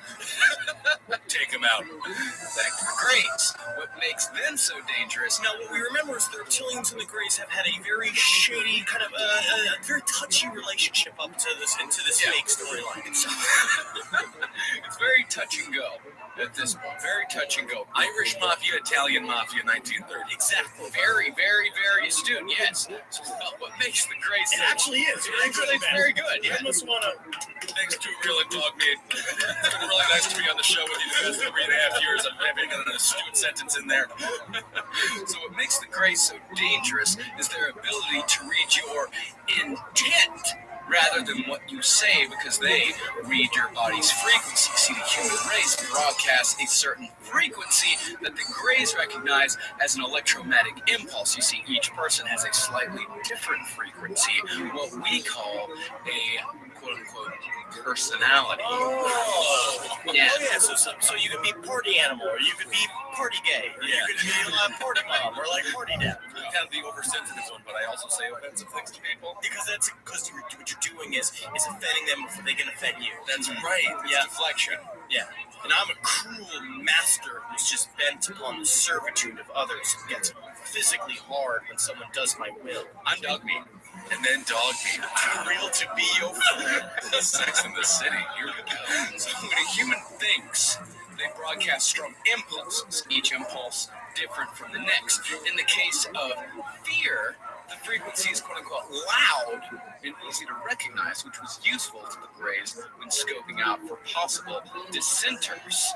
Now, this is a very interesting thing about Greys, which I think is very interesting, that you can fuck with the Greys' mental reading abilities pretty easily, by using commands. Right? Basically, you yell at a Grey. You use commands or nonsensical words in the form of commands, and they will back up. You go like, Klaxon? Get out of here! Get out! You off the garbage can! Klaxon! And he'll stand up and be like mopping the garbage can, and he'll go and just mop the outside of the garbage can because they're used to following orders. And because their brain, I guess, is more logical than ours. Yeah. And they do not have what we would consider fun, quote unquote fun. They do not understand poetry either, which is interesting. And what I loved, one of my favorite facts ever, really truly confuses a Grey, is saying things in pig Latin. And that ended up being the Resistance's greatest weapon. That maybe some Joni Mitchell lyrics. Oh no, they're not going to get the paradise. What happened to you, Dog Meat? Did you stroke out? You just became a fucking Porky Pig for a second. Smells like a big guy. It's also, they wouldn't be able, a KCU, if they listen to a KCU, Mr. Klaxon's like, what is this salty discharge? I'm feeling my own sadness, and then his head explodes. What we forgot, though, the context of all this is the very beginnings of what they like to call the Dulce Wars, which is the idea of the adult or Dolce Wars, if we want to be Italian about it. This flow of thought, where this came from, these resistances, began what they now believe to be a decades-long fight between the various alien elements of the Dulce base and the human government, because what we're going to find out is that all this defied a treaty that Eisenhower signed with the Greys, which we've been talking about for many years. Yes, we have. Yes, that treaty, if you will remember, was between Eisenhower and the Greys, and what that gave the Greys is a certain amount of humans to experiment on in exchange for high technology, such as fiber optics, lasers, and various other things that are essential to modern society. But the Greys ended up breaking that treaty and taking more and more humans each year, which upped the, I guess you'd say, the hostilities, the pressure between the humans and the Greys. We gave them an inch, they took a mile. I can go into more detail with the graded treaty at some point, at any point. If anyone wants to meet me somewhere, I will deeply talk about it for a couple hours and how fucking the whole basis of our government was sold out. And that was the day we went from a democracy to a technocracy. Yeah. And those who've got the technology have got the power. And those who've got, because these vibrators aren't built themselves. That's very true. Janarito's a lesbian who's a child molester, and Phil Schneider said that. Well, we'll get to that fact. Play my song. So no one is exactly sure how the final conflict between the resistance and the Dolce overlords began. Right. Ultimately, the resistance ended when a military assault was initiated through the exit tunnels, and almost every member of the resistance group was either executed or detained. It was believed that it was the Delta Force, because of the uniforms and the method that they used, that led the assault on the resistance, and it was done at shift change to maximize the body count. This is my question. What are the Delta Force? Is that like what the G.I. Joes were? They were Rangers. I think G.I. Joes were Army Rangers, right? What's a Delta Force? Delta Force is it like Navy SEALs? Or is just another thing? Is it a specific thing? They're a U.S. Army component of Joint Special Operations. They're the first Special Forces Operational Detachment Delta, popularly known as Delta Force. It is a U.S. Army component of Joint Special Operations Command. I'm going to join. Well, you get a fun hat. They wear funny hats, and they always have cigarettes in their sleeves. Well, people always said to me, Henry, you're quite a fashionista. No, I don't know if that's true. So basically, the resistance got bought out. The resistance got sold out to the government. They fought back when other working case had weapons, which is a bad thing if you want to run a fucking resistance. Yeah. You can't just have mops and sponges. Well, that's usually how resistances fall, is that the government has all of the weapons. And if the people don't have the weapons, they can't rise up against the government. Again, this is... Don't tell that to Cliven Bundy. Again, remember, this is Thomas Costello's story, right? And only a few of the security officers and computer workers had flash guns, yes, which is what we talked about briefly last episode, which is the main security officer weapon at the Dulce base. Yeah. Flash guns were more commonly called the Flash or My Flash. In the manual, they were introduced as armor-lux weapons. With a flash gun, it resembled a flashlight with a black glass conical inverted lens. On the side are 3 recessed knobs and 3 curved grooves. Each knob is sized differently. The closer the knob to the hand, the less the strength. Each knob has 3 strengths. A 2-year-old could use this weapon. Classics come through the phases. Phase 1, like Star Trek, can stun and maybe kill if the person has a weak heart. On Phase 2, the flash gun can levitate anything, no matter what it weighs. Even the Statue of Liberty? Anything. Even the Golden Gate Bridge? Anything. Even Mount Rushmore? Anything. Oh, not Mount Rushmore. Anything. Carmen Sandiego could have used that weapon. Oh, it's too bad that she died at AIDS in 1987. What? Yeah, I guess we can stop looking for her then. Where in the world is she? Well, I'd imagine it has some sort of surface area where you can only lift it. Like it has a surface area. It says anything. I feel like Costello just aimed his flashlight at a bunch of random people and was just like, do you feel it? Do you feel it? Now take my flash and I'm lifting that up. And I lift you up, Tony. You're going to make fun of me at the office. I lift you up to the sky. Oh, man, all this traffic in the area. I want to go to see Barry Manilow in concert. I'm lifting up all the cards in my flashlight. Meanwhile, cuts to like a car, and a dude in the car just staring at a man, jabbing his flashlight at things. Honey, stay in the car for a little while. There's a lunatic outside. Now, and phase 3 is literally what they call serious business mode. Serious business mode. It can be used to paralyze anything that lives. Serious business mode. Serious business mode. Right? And it can be used to paralyze anything that lives. Animal, human, alien, and plant. Yeah, my question is, just one, not to be too questioning. Yeah, we're not being too pedantic here, but what is the purpose of paralyzing a plant? Like it's move. There are very invasive species out there. You have like that kudzu ivy that's just completely destroying Georgia. I think it's pronounced kudzu.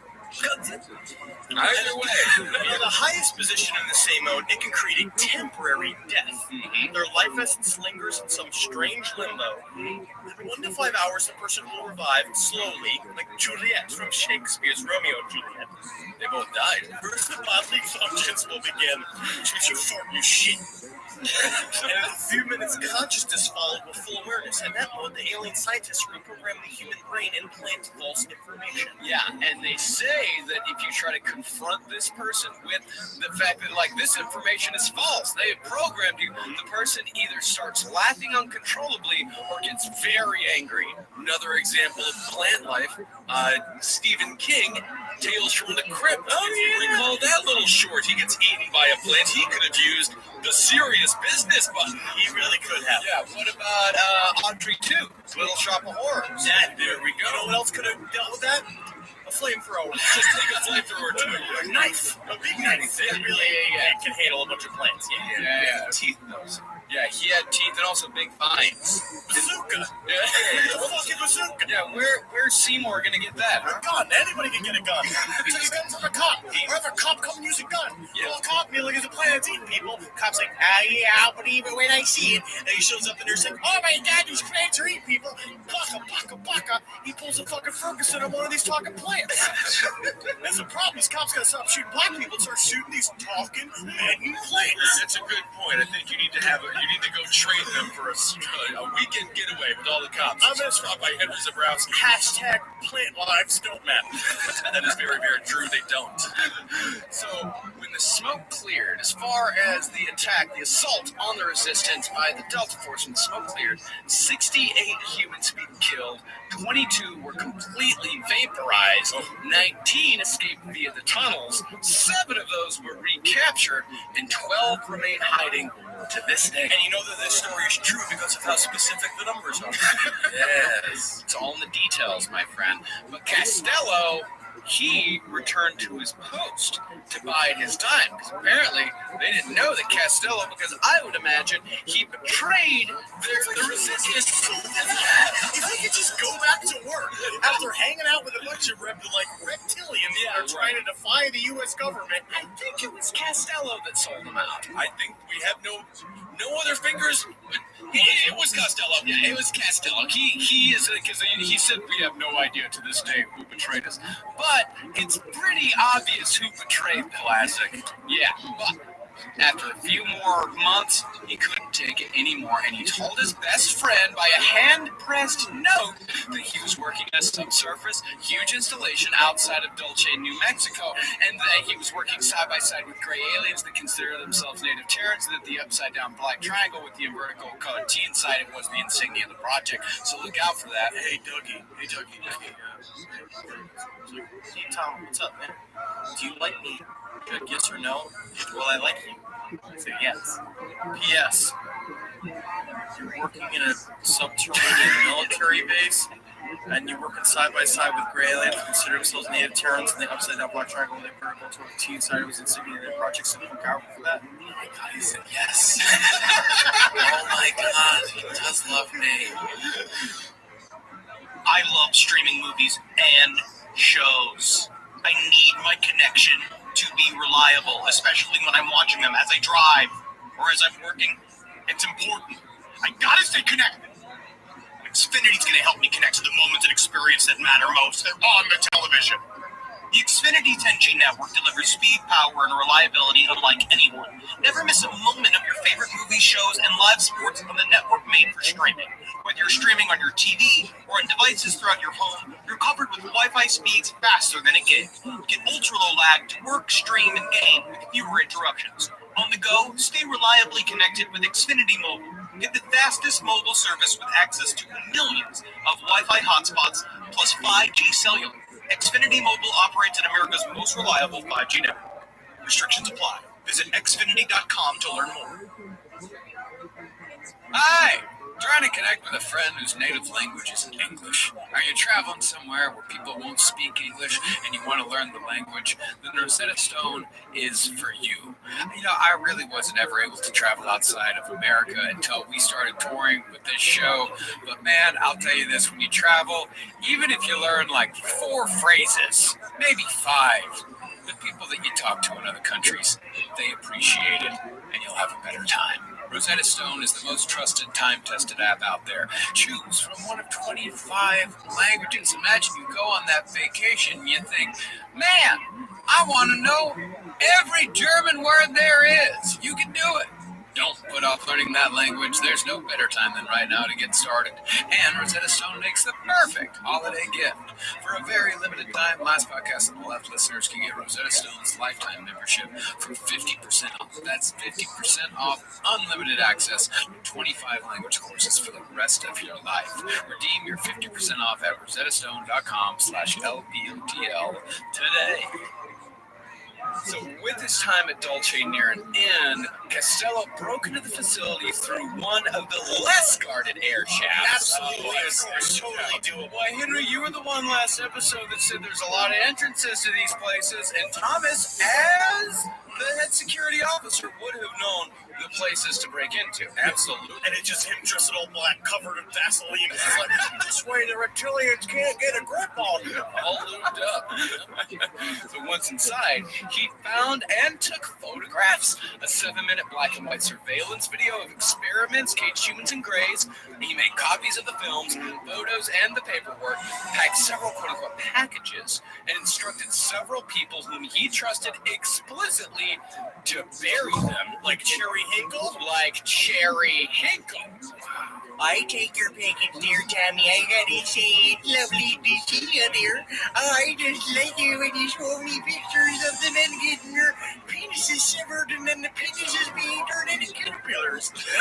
Classic Hinkle. So he was then made aware, this is when the story gets sad, through certain sources, that his wife, Kathy, and his son, Eric, had been forcibly taken from their home to an undisclosed underground facility for quote-unquote safe holding until he decided to return to Dolce with the items. And he knew that at this point, that even if he did return to Dolce Commanders, that his wife and son were probably never going to be the same again. And if he even returned at all, after being manipulated by the aggressive mind. He was an alcoholic and his family left him, right? Yes. Yes, if Thomas Costello existed, he took the opportunity for his family to be stolen as a really quick way to be single again. Yeah. He literally just was like, he looked at all this stuff, these are excuses. Like, I want to start saying that's like if you break up with your girlfriend for a little bit and you want to get back together and you're like, actually, you know, I'm kind of afraid that she would kind of be manipulated by aggressive mind control, so I don't think we can get back together. But really just because you've been getting blown by fucking like 3 different women on the sly and you can't remember their names about, and you just love that rock and roll lifestyle. Oh, yep. He decided to just cut his losses and go into hiding, always on the move, always on the run. Until the 90s, when he really opened up and decided to talk to an individual that wrote the Bibliotheca Pleiades article that much of this information is from. And we know that it was the 90s because they say in the article that it was the 90s. So that's the Lockhart, that's the fucking diehard rock of the earth fucking truth of it. They said it, right. They said it, that it happened in the 90s, and they said that they did it in the last year of his life, and there are, I would say, a few conflicting reports with how Thomas Costello died. He died mysteriously a year later in Europe. Oh, wait a second, but it also says here he died here of a heart attack in Costa Rica. But it also says here that he died in an earthquake in Mexico. Puerto Rico, actually. Oh, I'm sorry, I get it mixed up. Yeah. It's understandable. Died in an earthquake. Out of those 3 options, I think I'm going to go with the heart attack. Yeah, it was earthquaked. Oh, Puerto Rico. You guys remember that huge Puerto Rican earthquake? Oh, yeah. All right, but, okay, so he's got what now become known as the Dulce Report, the Dulce pages, so the Dulce files, or whatever you want to call it. Marcus, read from the files and show everybody the truth. This is going to be big. Read from the files that he shared with everybody. The files? Are there no files? I didn't, But they're nowhere to be found? That's weird, though. But he said Dog me can't find them. Play the videos that he recorded. The video. Play the videos of the human experiments and on the pots and stuff like that, so people can hear the truth. Play the videos that he shared with the world. The ones that are. They weren't on Bibliotheca Pleiades. To play the videos that he shared with the world. I do not have them. There's no evidence of anything. You mean to tell me he didn't actually release any of that stuff? Not.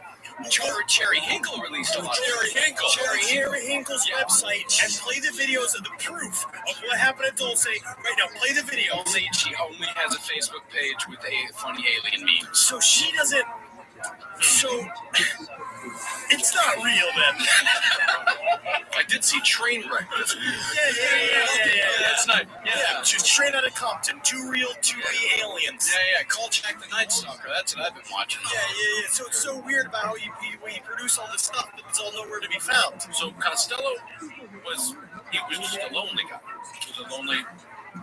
I don't think Costello was real. He may not have been real. I think that, again, what we were talking about before, right? The reason why the government is probably listening to this podcast. Yeah. Hello, Barack Obama. I appreciate the health care.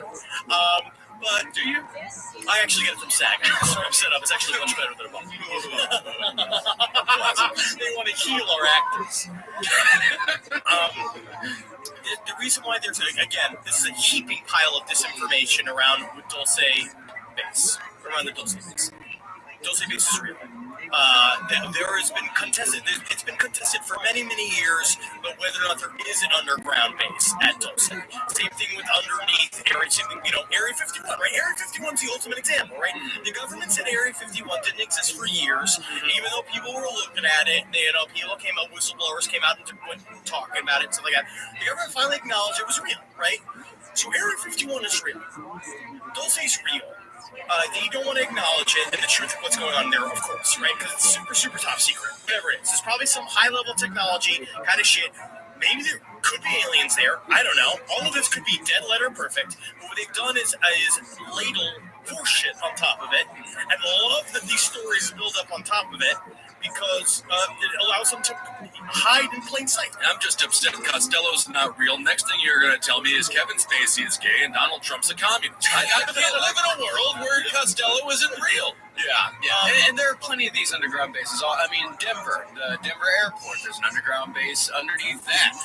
They're all over North Dakota. They have all, like Cheyenne, like there's an underground base there in the middle of the fucking mountain. They're everywhere. These places do exist, and like Harry said, yes, that's one of the reasons why we do these types of episodes where we talk about this wacky bullshit, because it is to highlight that the government does do some super shady bullshit, but they do love, and also the people that say, okay, so if these things do exist, well, the government can't even get the post office right, and how are they going to do all this shit? Do you think that the government is going to put its top-level people in the local post office? Not when they got a bunch of talented Costellos running around. Literally, everybody who had passed the flying colors of any one of the military, any one of those military like educational systems, like anybody who's the best of the best of the best, it's at these top secret bases. They're there in these places working on stuff that is 40 years ahead of our time, and it's very interesting. The Black Ops budget is massive. I think they're all shockingly stupid people. I'm going to say they're dumb. Yeah, watch them all interview. You're so dumb, I dare you to contact us. I have spoken to people that do not speak to people, and they are highly intelligent. You've spoken to people who don't speak to people? I've spoken to people who don't speak to people. Are we going to try and burn through Phil Schneider? I don't think we have time. Fuck you. The story isn't complete without Phil Schneider. I don't think we have time. There's some fucking construction scheduled here, and it will be awful. My dick is hard. Too real. Too real. Don't be too real right now. Treat Dog Meat with some respect, please. I'm too real to treat people with respect. No. Dog Meat demands respect. Dog Meat gets respect. What I will say is I'm sad is that I've spent over maybe hours of research on Phil Schneider. Right. And so that's where it's more like I just feel like my life has been wasted. You'll get the information of Bill Schneider out to the people. Yes, indeed, because in the future, we will be doing some mini-sodes, some mini episodes, because we're going to be starting a little bit of a Patreon thing here in the future, very, very soon. And that'll be one of the rewards for people that give us a certain amount of money. We'll figure that out here in the future. The show will definitely still be free to everybody, but a lot of times when we do research, we do way too much, and we end up with some extra stuff. So those extra stuff episodes will be available to members. And one of the gifts will be Ziploc baggie full of my facial hair. I'm always shaving 3 times a week. That's disgusting. Yeah, and I've got some cow ribs that I can just sort of, I can just chunk those off, and we can write our initials on them, and we can send those out to people. Yeah, and I'll just take long videos of me eating. Wow, this is really exciting. This is really going to be great. Yeah. We're really going to be thankful for these Patreon. Yeah, we can do the last podcast reading series where I just read the Bible beginning to end. I will read in 30-minute increments. Yes, I'm going to read how to play the harp manual, which is very, very true. $10,000, and I will come to your home, and I will kill your parents for you. That is actually a hit. That is illegal and not sponsored. Untrue satire. So that's been Dolce. We're going to talk more about Phil, but what an interesting story, guys. Just know that aliens, the greats. I like Ike. Eisenhower, the greatest president in U.S. history, kept the entire world at peace. A couple of things to look up if you want to do your own personal research and alienate your friends is the Greada Treaty, the GREADA Treaty. Eisenhower between a group of Greys and Nordics included a cardinal and an 80-year-old reporter that was included because he knew how to keep a secret. Again, if you want to find love, save that for the 4th day. Don't open up with that. All right, everyone. Thank you so much for listening. Let's do a Twitter thing. Oh, yeah. LP on the left. You can find us at LP on the left on Twitter at Marcus Marks. I'm at Ben Kissel. Henry Zabrowski is at Henry Loves You. Yeah, if the government wants to find me, you can follow me there and hopefully retweet me so I can get more followers. Right, that's a good idea. And be sure to go to iTunes and rate and review us. If you want your last podcast on a love t-shirt, go to cavecomedyradio.com/merch and listen to all the rest of our shows while you're there. And hi, Ogeen, everybody. Do you want to give a teaser about what next week's episode's going to be about? You know what's weird is because I'm like forgetting. It's like just smoking. I can't remember what it was. It's like a day. I know there's a lot of bumper stickers that it's like a big day. A big day. Like a huge I am. Well, anyway, we'll remember it. So it doesn't matter. We'll remember. That's fine. Yes, thank you so much for supporting all the shows here on CCR, Top Hat, Roundtable, Sex and Other Human Activities. Everything that Marcus does. Hail Satan again. You believe in magic. It'll bring good things into your life. I'm happier and stronger than I've ever been. I bought a book on candle magic called The Art of Candle Burning, which is from the 1940s. And I'll tell you what, I feel more focused and energized than I ever have before. Also, I've been eating a lot of meat. Yeah, and you're working out a little bit. That's great. It's when you buy the candle book, then do you look at the person in the eyes? I bought it on Amazon. Okay, good, yeah. Also, I talked to there was a very sweet lady in a place called Wonderworks in Toronto that sold me all my candle goods and a bunch of spiritual gems, and she explained all the meanings of all the gems to me. Were we having a conversation while you were in that candle store very loudly about the day? That was another candle. That was a different candle store when we were talking about the fire. The day that shouldn't be remembered. Yeah, I'm just so happy candle stores are still around. They're not going to last. No. Candle store can't last. It's not in this economy. Yeah. All right. Hail me, if you would. Let's do a little destination. And don't go fuck yourselves. Don't do all that stuff. Inhale yourselves. Yes, of course. Find love. It'll be good for you. Or, like suck some dick. More shows like the one you just listened to, go to cavecomedyradio.com.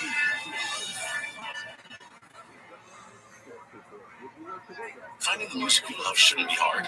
That's why Pandora makes it easy to explore all your favorites and discover new artists and genres you love. Enjoy a personalized listening experience simply by selecting any song or album, and we'll make a station crafted just for you.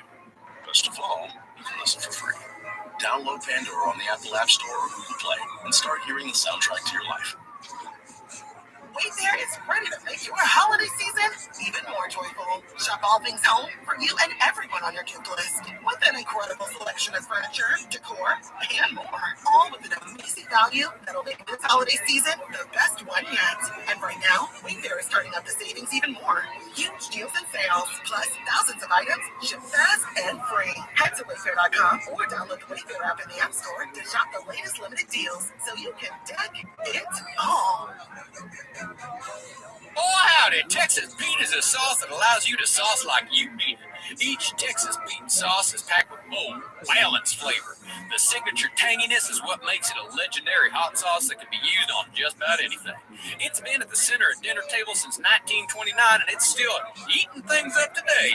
You're definitely going to want to try every flavor. The original hot sauce has a famous secret blend of fermented peppers. The hotter hot sauce is 3 times hotter than the original, and it ain't for the faint of heart, I'll tell you what. Sabor by Texas Pete adds authentic Mexican flavor, and their dust dry seasoning matches the flavor of the original hot sauce in a flavorful dry rub.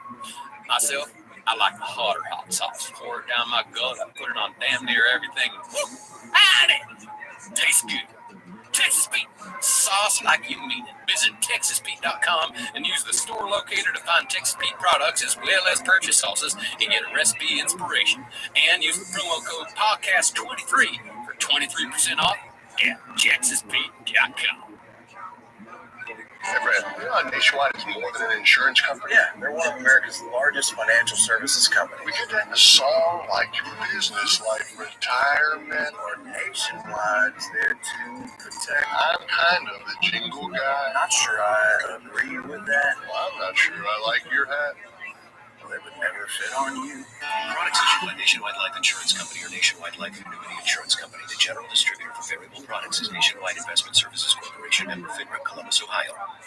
There's no way to escape to. This is the last podcast on the left. That's when cannibalism started. What was that?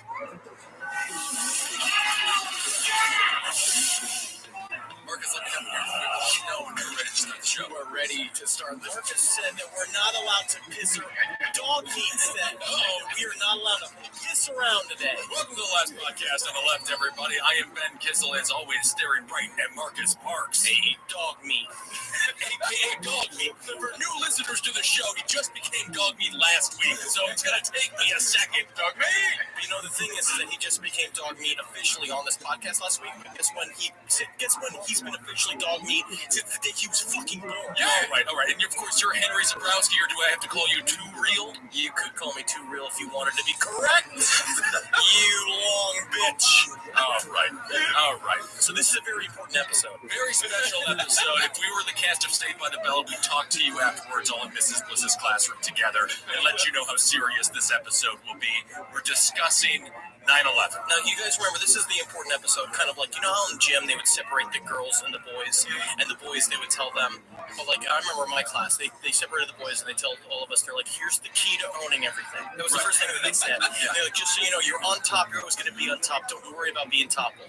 We all high-fived each other, and then we all showed each other how we could be standing up. Is that what you guys did? I was always sent to the Yeti room, and I was just there alone, and they would say, turn the lights back, on and off. The federal, yes, you are young Yetis. One thing you must know is, number one, always be hidden. Never be seen. Never be seen. Do not take a picture even once, because I don't even know why. And fish are in rivers. I love a good river full of fish. No, today we're doing a very serious episode. Yes. These are the facts as the mainstream knows them. Yeah, this is going to be going through. So for all the people who want to discuss the conspiracy theories, we'll be getting to that. Yeah, this is the event itself. That's Did we even say the term? We're covering September 11th, 2001, the events of that day. Right. But we're going to discover, one thing I will say about conspiracy thought is that that it's a conspiracy video when they call it September 11th, 2001, and not 9/11. It's very specific to the way they set it up, because they want you to know that it was just a day. It was a day in time. 9/11 is the brand, and I really do believe that. I think today we are going to be covering the hard facts about just the day, and the hijackers that committed this deed. This is a very upsetting topic, of course. The one thing we wanted to talk about at the very beginning, if you really want to do this episode right and you are home and you've got nothing to do and you really want to just ruin your fucking day, watch 102 Minutes That Changed America. It was a History Channel documentary, and it is all found footage from that day, people who recorded the events. Right. If you think Cloverfield is a horrific found footage movie, you're going to be amazed at 102 Minutes That Changed America. I definitely the most horrific found footage film of all time. I watched it with my heart in my throat.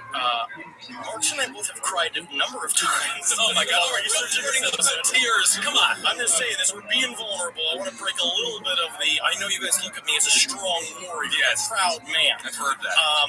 Impenetrable, cold, but also important in his stance, like Atticus Finch. But this is a very vulnerable episode for me. You guys, what happened 9/11, the brand that is known as 9/11 is becoming conspiracy hub. It is our generation's JFK assassination. They did the same with the JFK assassination. Every single school of conspiracy thought dumped something on it to get involved in it. 9/11 is no different.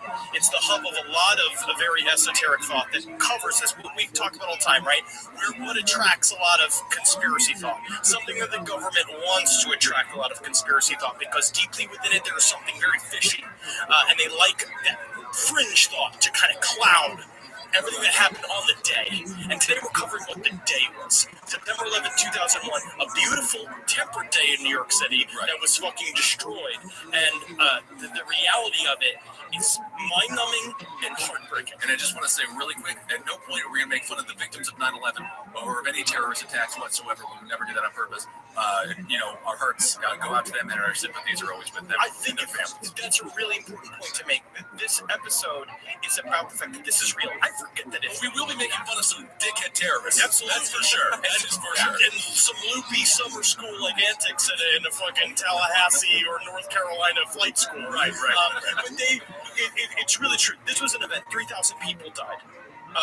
Truly innocent people, janitors of the world. I mean, just as innocent can be. If you look at the world, yes, there have been horrific events all over the world. This is just one. Yeah. The difference between this event and many other events is how much it was covered by the publicity and people on the street filming it. This was like what we talked about with Columbine. We already said before how Columbine was the micro event that changed America, and then 9/11 is the macro event. This is the thing that was just from minute 1 to minute 99.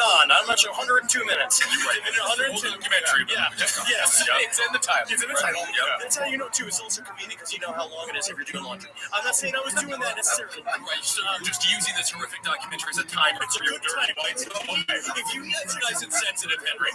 If you're trying to measure out 102 minutes at a time, just watch all of the footage of 9/11. Right.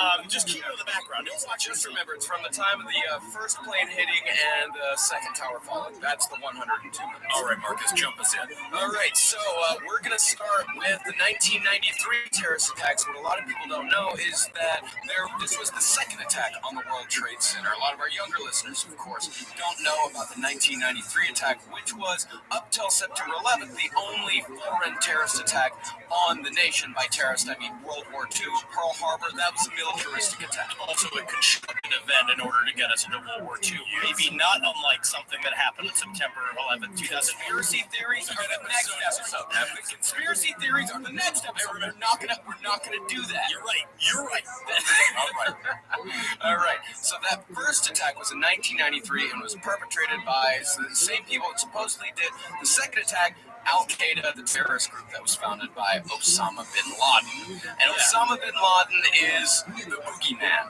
Osama bin Laden has been America's boogeyman for, 15, how long did it take? 12 years? We got him! We got him! We won! Of course, but the U.S. funded Al-Qaeda for many, many years as they fought the Russians over in Afghanistan. It's a very interesting relationship that he's had with the U.S. And the U.S. basically armed the Taliban, a.k.a. Al-Qaeda, and So Osama bin Laden wasn't always public enemy number one. As a matter of fact, the Bush family is very, very close with his family, and of course, his ties go back for generations. And absolutely, and as everybody knows, from the years 2001 to 2007, he was played by Tony Shalhoub. Oh, I love him. He's quirky. Yeah. So on February 26, 1993, 6 people were killed when a rented van loaded with nitrate hydrogen was set off in the basement. And this is amazing. One of the terrorists that were arrested, he was arrested when he went to retrieve the $400 deposit he had left for the rental van that they used in the attack. A bit of a cheapskate. Yeah, exactly. The problem, he would have just been known for the fact that he was the funny guy who slipped on a banana peel walking into the rental office when he was to get the van, He was like, whoa! And he was also carrying a bunch of plates full of messy food. And then after he got the deposit, right before the cops got him, he just walked right through a plate glass window that 2 movers were carrying. Well, you gotta give him some money. Give the guy a payout. So in all, the explosion killed 6 people, injured more than 1,000, and caused nearly $300 million in property damage. Remember, that was the first and only major foreign terrorist attack on U.S. soil until September 11th. So that was... You keep our borders up. You can't get up in here. They did when? It's an airplane. What's September 11th, 2001? Airplanes go up way high. Damn, I gotta change over that sign, because that was the thing, is that we had that, 0 days, 10 days since, since an accident in Mexico. Yeah. So out of the 19 hijackers on September 11th, 15 of them were from Saudi Arabia, 2 were from the United Arab Emirates, and 1 was from Lebanon. And the face of 9/11, Mohammed Atta, the most intimidating looking of all the terrorists, was from Egypt. Not a single one of these guys was from Afghanistan. Remember, Afghanistan was only the place where Al Qaeda was based. These guys were not Afghan. I like him. Nor were they Iraqi. I like him because you can't misspell his last name. Atta. Either way, forward or backwards. Yep. Same thing. Also, very well cast. You want to get conspiracy theories with it as well. Very well cast. Next episode. Group of headshots. Next one.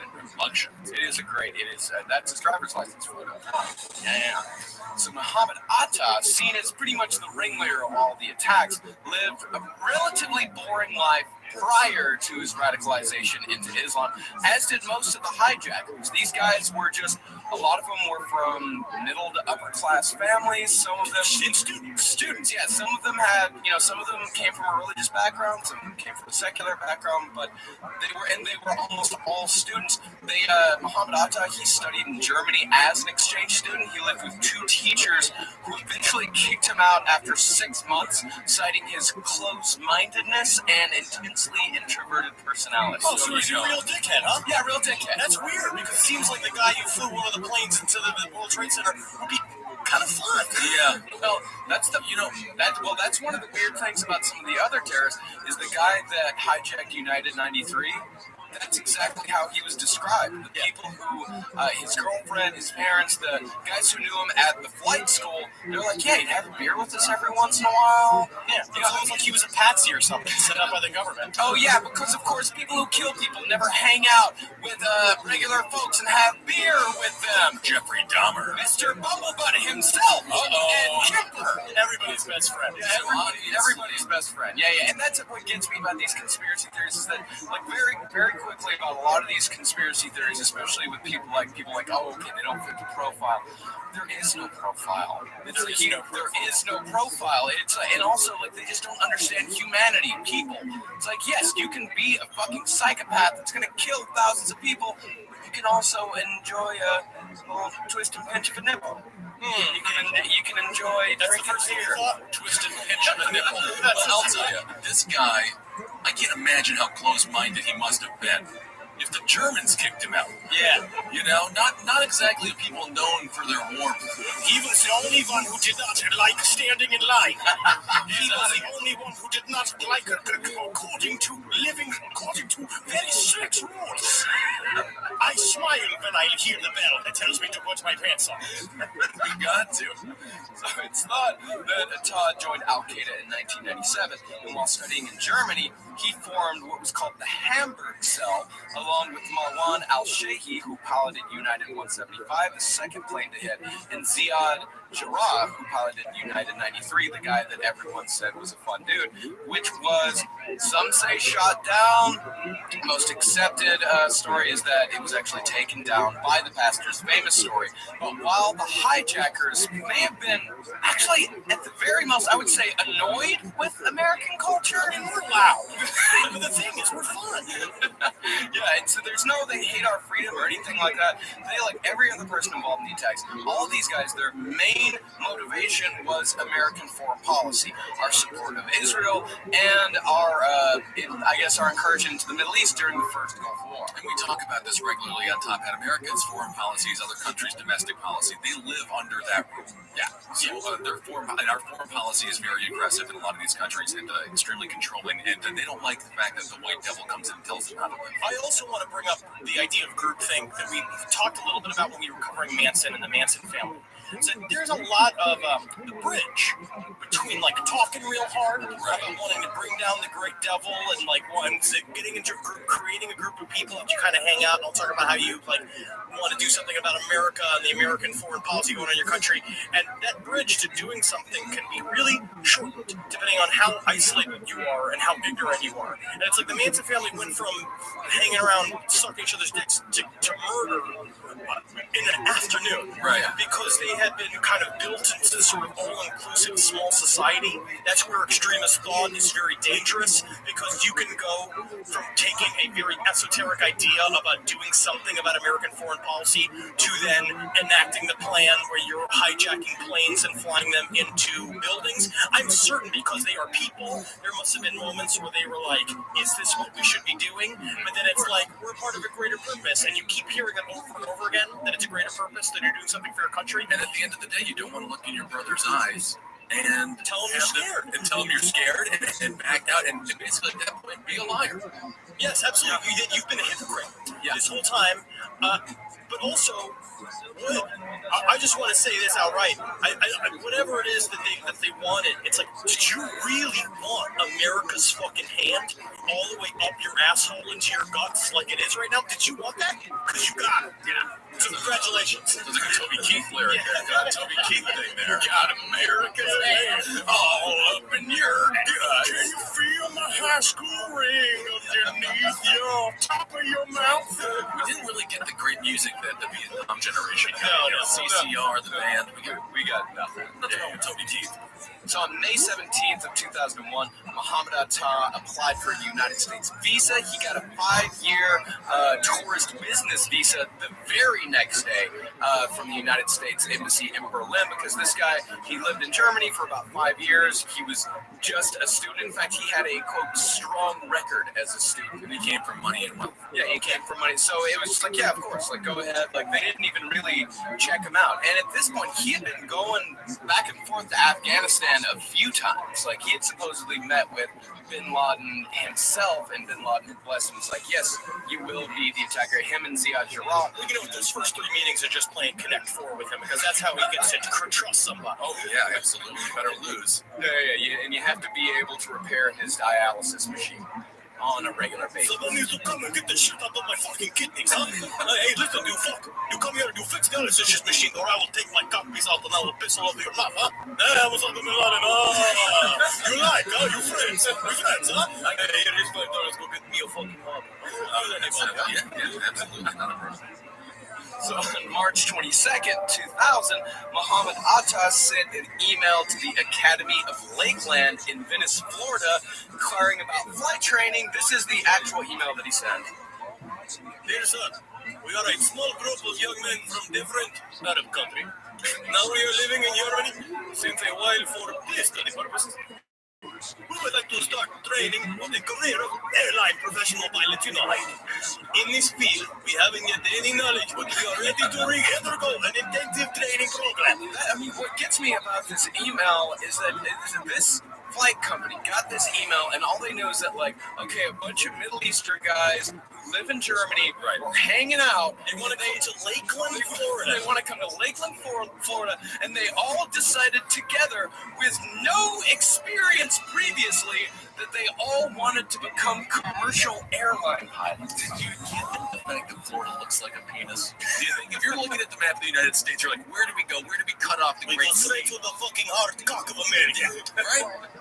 But I will say what is very interesting is that was the final plan. That was what got them in the door, got them the flight training that they needed. One of the failed plans that Atta attempted in order to get them trained as pilots is that Atta was watching American television and saw the dude, this is totally true, so the dude with the question marks all over his suit, what's his name? Matthew Lesko. Matthew Lesko, saw him on TV, bought his book about how to get free money from the government. He wrote this big application saying he wanted to finance a crop dusting chemical tank. Like, they were going to get together, we're going to develop this new thing. He met with a loan officer from the government. He got that far. The book works, right? You can be a 9/11 terrorist and get free money from the government, right? He showed up to the loan officer's desk, and she was like, no, because all of the science was wrong. It was like the whole application was filled out badly. She's like, no, I can't do this. But she was like, I want to help you kind of get to the standard, like, we want to help you maybe come to America, though. You're a good student. Like, what are you good at? And he, apparently, Otto was obsessed with a picture she had on the wall of the Washington Monument. He was like, I want this picture. She's like, okay. And she's like, what are you even talking about? He pulls out a wad of cash the size of a softball, is what she said. He peeled off bills, and he was like, how much for to buy the picture? She's like, well, you could just get like a postcard of it. And he kept pointing us stuff. He's like, Pentagon. This is what the Pentagon is here, right there. She's like, yep, that's it. He's like, what are security measures at the Pentagon? And right, she was like, I don't know. Loan officer about the security measures at the Pentagon? So was asking questions about security operations at the World Trade. And then he was like, what about in Chicago or Los Angeles or Seattle? And she's just like, I don't really know how to answer those questions, but I'm sure we could get you a pamphlet. Before you go, now what book did you read? Lesko? I gotta get that Lesko book. I want to kill all of America, except for men with question marks on jacket. He's fucking pretty cool. Also, I like that fucking Aaliyah. Aaliyah's a very good singer. She doesn't play grass. We don't talk about that. That's sad. She doesn't play grass. All planes must be destroyed as well. Might have been when sent him over the edge. And of course, a question mark sort of looks like a 9. So if you think about that. No, I've never thought about that. Okay, very good. No one's ever thought of that. No, because I'm not the boy from the strange incident with the dog at night, that autistic boy from that book. It said that the hijackers were quite difficult students, unable to follow directions, and would get very angry at tiny little things. Especially when they would have two guys stand like next to each other, standing up all the way really straight, and then one guy would go, here I come, what a guy's landing, and they're all like, It's like their act outs are very funny. Right. Good improv.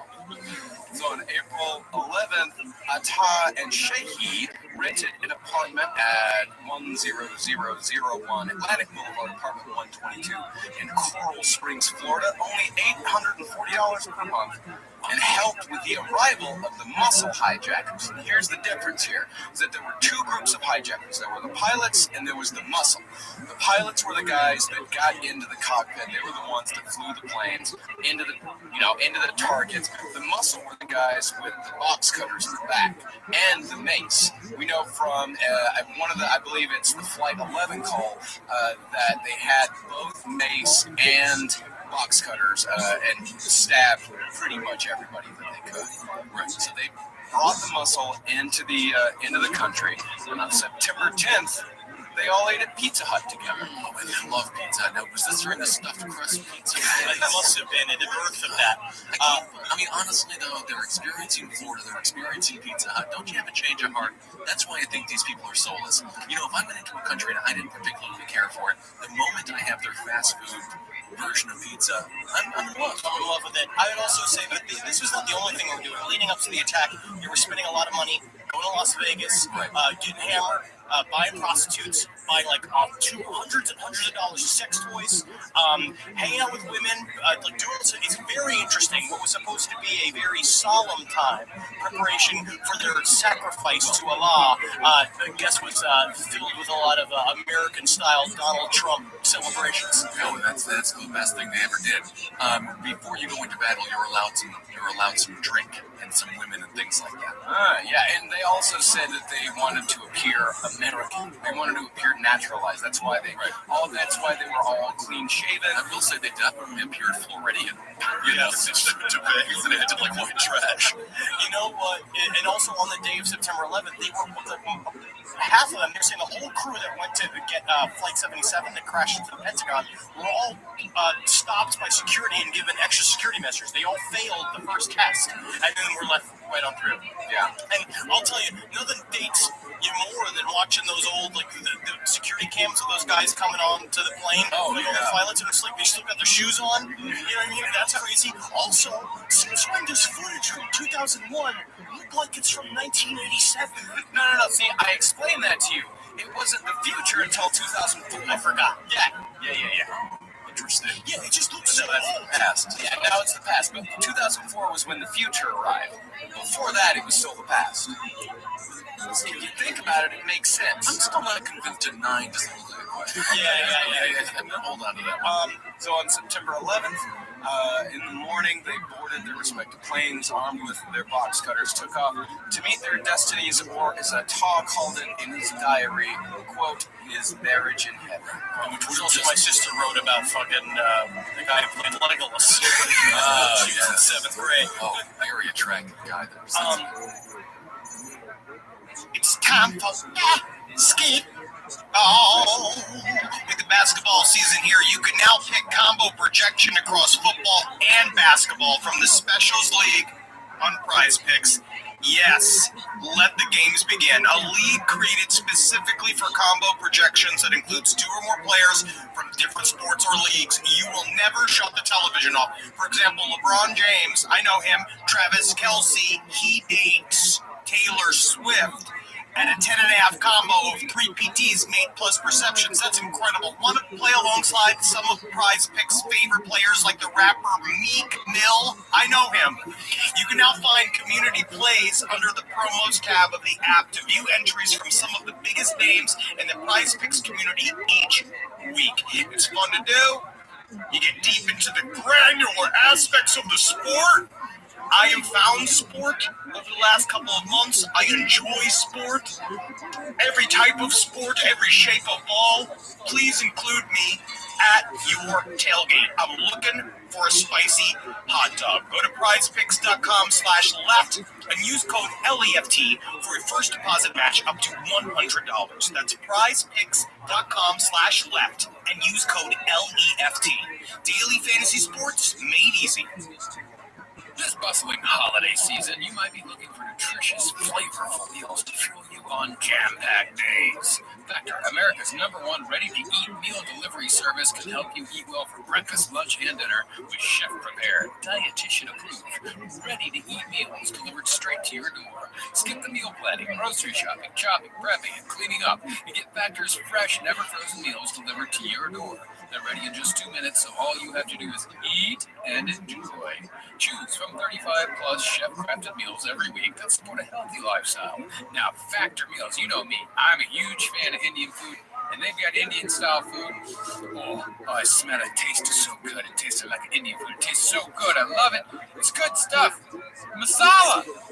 Head to factormeals.com/left50 and use code LEFT50 to get 50% off. That's code LEFT50 at factormeals.com/left50 to get 50% off. So now, I think we've reached the end of, like, how much we can joke around on this podcast. So, just so you know, it's a little serious from here on out. Yeah. Because we are now waking up in the morning of September 11th. May I just ask the question, where were you? What were you doing on 9/11? This is the day to your analogy earlier about JFK, but this is even larger than that. Everyone knew where they were when he was shot. I was personally waking up in a hungover stupor, missing class, from a phone call in Menominee, Wisconsin, from my mother asking me if I was okay if Menominee was the next target. As if they were like, we're going to UW's down, we're blowing up Ben's dorm room. Oh, we gotta blow up Rumples. I hate how they got free wings on Tuesday and girls' night on Fridays. Swear to God, everybody in small town Wisconsin thought they were that. Like everyone around the country did. You know, Oh, yeah. No. I know Ed Larson from the Roundtable Delman and the Brighter Side. He said he just sat and stared at the Capitol building in Tallahassee because he was convinced that the terrorists were coming after Tallahassee next. to be fair, he would have been doing that anyway. Yeah. Also, Eddie wanted to join the army right after. Oh, yeah. Thank God you guys convinced him not to do that. Yeah, you'd be like a senator right now or some kind of lawyer or something. I was senior year of high school, and I remember watching it in my English class. And it's that fucked up thing when I first saw it. I was like, "Oh man, this is like an action movie." Oh yeah. That was like my first impulse. Yeah. And then it wasn't until afterwards when you realized like, how real it was. You know, we're just so used to it. You so watch an action, you don't see something like that all the time. Then all of a sudden you see it happen, and you're just like, it's shock. It's crazy. My brother's husband was right down there. He had to hide in the doorway. So many people. Yeah, so many. Yeah, it's one of our new guys here at the station. He was 11 and was downtown going to school, and he saw both lanes. It's unbelievable. Yeah. So let's start going through the timeline here. 7:59 a.m. Flight 11 takes off from Logan International in Boston. 92 people. 8:15. United 175 takes off also from Boston. 65 people aboard that plane. At 8:20, 20 minutes after Flight 11 takes off, this flight attendant named Betty Hong calls ground personnel. She actually calls the flight desk, the reservation desk. That's the only people that she can get a hold of. She calls the reservation desk and tells them the plane has been hijacked. She says mace has been used. Two flight attendants have been stabbed and are bleeding out. The pilots have been stabbed and are bleeding out. The hijackers have barred themselves in the cockpits. 8:20. 1 minute later, American Airlines Flight 77 takes off from D.C. And this is also very interesting. What they talk about on the planes is that every one of these planes were only filled to 30% capacity, which is very interesting. And also they figured out how to shut off the transponders on these planes, which is like technically they didn't have training to do, and they disappeared off of radar. Yeah, which is also very suspicious. I mean, turning off war games exercises. Yeah. And stuff. I mean, turning off a transponder, you put a box cutter to the throat of a pilot. He'll tell you where the transponder is. You know, pilots. That's just weird because I just thought all pilots were kind of like on a base suicidal. No, different. Oh, the opposite. I always thought they were sort of Harrison Ford. They like to hang out with large, hairy creatures. So that's a whole different movie. Little quick note though, Boston 850 flight Seth MacFarlane, the creator of Ted and Family Guy, was supposed to be on it, but he overslept. Yeah, Mark Wahlberg also supposed to be on that flight. Yeah, I love Mark Wahlberg. We wouldn't have had Ted or Ted 2. Yeah, the sliding doors world. Yeah, we wouldn't have had American Dad. Oh my God. So at 8:24, Mohammed accidentally makes a transmission to air traffic controllers instead of making the transmission to the people in the cabin. Right. And we talk about these very serious things, but they have bloopers. But when Bundy would misplace his wrench, or his. Yeah. They're all. These are those weird human moments, right. Like those weird kind of humanizing moments that it's like, oh, it isn't an action movie. You can imagine his reaction would be like, oh shit. Fuck. And then they have a good laugh about it, like, do you remember when you almost fucked it up? Yeah, good. Okay, let's go do 9/11 now. That's crazy. Yeah. He said, nobody move, everything will be okay. If you try to make any moves, you'll endanger yourself and the airplane. Just stay quiet.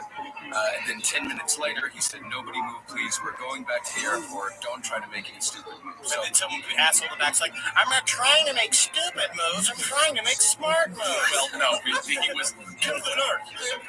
Heroes. A lot of those planes were heroes. So as far as the people on the ground were concerned, this is still a hostage type of situation. These guys they're not scrambling jets or anything because the people on the ground are like, okay, these guys have a bomb. There's some sort of it's like those plane hostage situations that used to happen all the time in the 70s. And we will talk in further detail next episode about the war games that were being played during this time. Vigilant Guardian was being done. Another thing called, what was the other one called? The Fulcrum? That's only that, yeah. Get into all that. Yeah. So all these people on the ground, they're thinking, okay, let's not scramble the jets just yet. This is a hostage situation. We don't want to spook them. Let's let this be for a second. But what you also realize is that everything that happens extremely fast. All of this happens between the time that they hijack the flight and get the first plane, less than 20 minutes. Crazy. So 10 minutes later, the plane's transponders turned off, makes it pretty much invisible to air traffic control. And people always ask, why can't you turn transponders off? Pilots turn the transponder off every time they're on the ground because it interferes with radio traffic. So a pilot turning on and off the transponder is as natural as anything else. It's something that they do multiple times every day. I am very confused. It doesn't make the plane like the Wonder Woman plane. And I'm not a scientist or a pilot. So it does take them about 20 minutes. And in 20 minutes, the FAA, they contact NORAD, who scrambles jets to locate tail flight 11. But not one jet can even get off the tarmac before the first plane hits. I mean, 20 minutes is that's so quick. It's unreal. Yes. So at 8, You would not even get through an episode of, I've been watching Review lately. I'm a big fan. It's a good show. Thanks. Good show. I would also say, but that's technically our government had been preparing for this. That's where the lies come in later on when they say that we were never prepared for planes to fly into the World Trade Center when they had actually already planned for the thing over and over. It's next episode. Yeah, I'm just saying. It was a possibility. Hey, I'm not going to say I've been screaming in an apartment for 5 days about what the government has done. I'm not going to say that I've been balls deep in raw news footage for 5 or 6 days. I'm not going to say I spent 4 hours at the 9/11 museum yesterday. I'm not going to say that all of my dreams have been horrific or confusing, like that dream that I have where me and Miley Cyrus wrote a 9/11 musical together. How's Carly doing, your girlfriend? We had a big fight last night. Cool. Yeah, because I'm dead inside. I've been kind of hollow and not talking at all. And we got mad at each other because I didn't think she could, quote unquote, handle it. And she took that as an insult, which rightly she should. It's cool to date us. I was thinking, the TV show I was thinking that was According to Jim. Oh, no, 22 minutes. According to Jim. I can't believe all of 9/11 happened over one episode of According to Jim. Jim Belushi should have never been famous. So at 8:42, Flight 93 takes off 40 minutes late. And this is extremely important because all of the flights were coordinated to take off at the same time. They were all supposed to take off around 8 a.m. Or at least within like 10 minutes of each other. And this one takes off 40 minutes later. And this is Flight 93. This is the one that crashes outside of Shanksville, Pennsylvania. And the fact that this plane was late is the only reason why it did not crash into the Capitol building. That is the only reason why. If that flight would not have been late, they would have destroyed the Capitol building. Because we know, Khalid Sheikh Mohammed, who was one of the architects that we captured a couple years afterwards, that's what they asked him what was the fourth target. Capitol building. Yeah. So that would have been completely destroyed. Again, not Menominee, Wisconsin. No, Menominee, Wisconsin. Never once, not Lansing, Michigan. No, not Troubadour, Texas. No, not even Troubadour, Texas. So this is when it starts getting intense. 8:46 a.m., first plane crashes, takes 7 floors of the North Tower. It takes from 93 to 99. While the plane disintegrated instantly, passengers from the plane were thrown out and landed on the ground, still strapped into their seats. Now, this is when they first thought, when it first happened, everyone thought, of course, it was an accident. Yeah. So they reported it like it was an accident. It was some kind of pilot error. And you had called there was a baseball player who flew a single-engine plane into a building a couple of years following. Yeah. So these things did happen. Yeah. I mean, this was the biggest one of that. This was probably the biggest bumble. Well, no, there was a plane flew into the Empire State Building in 39, 40. Yeah, it's not unheard of. Yeah, it's not unheard of. Yeah, but that's when planes were made out of like balsa wood, and it just had a guy with a big rubber band attached to, like, he would be doing a bicycle for the fucking propellers to spin on the side of it. Right. I love your vision of the 40s. So the wingspan of this plane, half a football field long, and the wings of the plane loaded with almost 10,000 gallons of jet fuel. And most of that fuel is still in it again, such a short trip. Yeah, such a short trip. So Marsh Inc., they were a company that was located on floors 93 to 100. That was the location of the impact. They lost 295 employees and 63 consultants instantly. While 5 floors above, Cantor Fitzgerald LP, they were an investment bank. They were on floors 101 to 105. They lost 658 employees in the ensuing fire. Well, that reminds me of a time I was working in that finance district with a guy for a headhunting agency. I had sort of conned my way into this job. These are the events that like literally made some of these Wall Street traders into like Vietnam vets. Right. And I met one of these guys who was this guy named Will Stavenhagen, who was a headhunter that I worked for in our office, 3 people in the office, and he was a fucking nutbag. And he used to walk back and forth screaming like, I never want to see you off the fucking phone. And he was insane. Sounds like Jordan Belfort from Rabbi. He wanted to be like that. Right. And I remember one time we all go out for drinks. He's like, everybody get the fuck up. Get the fuck up. We're going out for drinks. It's Friday. We're going to go out. We're going to fucking relax. And he was, he's insane. Yeah, Jeremy Piven from PCU. Go to sleep. And so we go to a bar across the street, and I sit with him. And at this time, I'm in full hippie phase. I have like a 6-inch long fucking like goatee. My hair is really long. I had like I was just like all high, like just like all the time, all high, 100% high. And he bought us he's like shots, good shots. He said he's just like it's 2 shots, and I was just like, yeah, I did kind of so what brought you into this thing? And he's like, all my friends died in 9/11. Great. I just took the shot and he's like, cool. Yeah. Cool. I want to be a sketch comedian. No, these guys like, imagine that.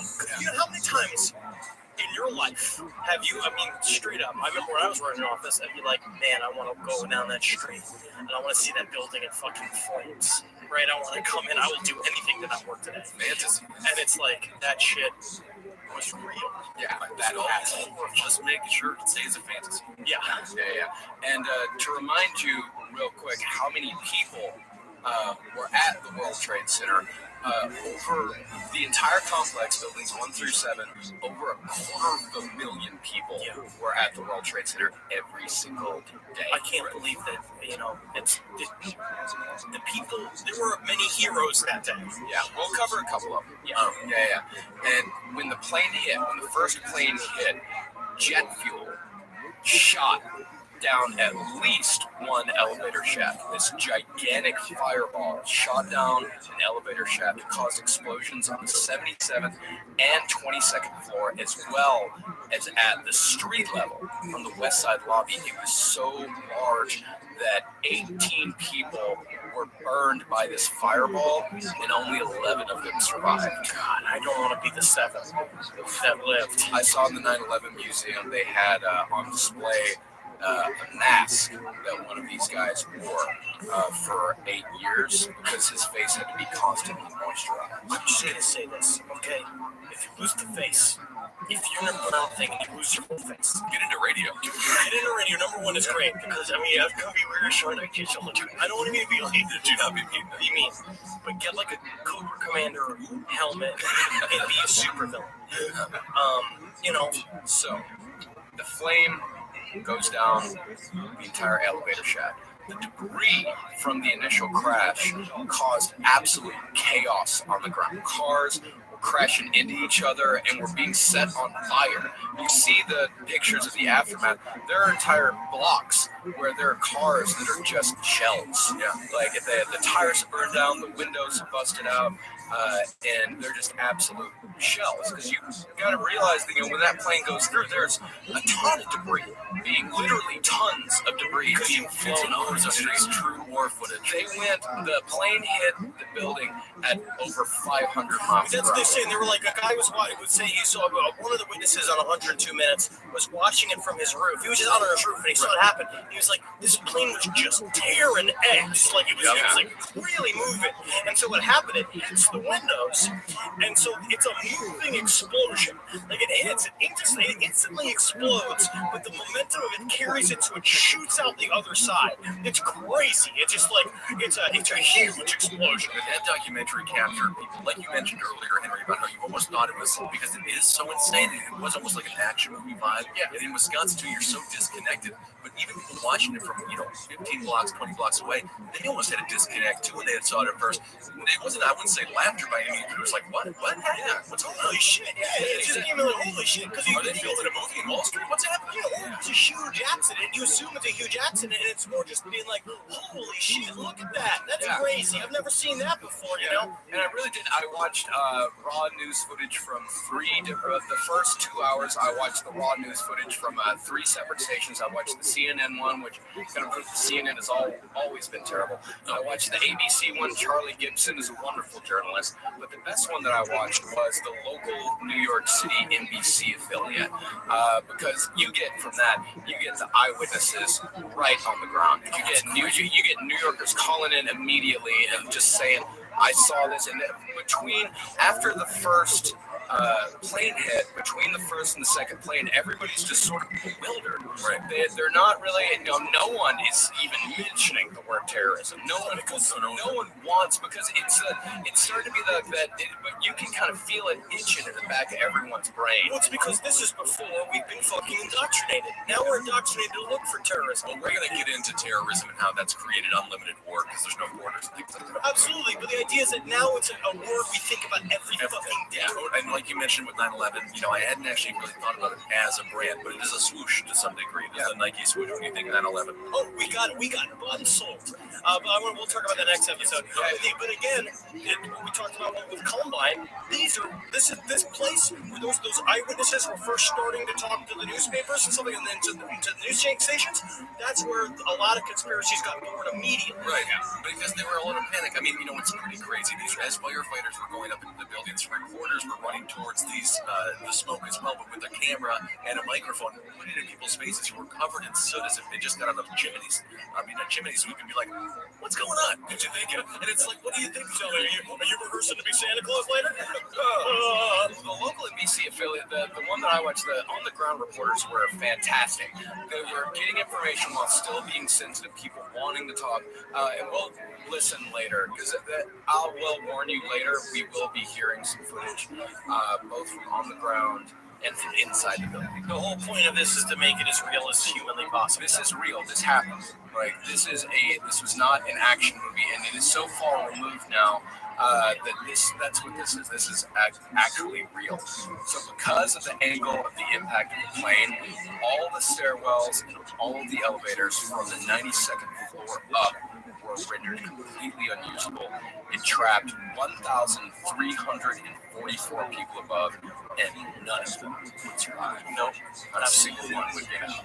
So the people in the towers, both above, both below, and in the second tower, knew nothing. This was pre-ubiquitous internet, and because they felt it up. Of course, they felt it up above. They felt the tower sway. Yeah. They felt the tower move and then snap back into position. But the people below it, because of the way these buildings are built, they're built to sort of like the wind and stuff like that. They did not feel it.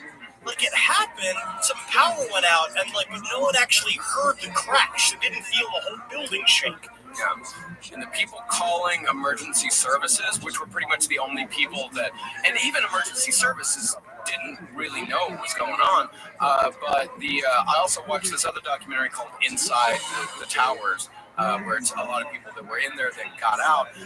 And this one woman said that she called up emergency services, and emergency services was telling them, you're in the first tower? Yes, Port Authority.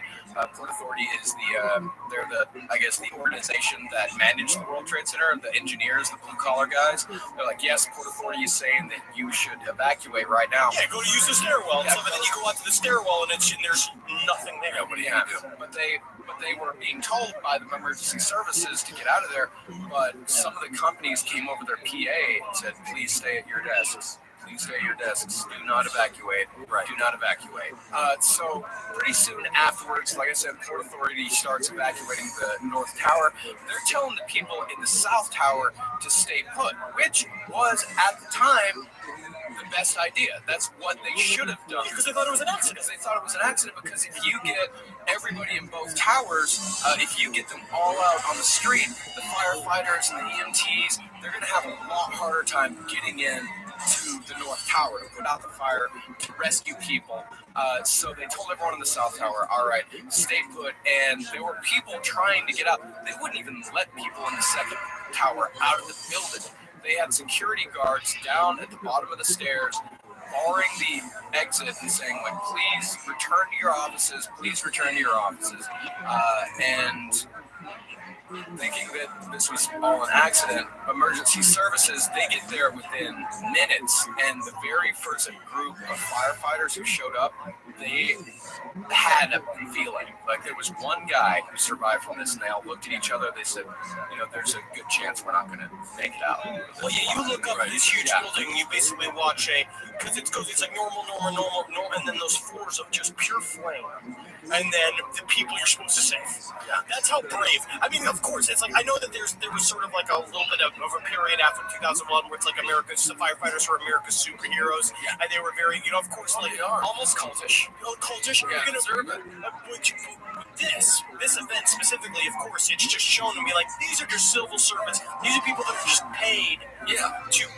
It's a job. Firefighters don't write tickets when you have to go into the, into the grocery store really quick. They don't give you a fine if you're drinking a beer on the street. But I'm also going to say, is save people's lives. But there are a lot of police officers that also lost their lives in this, and it's like now we're in this sort of weird situation and a weird relationship with authority in America right now, according to, you know, with like what's going on with how police officers are trained and how they're acting. And it's important to remember that they are men, and there's a lot of women, and they're humans, and they're sacrificing stuff for yourself. We'll get into that in future episodes. In '93, they militarized the police because of the war on drugs. Obviously, after 2001, the war on terrorism, the police got remilitarized, and that's why we're having situations that we're having right now. That's when they started giving them tanks. Right, exactly. Even Stevens Point, Wisconsin, for example, my hometown, my little brother just called me. They got a brand new tank. Nothing has happened in Stevens Point, Wisconsin. I think somebody stole a jar of Smuckers.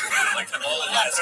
They just filling it with they're just filling it with brats. Yeah, pretty much. It's a good cooker. It's a good cooker for July 4th because basically these police forces, if they don't spend the money, then they get their funding cut. So they're like, we want millions of dollars next year. Let's buy a tank. Yeah. So out of that first group, they all acknowledged they're probably not going to get out of there alive. They all shook each other's hands, went up the stairs. Only one of those guys survived. This is when it starts getting really intense. The jumpers. The jumpers start about 15 minutes after the first plane hit, and people on the ground, they said that the bodies hitting the ground sounded like sacks of cement. Like it was such a deep thud. And the myth that a lot of people have about jumpers from buildings, the myth that a lot of people have is that, you know, you lose consciousness before you hit the ground. That is not true. They weren't traveling fast enough. Yeah, these bodies, they were traveling at a speed of about 150 miles per hour, which is enough to cause instant death, but not enough to cause them to lose consciousness. Because it cut to them. Remember when you watch a lot of the people in the street footage of the tower, where they were going up World Trade Center, and you could see people waving shirts above the attack line, above the fire line, where people waving shirts from the top, and they were kind of chained together. They were smashing out the windows, which was a bad idea. Which was both a good idea and a bad idea. It was a good idea for them because the heat's moving upwards, cooking them. They were trying, but the thing is that the oxygen came rushing in from the broken windows, feeding the flames underneath them. And I literally was watching on 2 minutes, and one of the people recording the building was like, "Oh, look, it's paper. Look, paper's coming out of the building." And then someone says like, "Wait a second, I think that's a person." It was falling too fast. Yeah. And then they were like, caught it, and then they were like, "Oh my God, that's a person," and they freak. Yeah. And I had I closed my laptop. I'm like, so I almost like threw it across the room. And so it was, it's kind of crazy because it's just one of those things. Right? The reason why I bring it up is it just showed like Those are the moments of real claustrophobic panic that happen that's what's real about this. That whatever 9/11 was used for afterwards, in terms of like politically and on a global scale, is one thing, but this is the micro fucking tragedy. It's this kind of shit. These are the humans. Like, you gotta remember that these were all humans. So at 8:50, President Bush, of course, we've all seen the famous footage. He's listening to a group of kids reading a book called The Pet Goat in Sarasota, Florida. Very ironic name. Very yes. He's told Baphomet, if you want to get into that. It's not Baphomet. It was teaching the children about Satan. That's part 3. The world's most dangerous book. We'll talk about it. Yes, we will. So he's told that the second plane is hit, and he knew on the way at the elementary school, he'd already been told that the first plane had been hit. But he says that he had watched video footage, which would have been completely impossible because it wasn't released until that after the actual footage. Yeah, well, he's not the most eloquent person. Yeah. So he waits a full 7 minutes before making a move. I mean, he wanted to hear how the book ended. Yeah, that's a good point. And then afterwards, he disappeared for most of the day, and we'll talk on the next one about what, personally, my belief. Where did he go? 9/11. What was he doing? Dick Cheney was the president on 9/11. Dick Cheney was the president. Absolutely. I mean, and then he did have to catch up on episodes of According to Jim. Oh, yeah. So in later interviews with President Bush about the day of September 11th, a lot of his responses, you can tell, at least when he's talking about when he saw the footage, what his first reactions were, it seems scripted. It seems like someone has told him, like, okay, this is what you say, or at least this is what he's prepared for himself. It's like, this is what, because he's not a very good off-the-cuff speaker, so he's like, this is an important. No, and you cannot fucking bungle up today, George. Exactly. Well, he did a great, I thought he did a good job with the loudspeaker there at the end. But, yeah. So he is like, okay, I can't mess this up. I have to have a prepared statement for when people interview me about this. But later on in that same interview, when he's talking about the aftermath of 9/11, what he had to deal with afterwards, he said something like, this is, I think, one of, if not the most telling sentence about the entire Bush administration. He said, I never campaigned that I could handle being a wartime. Of course, but when you bring on Rumsfeld, when you bring on Ashcroft, when you bring on Cheney, you bring the biggest hogs. H.W., his father, hated these guys. He told him not to bring him into the administration. Rumsfeld immediately said Saddam had something to do with it. And Bush ran a campaign to be a compassionate conservative who cared about education. Yeah. And he's the perfect pawn for 9/11. So at 9:02 a.m., 17 minutes after the first plane hits, Port Authority officially orders the total evacuation of both buildings. That's when someone, again, gets a little itch in the back of their head that says, like, okay, something's wrong here. Up to 14,000 people are already evacuating when they make this call. And 1 minute after they make the call to evacuate both buildings, United 175 crashes into floors 75 to 85 of the South Tower, much lower than the first. And you can see on 102 minutes is that the streets of Manhattan just go insane. Because they realize, this is terrorism. Right. Yeah. This is on purpose. The guy that, Jose, that we just hired here, I said earlier that he was 11 when he saw it. He was there with his older brother, who was a teenager, when the first plane hit. They started walking towards it, right? Because it was a curiosity. It was like, let's go see, let's see what's happening here. And he said when the second plane hit, they just instinctively started running in the opposite direction. People were freaking out, and I saw it live. I saw the second plane hit live. And that was insane. That was insane. Yeah, it was absolutely crazy. In fact, we're going to start playing stuff. Now we're going to play some video clips. This first clip is from the people on the ground. This is real reactions from people. This is a bunch of, this is just NYU students uptown.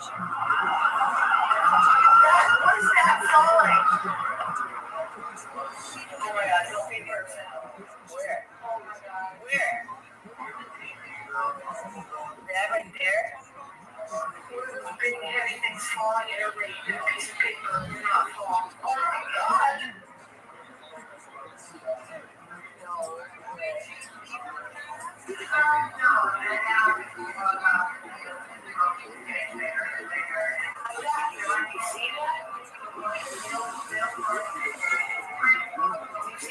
I've seen it. I just, I mean, who's to say it's not a good share?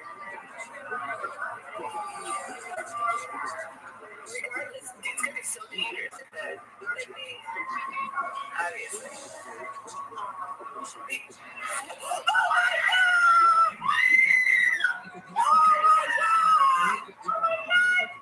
Oh my god!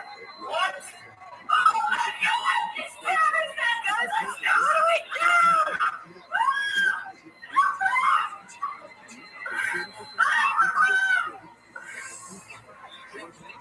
I love streaming movies and shows. I need my connection to be reliable, especially when I'm watching them as I drive or as I'm working. It's important. I gotta stay connected. Xfinity's gonna help me connect to the moments and experience that matter most. They're on the television.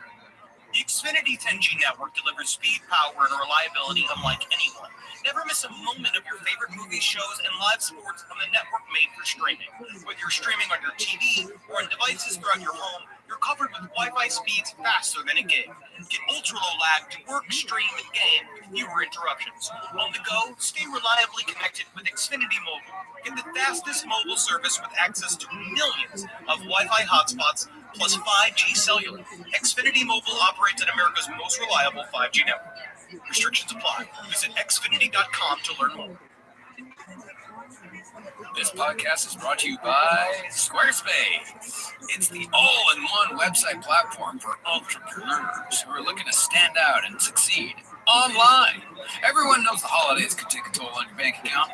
If you're looking for a creative way to increase revenue, give your family and friends the holiday treats they deserve, then you need to get started with Squarespace's new feature, Squarespace Courses. I mean, I can teach a course on podcasting, and maybe I'd give it a go. Squarespace has the tools you need to create and sell your own online course. Start with a professional layout that fits your brand. Upload video lessons to teach techniques and skills. And tailor your course with the powerful built-in Fluid Engine Editor. Turn your creativity into income with Squarespace Courses. Head to squarespace.com for a free trial. And when you're ready to launch, go to www.squarespace.com/left to save 10% off your first purchase of a website or domain. That's squarespace.com/left. So you can definitely tell the mood changes. Yeah, the mood changes from this kind of detached, right? Like, you know, maybe it's some chairs or something like that. Like it's just sort of, you know, it's like, oh man, it's got to be so dangerous. Like it goes from, because you talk to a lot of people, and a lot of people on the street too, and a lot of people in these videos, they're just like, oh my god, like look at those people, like, truly empathetic. Like, looking at these people, I feel like that's a true, to be honest, a measure of New Yorker's character, because one thing that we got is like there is a sense of Schadenfreude in New York, right? Where it's like, you know, like seeing somebody else's misery a little bit because we're all kind of miserable. But there's also that other thing of like a great sort of like commiseration of like, you could imagine yourself having gone all the way to work, right? You know, an hour commute all the way to work, and then this shit happens. Where it's like, even because at that point it's just an accident, and you imagine yourself like up there. New Yorkers are like have a lot of beautiful kind of energy. It's a great spirit here, where it's like you see that a lot with this footage of people being concerned for people in the towers and not talking shit. Yeah. And then I mean, New Yorkers are some of the nicest people in the world because they don't fake kindness. When they're nice to you, you know they mean it. That's for sure. That's why I love the city so much. Like we all saw this on, or I know this guy did, or removed. I mean, New York deals with this. New York dealt with this. I mean, it's crazy to think about. We can watch it and we know the ramifications at a theoretical level. To be there is a whole other story. And again, how do you feel about this, guys? Right? Do you feel like 9/11 and the coverage of 9/11? Because they were saying before, it's like they really were trying to get the facts right. They weren't trying to jump on it. They were filling the air with noise, right? They were trying to cover it as much as possible. But do you really feel like we're looking at before 9/11 and the day of 9/11, we're looking at the last bits of non-staged news reading that has happened since? I feel like the tone of how things are covered and the way when we talk about 9/11 as a brand has been so pervasive over the last like 15 years that we can't even see the forest for the trees. Yeah, I think that 9/11 was, and we'll listen right now to the ABC News of them actually with the footage on the screen. I think it is the last instance of honest journalism. I feel like that is ever attached to journalism. Well, now everything it wasn't just about outrage. Like you would think Sandy Hook there would be some sort of emotional attachment to that. Immediately branded, and immediately in the media used as a political football. That this can be used to argue my point. This can be used to argue my point. What they have done is taken our emotions from us. And we're going to talk about this in conspiracy as well. What they've done, I think a part of it is this, where it's like all of a sudden, it's like how they covered the shooting that happened yesterday of the camerawoman and the reporter, with the cameraman and the reporter that were shot, and the way they immediately sort of flipped it. And they took his footage, and it was like they almost made it better the way they took it off his Facebook page, and they showed the first person footage of him fucking shooting those people, which is horrific, and no one should watch it. And they took that, and then they immediately ripped it out like it was like, and they almost like kind of coyly presented how they took it down. We have since this day we've been watching nothing but theater on television. Yeah, well, of course, television news is never going to be accurately describing the events because they're all paid for by companies like Northrop Grumman and major manufacturers of weapons. And again, who benefits from 9/11? We want to get into that. Episodes, of course. Qui bono. Yeah. Damn it, dog. Let's let too real. Let's listen to. This whole episode's a little too real. Yeah. All right. Here we are. I don't feel that there's any kind of an effort up there yet. Now remember, oh my God. That looks like a second plane. That's just a plane going in. That just exploded. I just saw another plane coming in from the side. You did. Yes, and that's the second explosion. You can see the plane come in just from the right-hand side of the screen. So this looks like it is some sort of a concerted. And that's one thing that you also hear in the newsroom, is you hear them, when it hits, you hear the, oh my God, like everybody just stopping and staring. And then after about 10 seconds, they gather themselves. And they're like, oh, this is like, oh, we have a job to do. Now we have to record it as accurately as humanly possible. Yeah. And then, but also then you get to people on the street, and what's the first thing they said? It's like you watch it too, in 102 minutes, when that second plane hits. And they're, you just got like, it's immediately someone just like, Osama bin Laden. Yeah. They just start saying that shit, and they're like, and then at the Times Square footage that they have, it's people like, oh, Osama bin Laden. Yeah, because we knew, of course they knew, because Osama bin Laden. Setting him up for a long time, if we want to say, if we're looking to cast a villain, we were making him a real. We did set him up. I mean, just chose not to murder him. Yeah, he was also he was a part of the 1993 bombings, and he had also been a part of the USS Cole bombing from 2 years earlier. Absolutely, yeah. Clinton should have killed Osama bin Laden. Yeah, he's our Christoph Waltz from back in the day, the permanent villain. Yeah, I think the media, they were just frankly too shocked to get stuff wrong. They are so careful to not get anything wrong on this. And I think, it was the death knell of good journalism. And Charlie Rose is still out there. Yeah. So 32 minutes after that, Flight 77 crashes into the Pentagon, the forgotten attack, killing 59 on the plane and 125 military and civilian personnel inside the building. On the side of the Pentagon that happened to be under construction, that was also built to withstand a missile attack. Very interesting how it hit it on a very specific side. If you want to talk also about the weird maneuver it made, almost like a military jet pilot, the way it made when it swooped around and attacked. The next episode. Yeah. So, it's hard. Yeah, I know it's hard. I get upset. I know. I've been getting a little upset the last couple of days. So ground crews, they had only found out 10 minutes earlier that Flight 77 had been hijacked. And it's at this point that planes were only grounded in the New York City area. Okay, think about this. There were 3 planes that had so far flown into targets. There were 4 1,000 planes still in the air. Right. They could attack literally anywhere in the United States. They did not know where the next attack was coming from, and that is when the FAA grounded all flights, which took 2 hours to get all of these flights on the ground, which is both terrifying and impressive all at the same time. Because it was still 2 hours where there were flights in the air. You mean tell me I'm not going to see Maiden at fucking Lollapalooza? That's not right, man. Real victims all across the country. Yeah. So when firefighters finally arrived at the top levels, they found that all of the water lines cut. There was no water up there. The sprinkler systems in the office also completely cut. This combined with the heat of an office fire, which office fires are notoriously the hottest of all building fires because they are so much bigger. And you think all these financial institutions, this is 2001, right? This was back when they had entire floors just files. Yeah, just paper. And that burns hot. It could all be held in an iPad today, but yeah, exactly.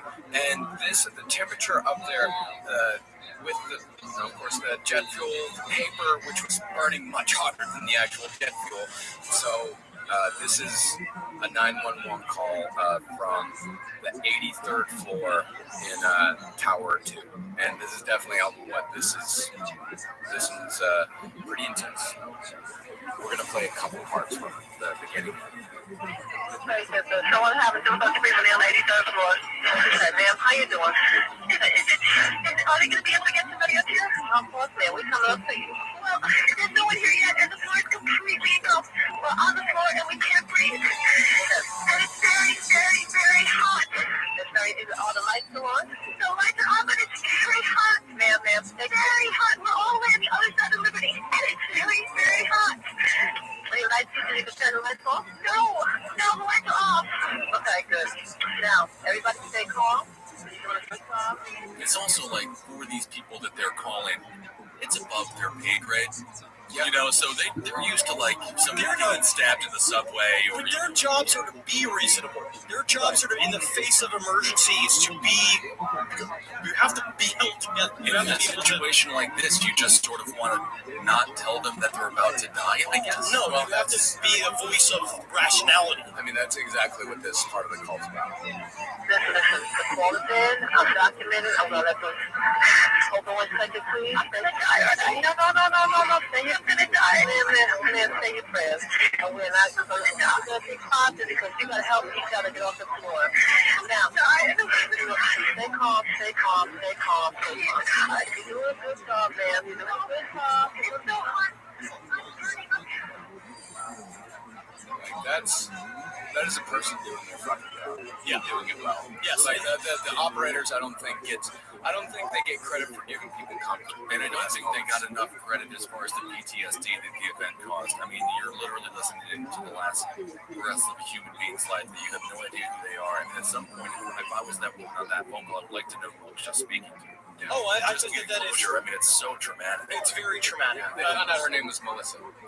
So since there was no water lines for these firefighters to use up there, their primary job became to bust out doors because the impact of the jet hitting, both of the jets hitting, was so powerful. The towers shifted enough to jam most of the doors in their frames, making it impossible to open them up without the aid of an axe. And that's why a lot of people, especially near the areas of impact, below the impact, all the doors were jammed. They were stuck in their offices. They could not get out. Right. There were a few people who were able to find little pieces of drywall that they could punch through. There was one group of guys that were stuck in an elevator.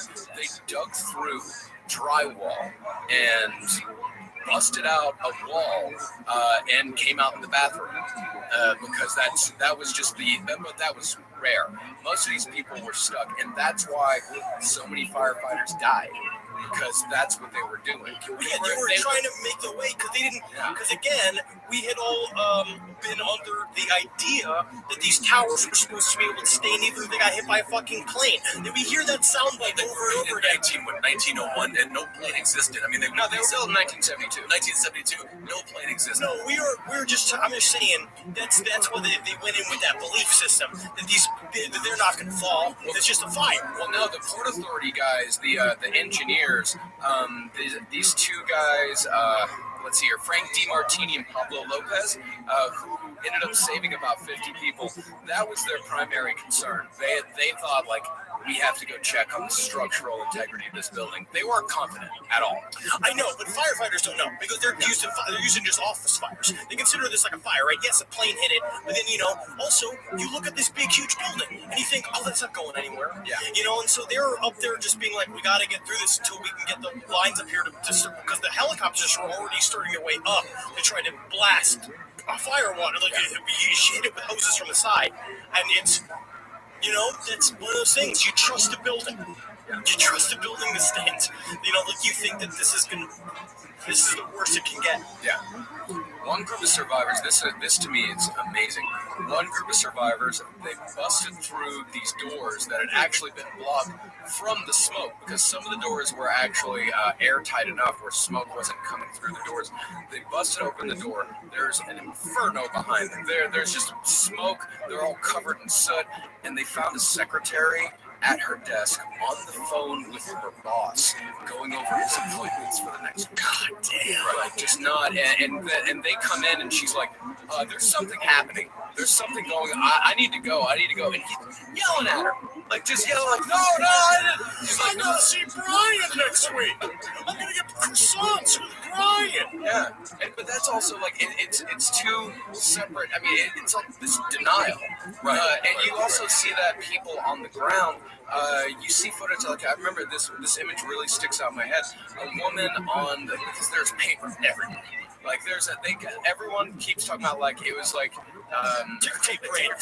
They said that was the first time they saw when the paper first happened. There was a guy in an office talking about paper blowing past, and he's just like, "Oh, it's some kind of parade happening. I wonder what we're celebrating." Yeah, they're making jokes like, "Oh, Yankees win the World Series again." It's just that's what people thought. And there's a woman on the street that is just picking up paper off the ground and calmly shuffling it, and just not in disbelief.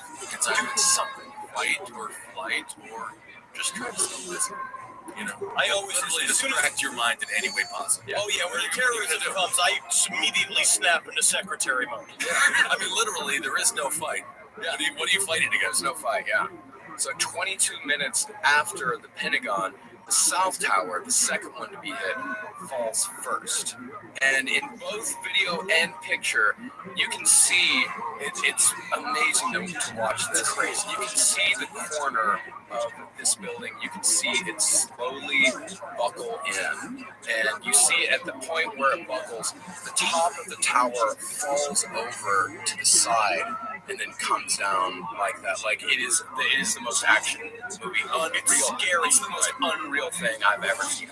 I mean, honestly, when I watched the Avengers movie, every one of those Marvel films, they trash Manhattan. Yeah. And it does make me think, like, when you live in New York, you start to realize that those aren't buildings. Those are like, there's a bunch of people in there. Yeah, I don't know if the Avengers are very good. I think I just kind of don't even want them in the city anymore. They just try. Like, how many thousands has the Hulk murdered? Oh, just so many. And it's like, I know you killed like one really bad guy. Yeah. You killed so many good people.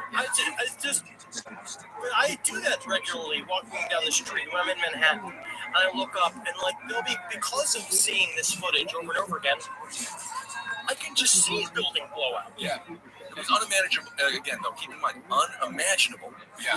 What this would actually look like. Yeah. And I've been sitting and it's such a surreal experience. I've been sitting in this office and we're out in Queens, but you can see the I can walk out of the door right now and I can see the entire Manhattan sky. Yeah, you can see the Freedom Tower, the whole thing. Yeah, I can see absolutely everything. And after sitting here, especially watching 102 and listening to it, how loud it is, and going out there, you are amazed how quiet it is out there.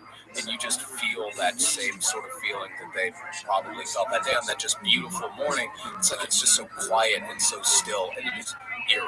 And you have a laser sharp focus. Like you are aware of everything around you because you were in it. You're here. Like you can look and you can see that is where it happened over there. Yeah. I was down there, 9/11 museum. You're in it. Like you were actually in it. The 9/11 museum is built in what they call the bathtub, which is where it was the 6 floors below the tower. Marcus, I think you're just denying the fact that we got a brand new shiny tower that we're all supposed to look at instead. It's actually very beautiful. It's a beautiful tower. Especially when you stand at the foot of it and look straight up. Like it is a beautiful tower. So let's hear. Like speaking of which, being down there, this is footage. This is news footage from NBC4. This is a reporter talking to a woman on the street, and while he's talking to her, the first hour. Okay, 2 blocks away from where the whole thing happened, and this entire area has been cordoned off, and people that have been working in nearby buildings have been told to evacuate. That's what this mass exodus is to my left-hand side. To my right, we have 2 witnesses, and as we speak with you two, we're going to pan up and show a shot of what we see from this vantage point. First, Marna Ringel, and Marna, you work across the street. Tell me exactly what you saw on the street, and as you looked up, what you saw, because you said you saw the second one. Am I correct? No, I didn't see the second one. I actually was coming out of the building, and there were maybe about 30 or 40 people at the bottom of One World Financial covered in blood. I did not expect that at all. And I work for Lehman and One right here. And a gentleman that I work with was on the telephone. He said, "What was that?" I said, he thought it was thunder. I looked over a screen. It's a bomb because I saw a piece of the building flow down. And I think I scared my entire floor because I can scream pretty loud, and it was pretty bad. Now, you mentioned that you saw people on the road outside of the building. Explain that scene. I saw there's maybe about 30 or 40 people covered in bandages and blood. It looks like a lot of them were either on the floor of one of the exchanges. There's actually, oh my God! Oh my God! We're not sure exactly what happened, but there was another explosion on the far side of one of the buildings from where we're standing. The reverberation and another explosion on the right-hand side. Another building has gone up on the right-hand side of the road. People are now running down the streets. We're not sure if that was another explosion or if that was advanced debris. Joining me also is Jim Plant.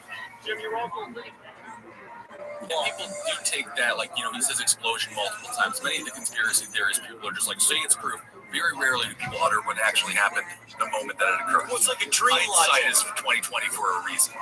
Yeah, and I mean, there's other footage that does point towards that. We're going to look to, again, with Building 7, we'll talk about in the next episode, there's stuff like that. But this is just the belief, again, that the buildings just don't fall down. Well, and you saw it at all of the news footage that I saw. They're all looking at a wide shot, or most of them.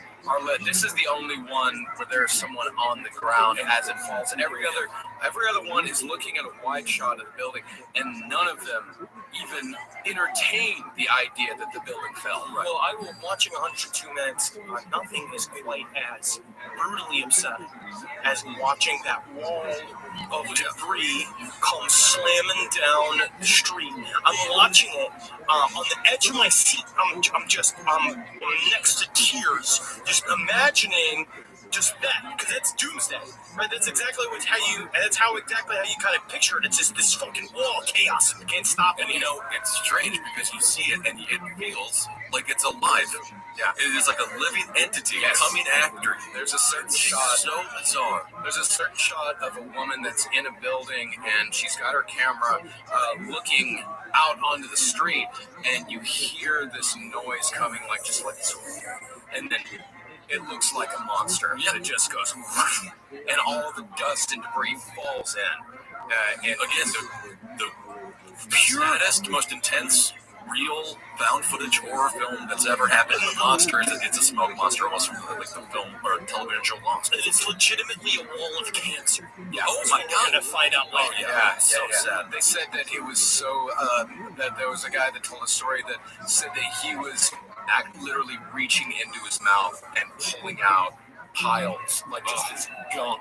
Well, you watch the dude. There's like that. I mean, also 102 minutes. You just see this police officer. He's walking around. He's got some sort of helmet cam or something. He takes off the helmet, and you just see him, and it's just water shooting out of the wall, and he's just like scrambling at his face, and he's just washing himself with like. And none of the other New Yorker knows you don't wash yourself with random water. No. You see in Manhattan. Usually it's not water. Yeah.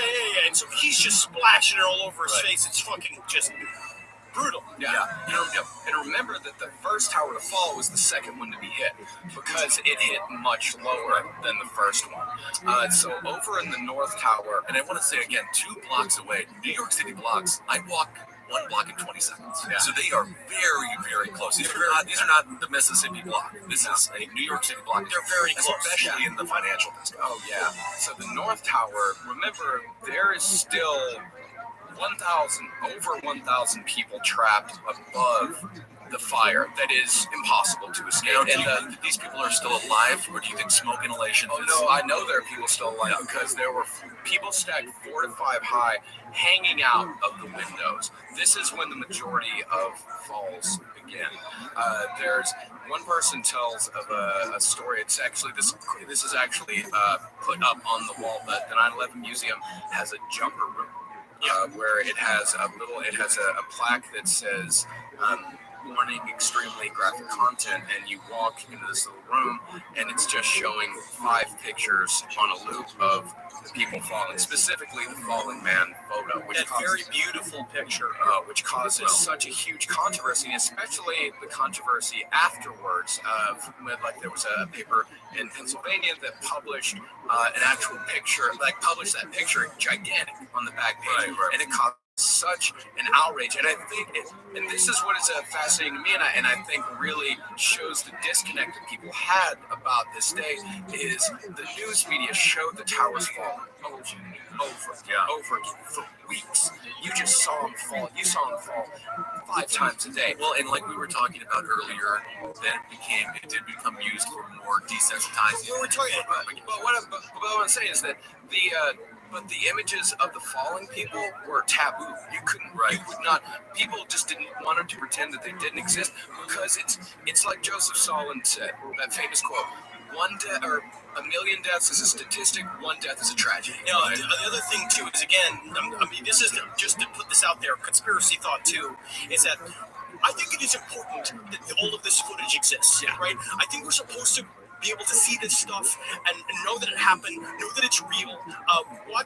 See the fallen people. That's how you know it's real. That's how you know it's a real event. You watch it, but then you can also see again how that imagery is then twisted, and they use it. It's about optics. They use them to set up something for themselves to get something out of it, and. Those people, the reason why they're afraid of people, it's the same thing with what happened when we were fighting in Afghanistan and in Iraq. What they do is they don't want to show pictures of the fucking caskets that our soldiers are in, because that will make it far too fucking real. Yeah, or any of the combat footage like they did in Vietnam, where they showed actual dying soldiers on the news every night. They love keeping it a hologram, because the pictures of those towers falling, if you just show them on loop without fucking zooming in on them, it does look like a goddamn action movie, and it makes you fucking pumped to go do something about it. Oh yeah. And it's like when you watch the people just falling, you start putting your dad in there, you start putting your brothers in there, your cousins, you start putting those people's faces on those people, and then our government loves our hologram fucking reality. Yeah. Like they want to keep it alive. I mean, it's anger versus sorrow. You watch the towers fall, you feel anger. You see the people fall, and you feel sorrow.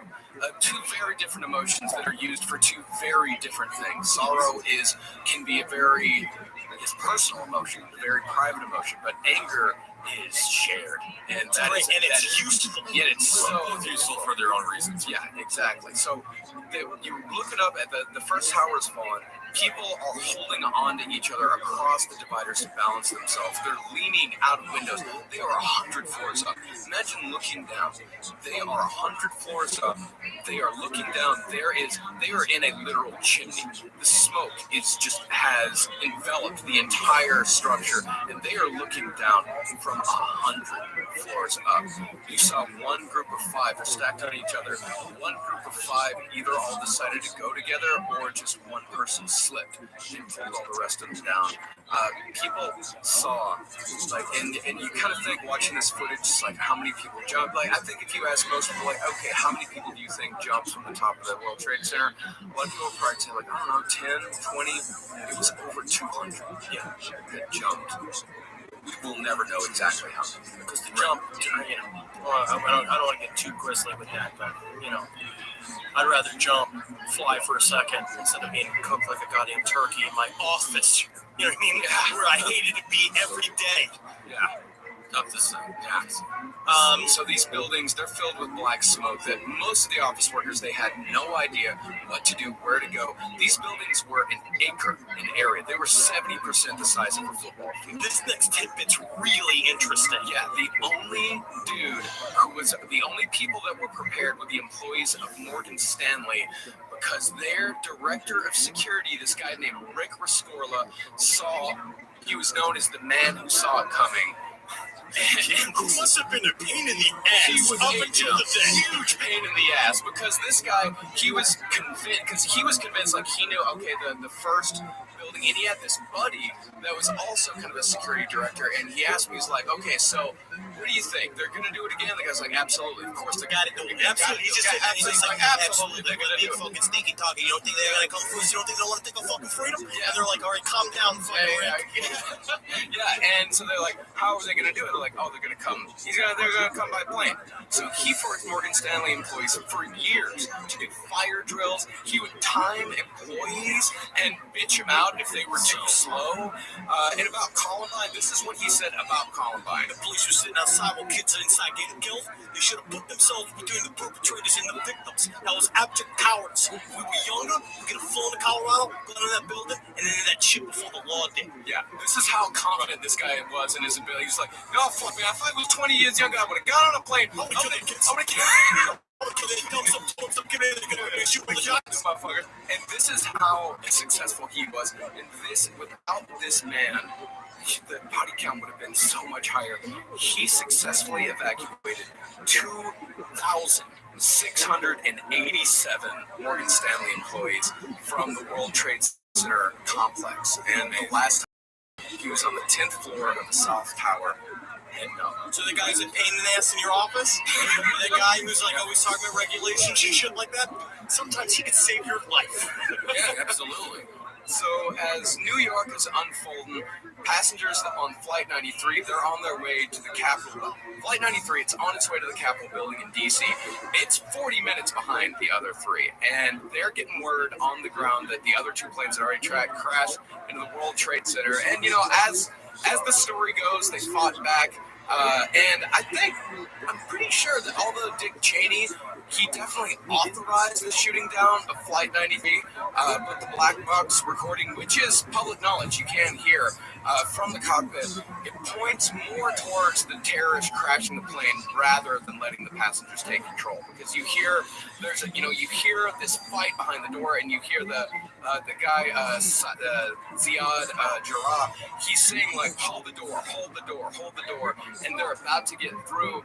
And he just starts screaming, Allah Akbar, Allah Akbar, and he screams it 7 times on the way to the ground, and it crashes in Shanksville, Pennselsvania, whether it was shot down or not, 20 minutes away from D.C. Well, if it was shot down, I would have no problem with the government doing it.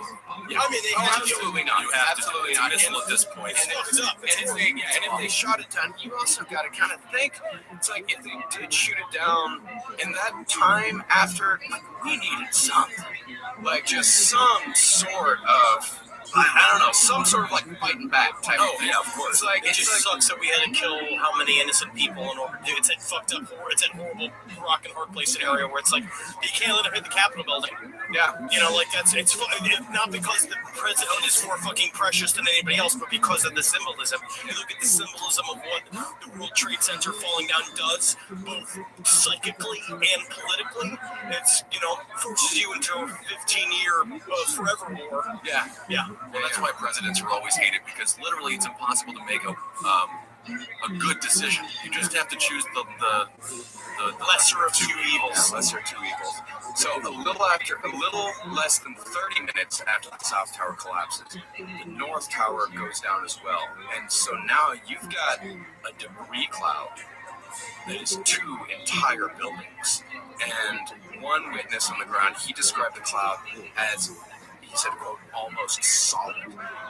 There was not even sound. Like they say, like after it fell, that there wasn't even sound traveling through this field. And one witness, and this is just terrifying, one witness, the only thing he could see was the flickering light and burning. This is and this here is footage from a man on the street right after it happened.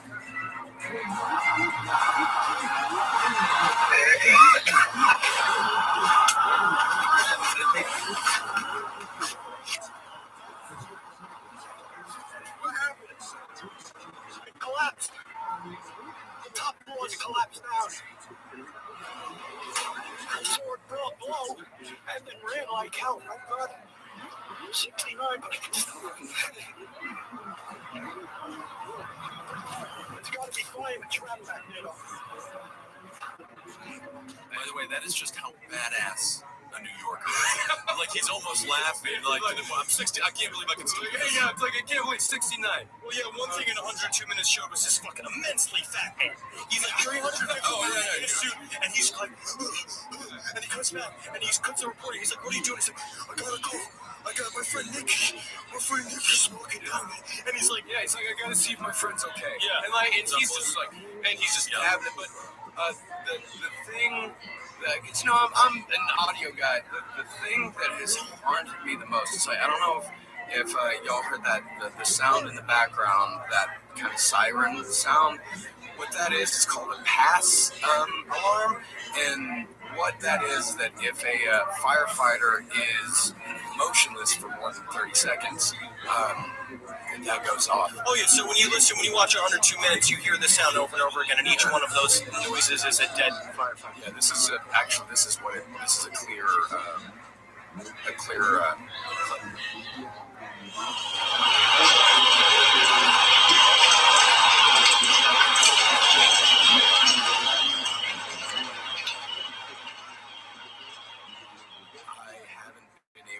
Silence for the last week, because if it's silent, I hear it. It almost sounds like when you go out to the wilderness and you just hear, you know, the bugs, the crickets. Yeah, the crickets. Yeah, that is almost what it sounds like. But yeah, that noise. I remember seeing a video of that in like maybe a month after, like it was on set back when you had to download videos to watch them.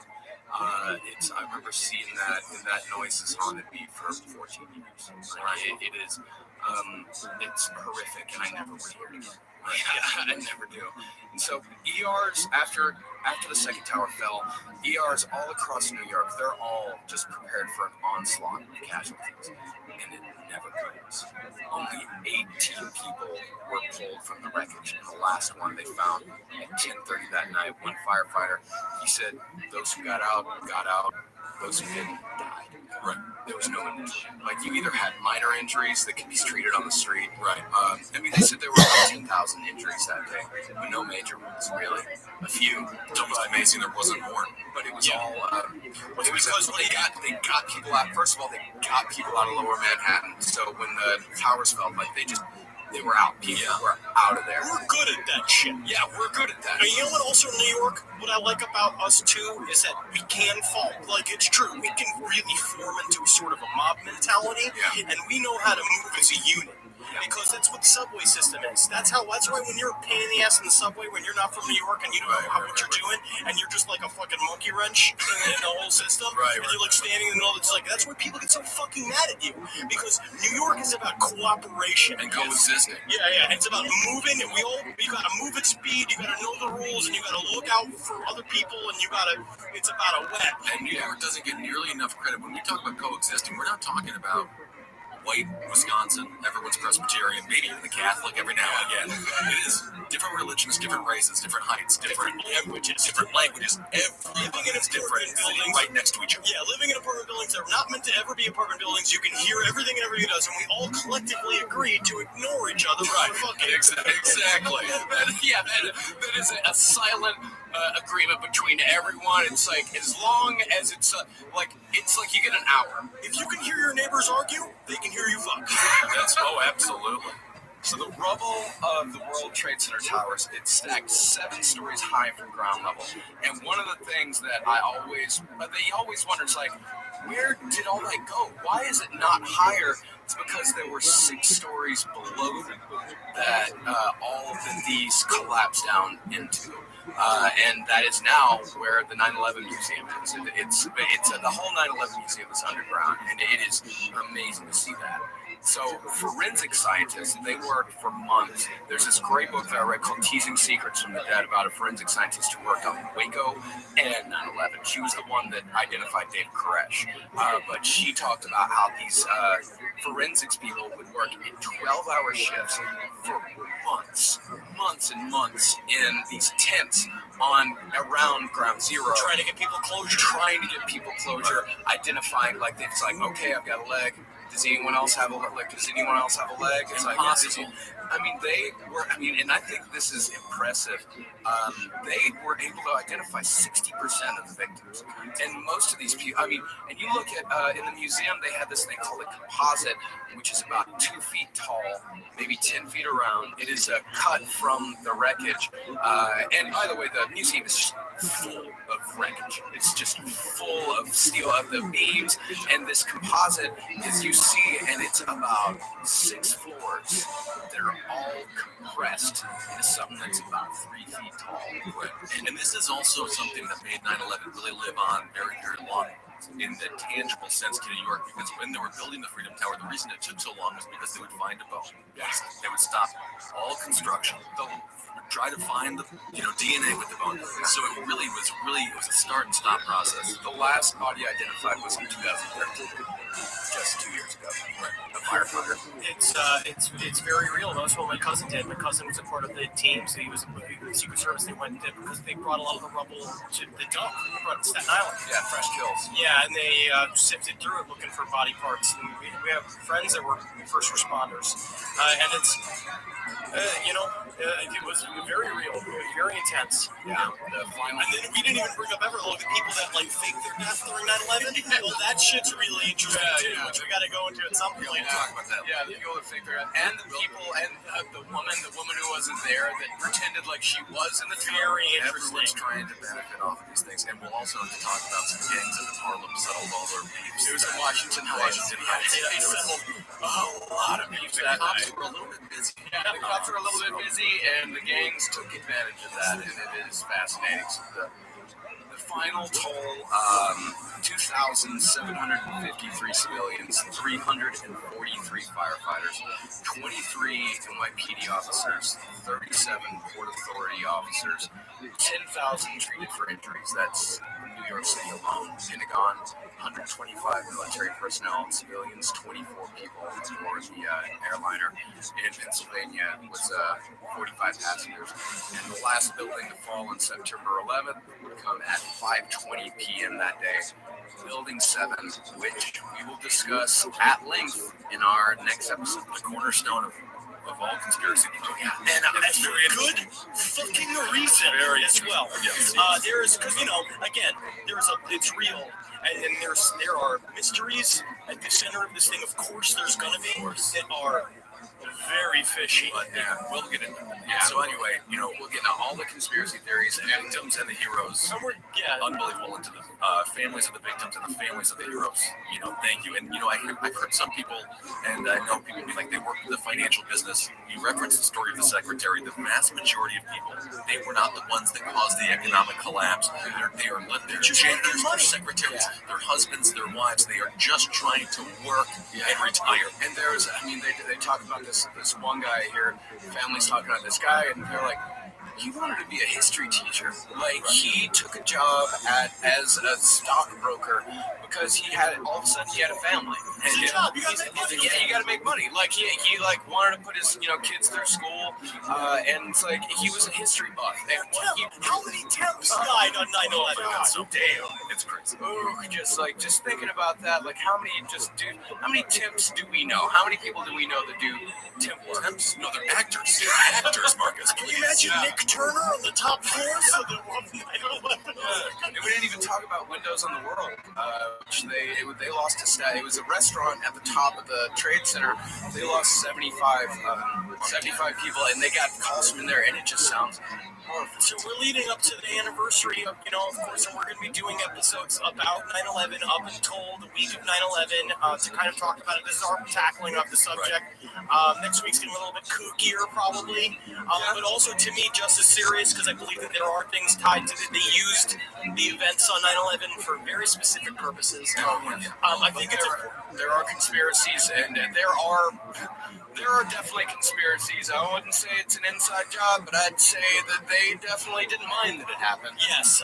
Looking at you, Mr. Cheney. But I would say, I think about this, and I think about what happened yesterday with the reporter and the cameraman, is that a thing that I've been kind of thinking about since all that kind of happened. I got kind of punched in the gut yesterday watching that footage and watching all the stuff about 9/11.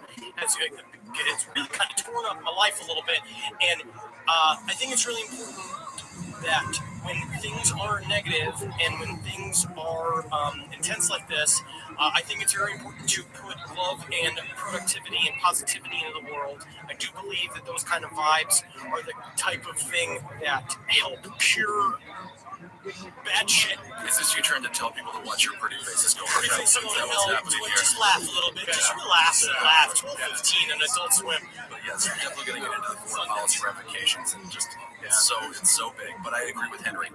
Hug somebody that you hate today. Yeah, hug somebody. Never just like tell someone that you love them. If you hate somebody, just like be like, hey, 9/11. Make love to somebody that you hate. Well, I mean, make sure it's consensual.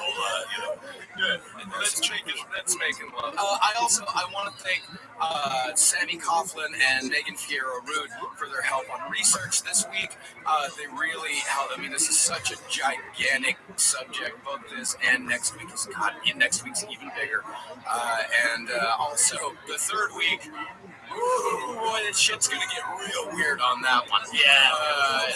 Thank you guys so much for listening to the show and supporting the other shows here on CCR Top Man Roundtable, page 7, Sex with Human Activities. It just really means a lot. Yeah, and follow lpontheLeft.tumblr.com. We just created yesterday on Ed Gein's birthday. So, hi, Ed Gein, and happy birthday, Happy birthday, Gein. Yeah. Put some titties up on that, because Tumblr's got titties, right? So many tits. Someone was telling me yesterday about a woman fucking diddling herself with a handgun.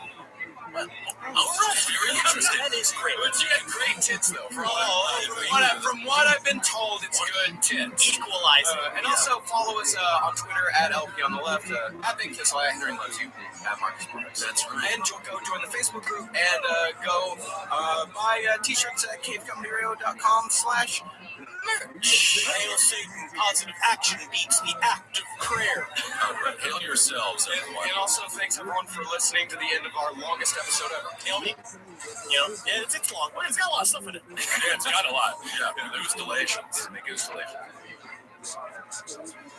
More shows like the one you just listened to, go to cavecomedyradio.com.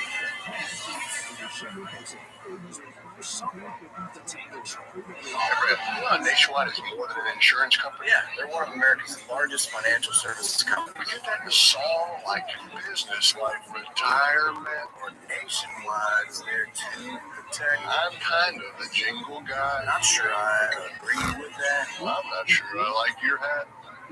That would never fit on you. Products issued by Nationwide Life Insurance Company or Nationwide Life and Annuity Insurance Company. The general distributor for variable products is Nationwide Investment Services Corporation, member FINRA, Columbus, Ohio.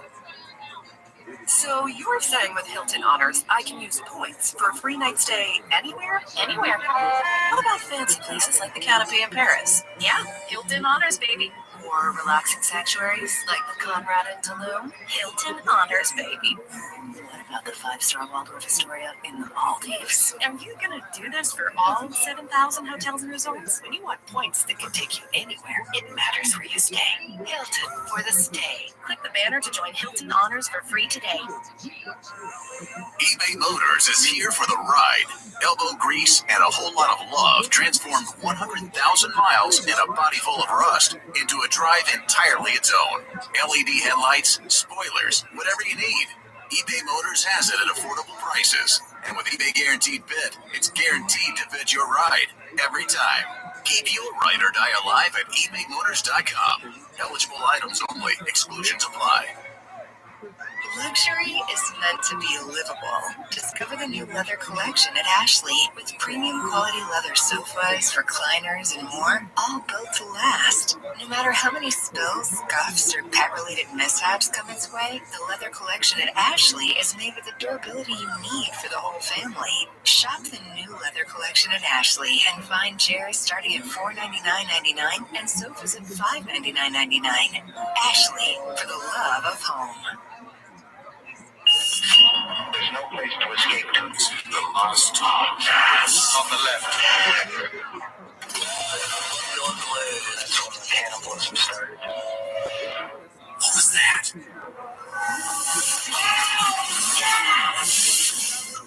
I'm doing my book like this. That's okay. Shut the fuck up for a second, okay?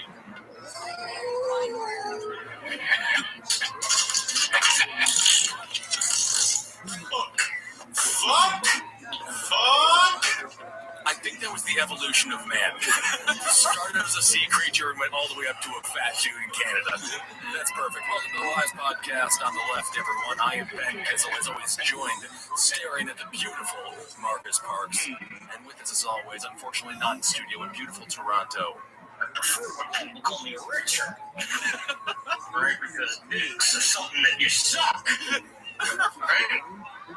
Don't tell you don't let anybody tell you any different, all right? What I've decided to do is Rick fucking Cheney.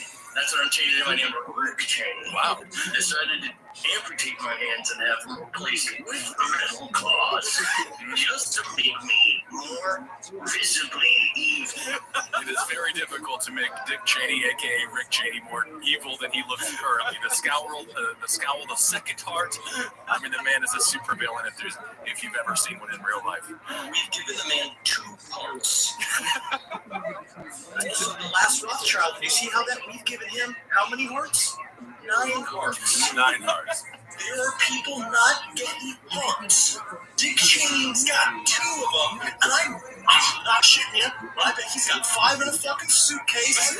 Right. That he's waiting on, and 2 of them are his butlers, just walking around his fucking his many mansions, and he just walks around being like, I better tell you what to do. When you finally are used for your express purpose, I will dance in your grave. Yeah, people are just human. Just human pieces of future meat. Oh, yes, so today is 9/11 Part 2, The Conspiracy, which is why we're talking about Dick Cheney.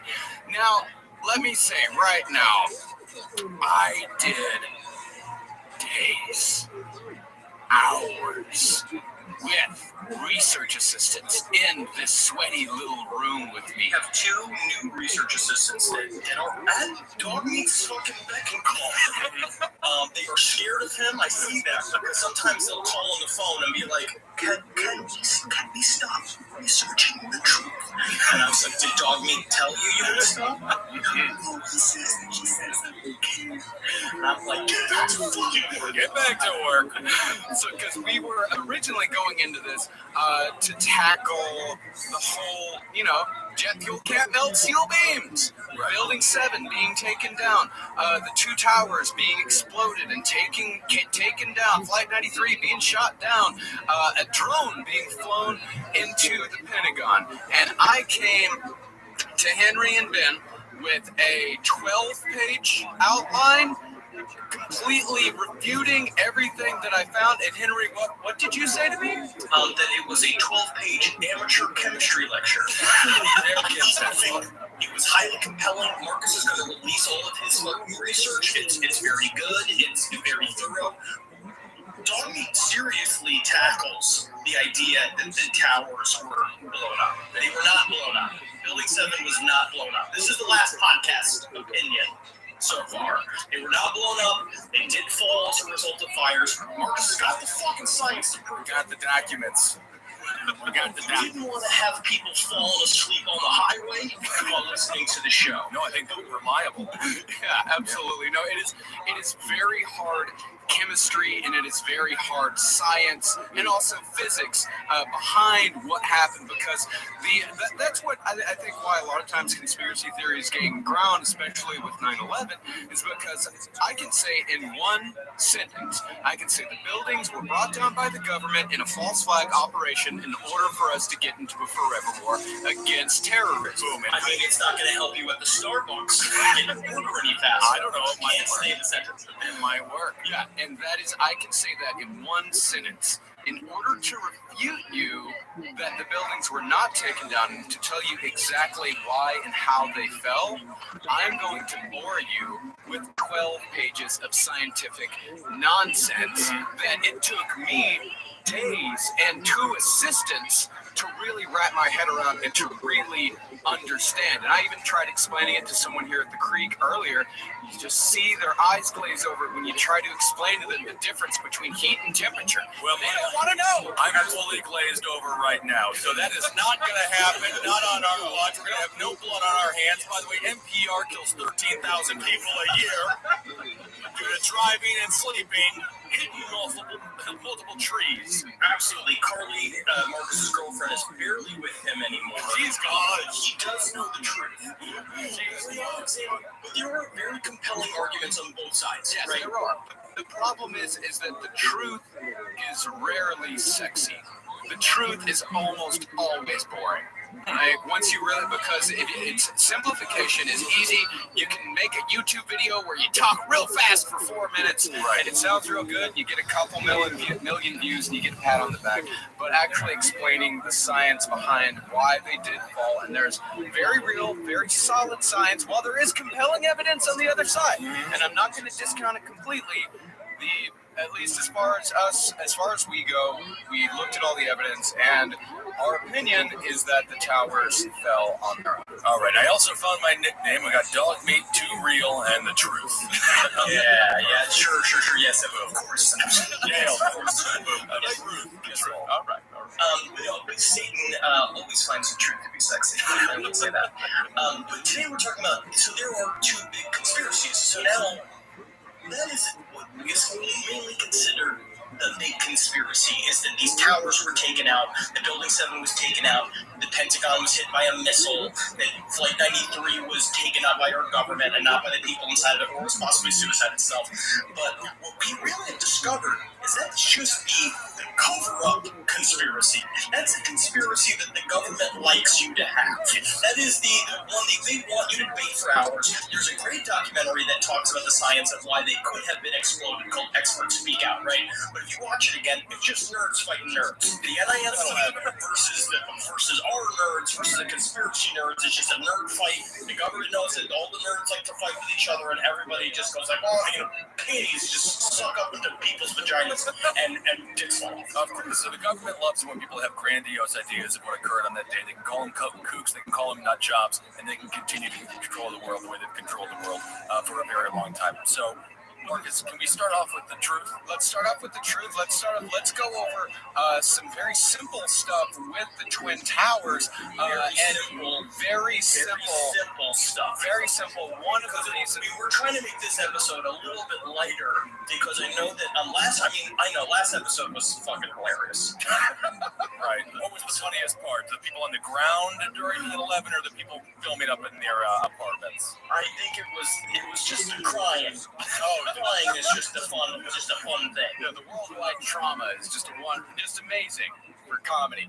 So let's, and also I want to make a statement here up top. Some of the information in this episode is definitely truncated in the interest of time, but none of it is taken out of context. Not a single bit, because that's what I found again and again with this conspiracy stuff, is that they would take certain sentences out of context in order to serve their own agenda. They would cut off half of quotes that completely change the meaning of the quote.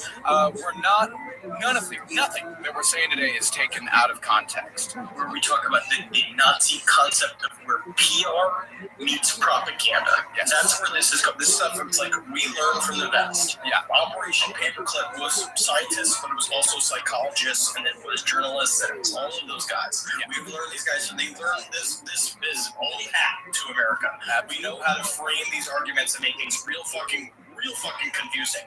And so do people that sit in basements who make YouTube videos. They spend a lot of time sitting around and they can make something sound real compelling, even though you know that it's made with MIDI music in the background and on his mom's fucking Power PC from 1997. Please, Henry, the Requiem for a Dream soundtrack. That's what they're using. They don't need MIDI. They've got one very, very dramatic song that is pretty much the standard for conspiracy videos. Never trust a man. Red pill, or will you take the blue pill? Each time, always the Matrix. I don't know. Do you want to sleep through the night? Do you have a cold, or do you want to go and have an active day with your date? Or do you want to use a metaphor from a Hollywood movie that has gone through the corporate machine and use that metaphor to fight against the corporate machine, or do you want to grow the fuck up? I don't know. All I know is I've been drinking a bunch of Diet Coke and I haven't exercised or lost any weight at all. So, I told me I was going to, but So let's start with the Twin Towers exploding, and this is a part of the conspiracy, and it is a conspiracy of greed. That's what we can say here with the 9/11, this conspiracy here. It is a conspiracy of greed, and it does have something to do with the two towers falling, but not in the way that you might think. Now, while other buildings have sustained impacts from fully fueled passenger jets, the Twin Towers were constructed completely different than the ones that were hit. Rather than built with a steel web throughout the entire building, like most high-rise buildings are, they're built with these huge steel webs, so if they're hit with something large, the kinetic energy is spread throughout the building. So it doesn't get impacted on one specific spot. The two towers were built with a gigantic steel core in the middle, with webbing only on the face of the building. And while this structure was indeed designed to withstand a jetliner impact, at most, it was designed for a 707. The planes that hit the towers were 757s, which are 20% larger than 707s. So in other words, just don't know what's going to happen when a plane hits a building. Yeah, you can do a bunch of sites, and you can say, oh, this building, oh, that don't fall down. That's a building. That's what I said. They go to be like, no, the buildings don't fall down. It's got a front, it's got a back, it's got two sides, it's got floors in it, it doesn't fall down. But then you actually fly a plane into it, and shit happens. You got to do the experiment to get the results, right? It's very difficult to experiment with flying a plane into a building. Oh, absolutely. And what I definitely believe is that the two towers are the 21st century Titanic. Is that they say they're too big to fall. There's no way. This is a monument to man's intellect. Right. That this is what we have achieved. There's no way that they can fall, and it's total hubris because the engineers that made the Twin Towers said, like, oh yeah, jetliner can hit it, a 707 can hit this, and it won't fall over. Like they couldn't imagine that we might build a bigger plane than what we had in 1972. Right.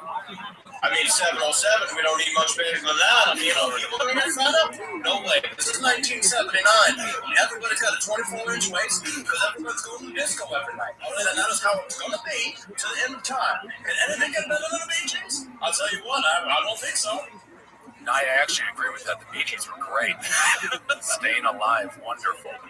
So you ask yourself, why was this building constructed this way? Like, what possible reason could they have for constructing this building in such a manner that makes it more vulnerable than other buildings? Office space. You mean good old-fashioned New York slumlord logic? Love that slumlord New York logic. If they have one steel core in the middle and just a bunch of space out from that steel core to the walls, there is a lot more room to rent out than if you have steel webbing all throughout. Right, and of course, that, like we discussed in the first episode, many of these floors were just full of paper, and we didn't have enough technology back then. Nowadays, you could make a building like this, which with much smaller surface area because you don't need nearly as much storage space. That is very true. But in 1972, real bad idea. Oh my God, the fake mustaches alone, the bell-bottom pants, and people sweeping through the offices. Absolutely, and they had the same paper for every single time the Yankees won the fucking World Series. Oh, And so they kept it all in the room, and then what a convenient way to cover up some super black op files. You got to cut it up and say, showered upon our nation's superheroes, the New York Yankees. The next time the Yankees win the World Series, I'm going and I'm putting that ticker-tack array paper together. I'm going to figure out the truth about a whole series of different things. Again, not going to help you with the Starbucks getting your order moved up in order. Well, but I will say again, it's going to be really difficult when you show me in with piles of fucking ticker tape. Just going like, I've got the answer. Right here. That's why I go to Dunkin' Donuts, because they don't ask you your name. I'm not giving you the information, Starbucks. Dunkin' Donuts, the louder you yell, the faster you get your coffee. Absolutely, and you get 4 munchkins for $1.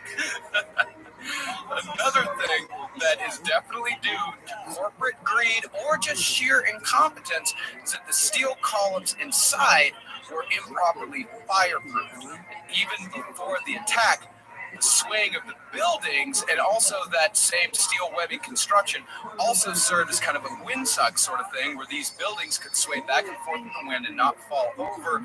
The swaying of the buildings in the wind caused the elevator cables to slam up against the walls constantly, which knocked fireproofing off of the columns. There was regular maintenance required to fix this, but of course it was not kept up regularly, which contributed to the steel beams not melting but warping due to heat, not temperature. And like I said, I could go into that. If I explain that to you, it would take another 20 minutes. Well, you'll put the notes on Facebook, and you know when they figured out that technology where the buildings can sway to and from and not fall over? 105th Street, a heroin addict. Yeah, you know, that was the whole. They were on 105th Street, and a scientist said, look at that heroin addict. Go push him a little bit.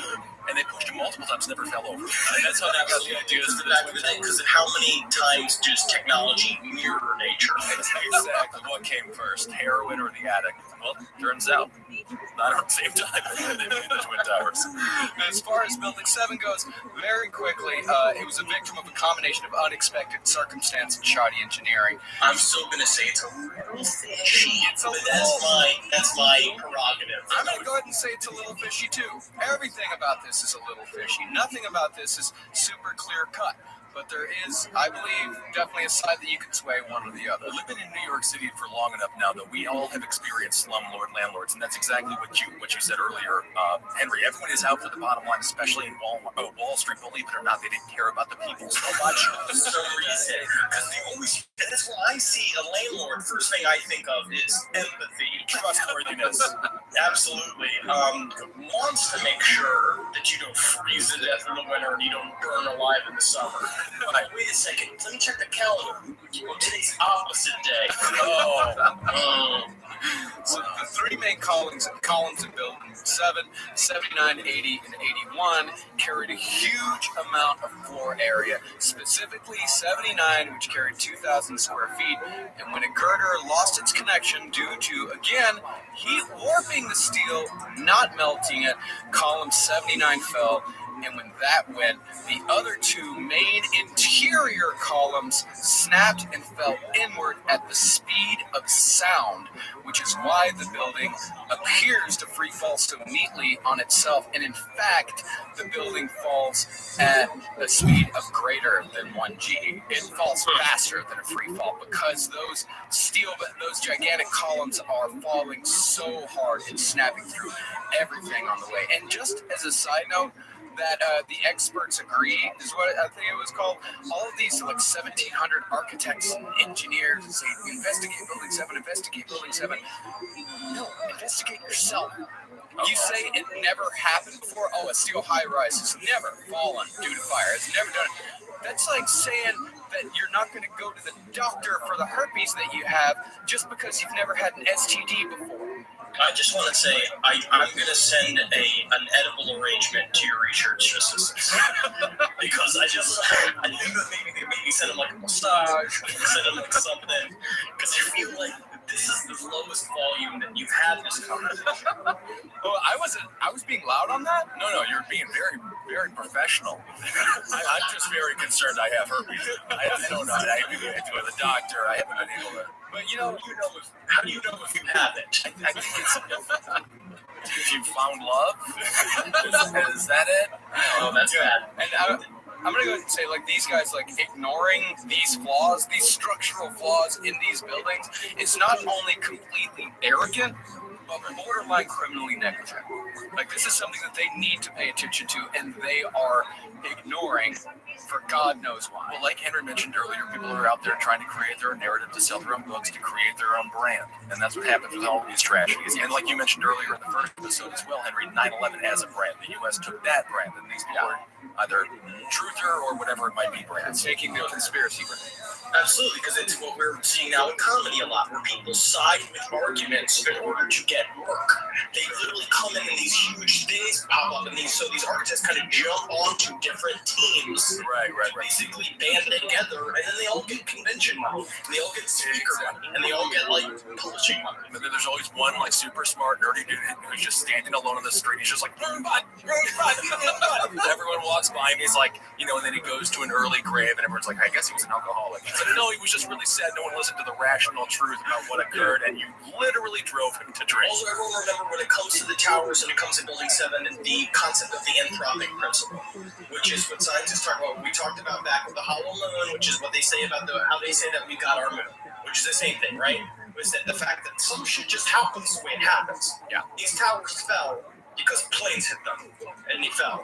It's a painful reality that we look at these big, huge, iconic buildings, and I think psychologically we look at stuff and we're like, buildings don't fall. Yeah, right. And so we automatically want to frame the way we perceive the truth, and to be that buildings don't fall. And and to that point, look at what happened with the pedophilic government. Look what happened with the pedophilic ring with the Catholic Church. Priests don't touch children. Yeah, they just drink a lot of wine and look at their penises as it gets all hard, and then convince them to go down without touching them. Absolutely, and they're just sensitive boys that had no place in modern society, and their love for fucking God. If I could make more audible finger fucking quotes for God, but if we can't trust them, serve a whole life of that without once getting their dick sucked. Right. It's time for basketball. With the basketball season here, you can now pick combo projection across football and basketball from the Specials League on Prize Picks. Yes, let the games begin. A league created specifically for combo projections that includes 2 or more players from different sports or leagues. You will never shut the television off. For example, LeBron James, I know him. Travis Kelce, he dates Taylor Swift at a 10.5 combo of 3 PTs made plus receptions. That's incredible. Want to play alongside some of Prize Picks' favorite players like the rapper Meek Mill? I know him. You can now find community plays under the promos tab of the app to view entries from some of the biggest names in the Prize Picks community each week. It's fun to do. You get deep into the granular aspects of the sport. I have found sport over the last couple of months. I enjoy sport. Every type of sport, every shape of ball. Please include me at your tailgate. I'm looking for a spicy hot dog. Go to prizepicks.com/left and use code LEFT for a first deposit match up to $100. That's prizepicks.com/left and use code LEFT. Daily fantasy sports made easy. This podcast is brought to you by Squarespace. It's the all-in-one website platform for entrepreneurs who are looking to stand out and succeed online. Everyone knows the holidays could take a toll on your bank account. If you're looking for a creative way to increase revenue and give your family and friends the holiday treats they deserve, then you need to get started with Squarespace's new feature, Squarespace Courses. I can teach a course on podcasting, and maybe I'd give it a go. Squarespace has the tools you need to create and sell your own online course. Start with a professional layout that fits your brand. Upload video lessons to teach techniques and skills. And tailor your course with the powerful built-in Fluid Engine Editor. Turn your creativity into income with Squarespace courses. Head to squarespace.com for a free trial. And when you're ready to launch, go to www.squarespace.com/left to save 10% off your first purchase of a website or domain. That's squarespace.com/left. And I think this point brings us to the very crux of what this episode is all about. Because on one side, you have people who look at the towers and think they couldn't possibly fall. There is no way that they could possibly fall. And on the other side, you have people who think there is no way that our government could have possibly had anything to do with this. There's no way that they could portray it that people in the highest levels of government could possibly have anything to do with the towers falling. The problem is, next thing you know, you're going to tell me Josh Duggar was on Ashley Madison. Well, what the truth is somewhere in the middle. Like that's just like most other things. The truth is somewhere in the middle, and that's what we're going to get into today, the real conspiracy behind 9/11. And of course, is to put it flatly in a sentence that 9/11 was allowed to happen to enter us into a forever war against the concept to launder international money and arms throughout the entire fucking all over the place for as long as we want to. And if not, let happen, the very least, nudged into place by American corporations with ties to the highest level of government and rogue elements in the Saudi Arabian government, as well as corporations within Saudi Arabia. All right, let's get into the real conspiracy, the truth. Let's get into it. Let's start with the Middle East with Mr. Osama bin Laden. Osama bin Laden, one of 17 kids born to Muhammad bin Laden, the head of the largest construction empire in all of Saudi Arabia. Now, this man, known to marry and divorce just willy-nilly, and would often marry his ex-wives off to employees. Well, sir, okay, you get the result, okay? Instead of fucking bush, you get them. I don't know Muhammad because she's like crazy fucking annoying and she's like always getting ready to do things. It's like, the result, I take my fucking clothes, I stick them up my asshole up, I stick them up my own fucking asshole, I make myself fucking shoot them, your fucking pants up. Okay, Muhammad. You got to. When your boss is giving you a bonus, it'd be rude not to accept it. It's like Griswold. This is the Bin Laden version of the Jelly of the Month Club with Christmas Vacation. Griswold didn't like the Jelly of the Month Club. I'm sure some of these people didn't like getting their new wives. I just thought we were all going to get the bonuses. I was planning to put a sand pit in my backyard. Thankfully, Storm came and gave me sand pit for free. That's new wife. Muhammad bin Laden, he died in a plane crash on his way to pick up a child bride. Oh, I'm sure that child bride was so sad. Isn't it ironic? That's okay. Man who was going to rape me for the next 14 years died in a plane crash? Oh, I can't believe it. So Bin Laden himself, Mr. Little Osama, he was actually not religious and was in fact a big fan of Western culture until the age of 14. His favorite TV show? Bonanza. Great show. Horse drama. Nothing better. Absolutely, because they looked at horses as potential wives as well. I don't mean to be racist. I just don't understand the culture. Right, of course. So, Osama bin Laden, at 14, he has a religious awakening that is perpetrated by a gym teacher. You can't get up the rope, Osama. I tell you, you gotta find the great magic in the law. That little thing is gonna say, get you to it. Get you to it. You gotta find the great magic inside Allah's fucking sweet. That's where it is, brother. Yeah, my name's $1. Only take math advice from your lunchroom cook, and only take religious advice from your gym teacher. That's where you go when you really want to learn. I learned about history from my janitor. Hey, there we go. Oh, I had a great janitor, Bob. Anyway, I had Joe Freddy. I'll tell you something about history, you know, Marcus. You know, the mob was invented in 1747 and used those real wig on a stick. Well, they used to keep soldiers company when their wives went off to war. Back in the day, women used to fight wars, and men used to sit home and fix the clothes. They can't do it. Why do they call it a mob, Joe Freddy? They call it a mob because it stands for men who over-under pre-headshot. You know what's funny is I never learned to read. Marcus, the only thing I've learned to do is swippity-swip with my beautiful, beautiful mom. And then the real janitor walks in and you wonder who you've been talking to the whole time. That's terrifying. So Bin Laden, he joined the Islamist Jihad in Afghanistan in 1984 when he was 27 years old. He actually wanted to go much earlier in life, but was prevented from doing so by the Saudi Arabian royals and, of course, his mother. And if you thought Osama bin Laden was a bastard, you should have met his mother. Yikes. You come here, Osama. You come here, huh? I think I got rolling pin. I think up your joke. Okay? I make towers fall every night, Bin Laden. I do it with your father. I make the towers fall after I squirt it out with my screamy torch. It's just different. You know, a lot of kids in America want to go to Los Angeles and become big-time actors or really successful poets or writers, and it was all jihad. There needs to be another option. There has to be. So let's start bringing these two sides together: America and the Middle East.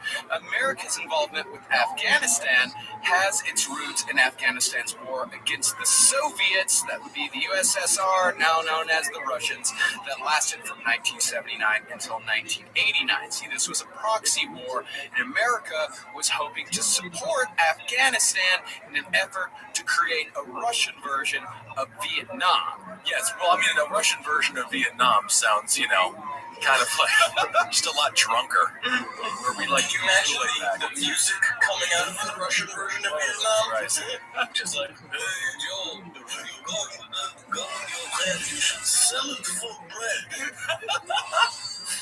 Different music, very different. And just like, you know, the communists were very successful in helping out the Viet Cong and humiliating America in the 70s, the Americans were extremely successful in creating a Vietnam for Russia. And in fact, this was one of the things that ushered in the end of the Cold War and completely, very significantly contributed to the fall of the USSR. Well, basically, we had enough resources to just constantly be giving the Afghanis all of our weapons. Which, if you watch, when the rebels took out Gaddafi, all of a sudden they had a bunch of old school 1993 U.S. weapons. When the Afghanis were fighting these Soviets, it looked a lot like Vietnam if you solely look at the guns they're using and things like that. Of course, they also used some Russian arms, also. Yeah. But at that point, the Russians were using 35% of their GDP on military. And the U.S. at the peak of the most we've ever used is 5%. So basically, we just waited them out and had them become dumb enough to use up all their resources. And a part of what helped this war go on and on was a minister that we had in America, a guy named Zbigniew Brzezinski, who created this concept called the art of crisis. And what it is this idea that you propagate and help support Orthodox religion in the borders between Afghanistan and Russia. The idea was to take from, basically, to create a group of rebel fighters out of the worst criminals from the worst neighborhoods of Afghanistan and ultra-religious people, and to pump up the religious fervor in those areas, basically to make them motivated and make them huge pains in the asses to Russia. Because then again, it gets back to what we're doing now, which is fighting against a concept. It becomes that the Russians become infringing on the Afghani lifestyle, which involves religion heavily.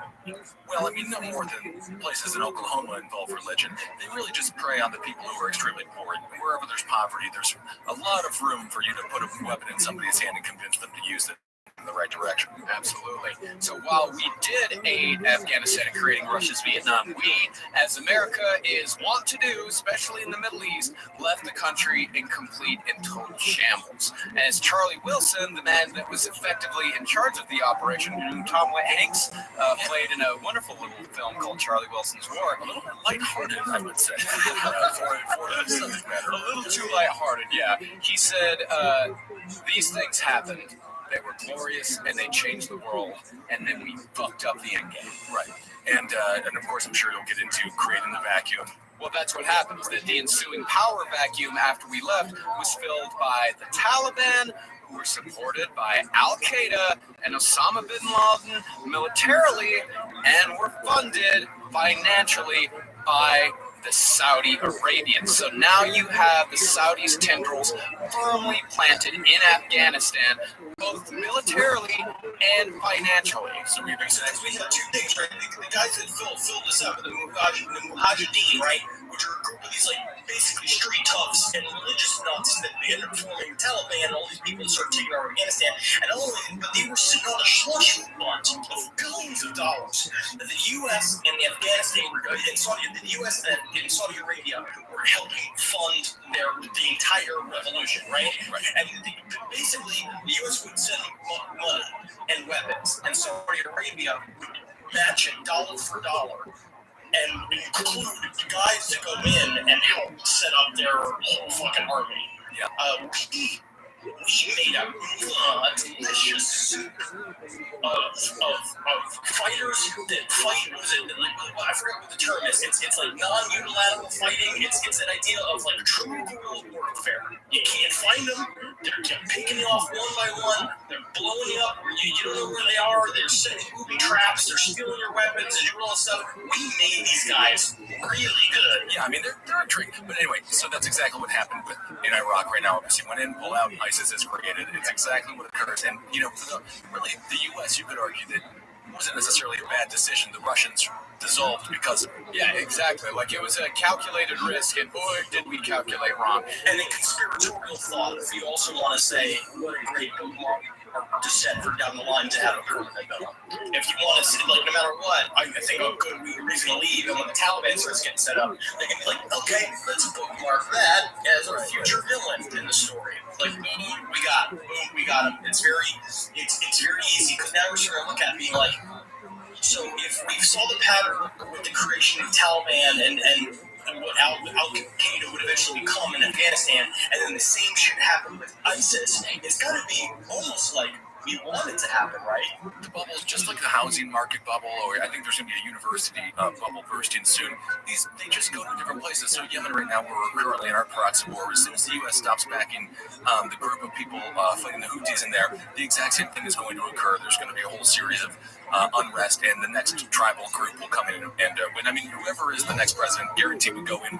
We're going to get rid of ISIS, and it'll just move to a different country where we currently are festering it with the proxy war in Yemen. We're almost 10 years ahead. My question is that if we fight the Houthis next year, to the blowfish fall? Yes, of course. So you're asking, okay, the Saudis are now in Afghanistan. They've now got a lot of money invested in Afghanistan. Well, Marcus, that's great news because they're our allies, right? And they're always helping us out. They got our back. Oh, yeah, and in fact, they are the number one buyer of American arms, of defense arms. They are the number one. Nobody in the world buys as many arms from America and American countries as Saudi Arabia. Unfortunately, there must have been a bit of a bugaboo in the communications because 15 of the 19 hijackers on September 11th were Saudi Arabian. Marcus, that doesn't work out because they're our allies. And I'm confused about that. And I don't think that's real or right. Oh, you don't? Well, let's listen to some of the connections here. The United States has had private business ties and government contracts with Saudi Arabia since 1933. Like a lot of other countries in the Middle East, the U.S. did absolutely nothing when this country started to become an Islamic radical state that it is today, and indeed, of course, encouraged it, as you were talking about earlier. And you ask, why? Well, in theory, a dictator is a lot easier to influence and control and make deals with than a democratically elected government. And when you're done with them, like, say, for example, Saddam Hussein, you can just throw them away. Absolutely. You make little perfect villains for the future, and really what you have to do to keep a dictator happy is to get a jeweler to make him a nice little scepter. It is honestly true. But you know, that's what's so interesting. We talked about it with Saman Rabbi on Top Hat at length. 1933, Saud is like a brand new country. So this dude, Saud, they're going through the desert. He has no idea what the hell is happening. And he's just like, pray to God I can stop soon. So people stop asking where we're going, like a proverbial children yelling at the back seat when you're on your way to Disney World. You know, when are we going to stop? I had to go to the bathroom. It's like, shut up.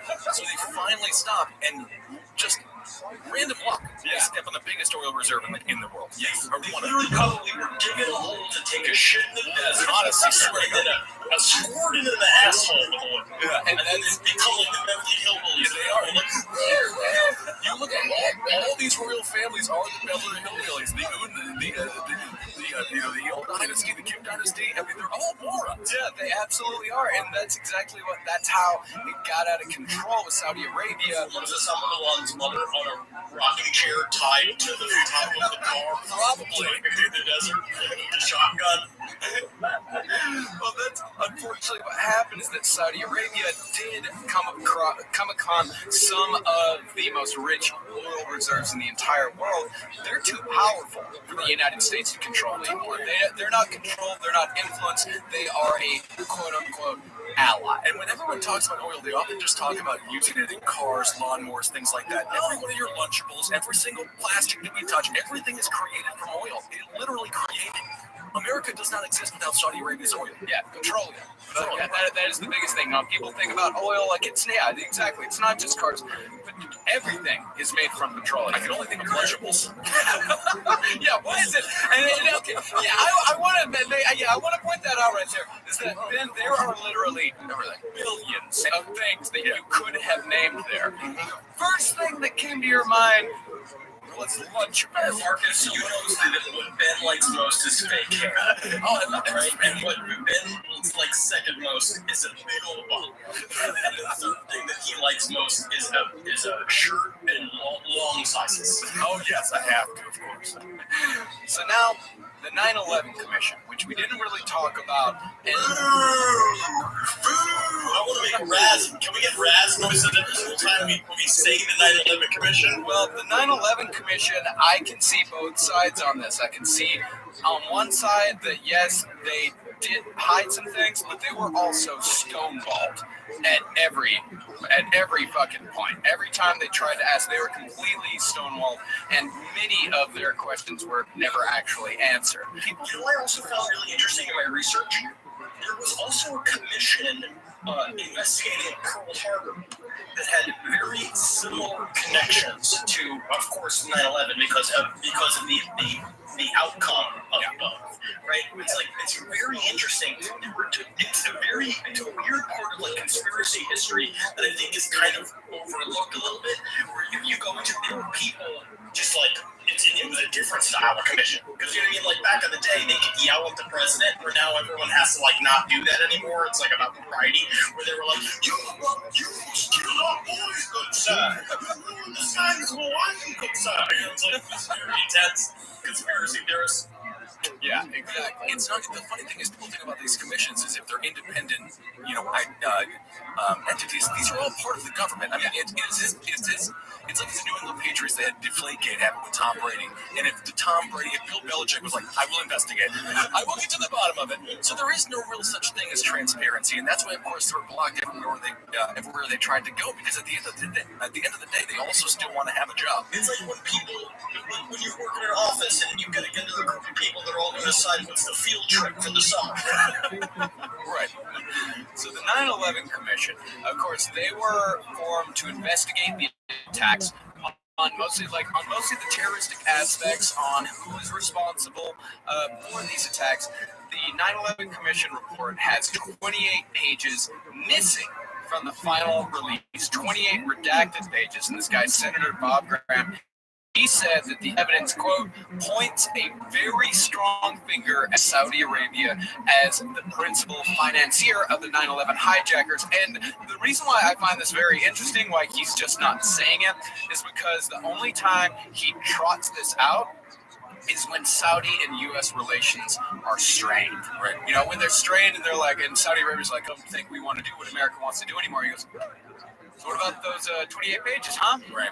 Also, they treat these 28 pages like a holy grail. It's very difficult to get security clearance enough to go and see it. And then, of course, when you do go, you cannot take pictures. You can't do anything. You can't take them out of a room. You're heavily monitored with armed guards. And they walk out of there, and it does look as if they have just seen an epiphany. The first time that this go, his eyes are wide as if he just took a bunch of acid. And it's just like birds or dogs, if you think about how brains are. And I have no idea what that means. But, you know, it's very interesting how sacred these documents come. Yeah. Exactly. We also want to look at the minutes that were cut out of Richard Nixon's, all those recordings and all this stuff. Every single time something is redacted means that our government is doing a lot of footwork to make sure that the people don't know what's going on. Because to have something be that obviously out in the open and be like, this is stuff that we don't talk about, means that it's unbelievable, because it shattered the global relationship between Saudi Arabia and America, even though we're pointing that big fucking Arnold Schwarzenegger finger at them whenever we want. It's, I don't know. The decline of oil prices, and with the they're running out of oil, Saudi Arabia. We'll find out very quickly in the next few decades how much we really like them as people, I guarantee. Yeah, Saudi Arabia. I know, yes, we've run out of oil, but we do have all of these oil houses full of pet rocks. We know that you like them, huh? You put googly eyes on rock. It's now animal. How do you like that? This show is sponsored by BetterHelp. How do you give gifts around the holiday season? Me? It's by who I like best and who's physically closest to me. But no, normally this year we're going to do something really nice. Like, I got my beautiful wife a necklace. She's going to love it so much. She said she already got me an insurance policy. I figured it'd be fine, right? But whether or not your family gives gifts during the holidays, you get to define how you give a gift to yourself. And the holidays are a great time to do that. So whether it's by starting therapy, going easier on yourself during tough moments, or treating yourself to a day of complete rest, remember, give yourself some love this holiday season. Kiss yourself in the mirror. Come on. Spend some extra time with that personal massage. In the season of giving, give yourself what you need with BetterHelp. Visit BetterHelp.com/LASTPOD today to get 10% off your first month. That's BetterHelp, HELP.com/lastpod. Hi! Trying to connect with a friend whose native language isn't English. Are you traveling somewhere where people won't speak English and you want to learn the language? Then Rosetta Stone is for you. You know, I really wasn't ever able to travel outside of America until we started touring with this show. But man, I'll tell you this, when you travel, even if you learn like 4 phrases, maybe 5, the people that you talk to in other countries, they appreciate it, and you'll have a better time. Rosetta Stone is the most trusted, time-tested app out there. Choose from one of 25 languages. Imagine you go on that vacation and you think, man, I want to know every German word there is. You can do it. Don't put off learning that language. There's no better time than right now to get started. And Rosetta Stone makes the perfect holiday gift. For a very limited time, Last Podcast on the Left listeners can get Rosetta Stone's lifetime membership for 50% off. That's 50% off unlimited access to 25 language courses for the rest of your life. Redeem your 50% off at rosettastone.com/LPOTL today. Another thing to think about with this is that there was a 2005 CIA report that the Saudi government themselves had nothing to do with the attacks, but 3 paragraphs of redacted information could point to rogue elements within the government having direct involvement. That is something that we will definitely cover later on the American side. Rogue elements within the government. It sounds like a good old-fashioned Cheney sleepover. He loves to have them, and you know what? His mom will let you watch as many R-rated movies as you guys can watch until you fall asleep. She will, even the Lost Boys. Even the Lost Boys. Oh, God damn it. You know there's a Kiefer Sutherland band in this home. That's not right. But I do want to point out Nixon's, the things they redacted from that was just a whole series of phlegm sounds. It sounded like a man eating an oyster, and he said, this is my legacy. Can you get rid of And so I'm like, okay, now what is the meanest way I can say the word cuck? Tell me when to cry. Sounds meanest. Listen to me, Henry. We could talk about Nixon forever. Really good.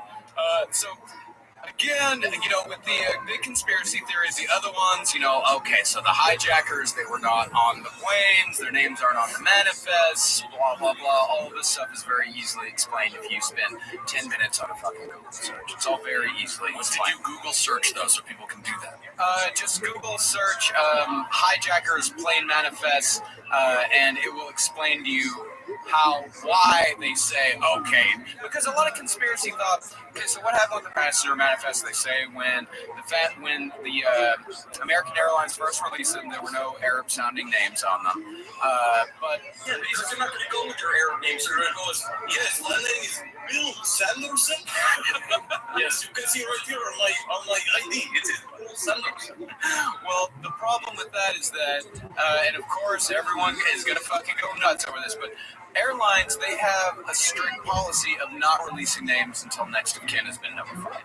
And you see it every single time, all of this stuff. Every time there's an aircraft that crashes, they don't release the names of every single person on board. They release the names of everybody that is pretty much everyone that's been contacted. So whether these names are Arabic or not, they're still not going to release these names. And then later on, they did release these names.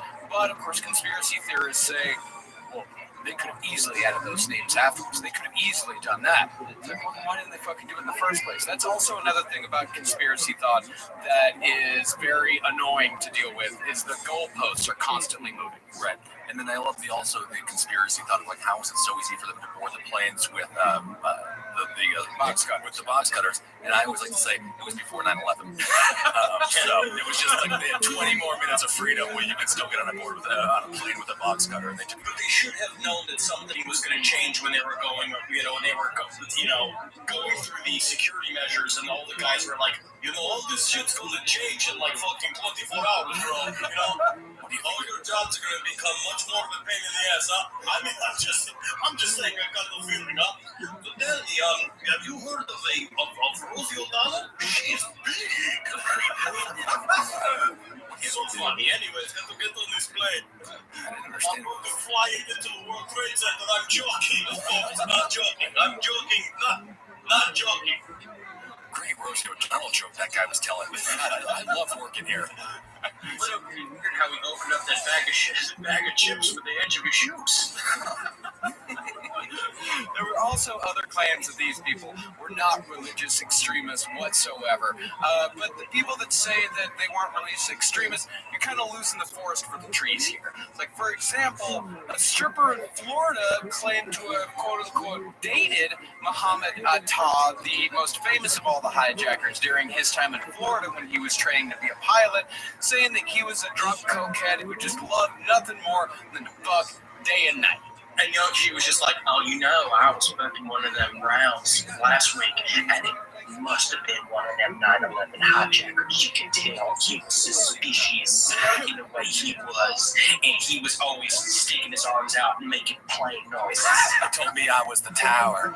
I mean, it may be true that he was fucking around, that he was, going to Vegas, that they were all going to Vegas. All that might very possibly be true. The only problem with this witness, though, this stripper, who a lot of conspiracy theorists cite, is that she, when pressed further, said that the guy that she was fucking was over 6 feet tall.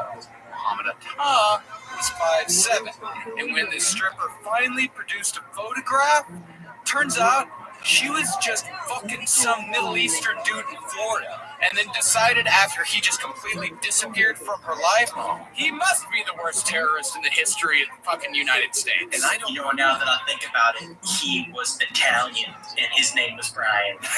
Yeah, and I don't want to discredit strippers. There's a lot of honest strippers out there. The other day I was at Pump's, a great strip club in Williamsburg, Brooklyn, and a woman said, "Oh, and aren't you attractive, handsome?" So honest. She called me handsome. So I knew she was telling the truth. Yeah. So sweet.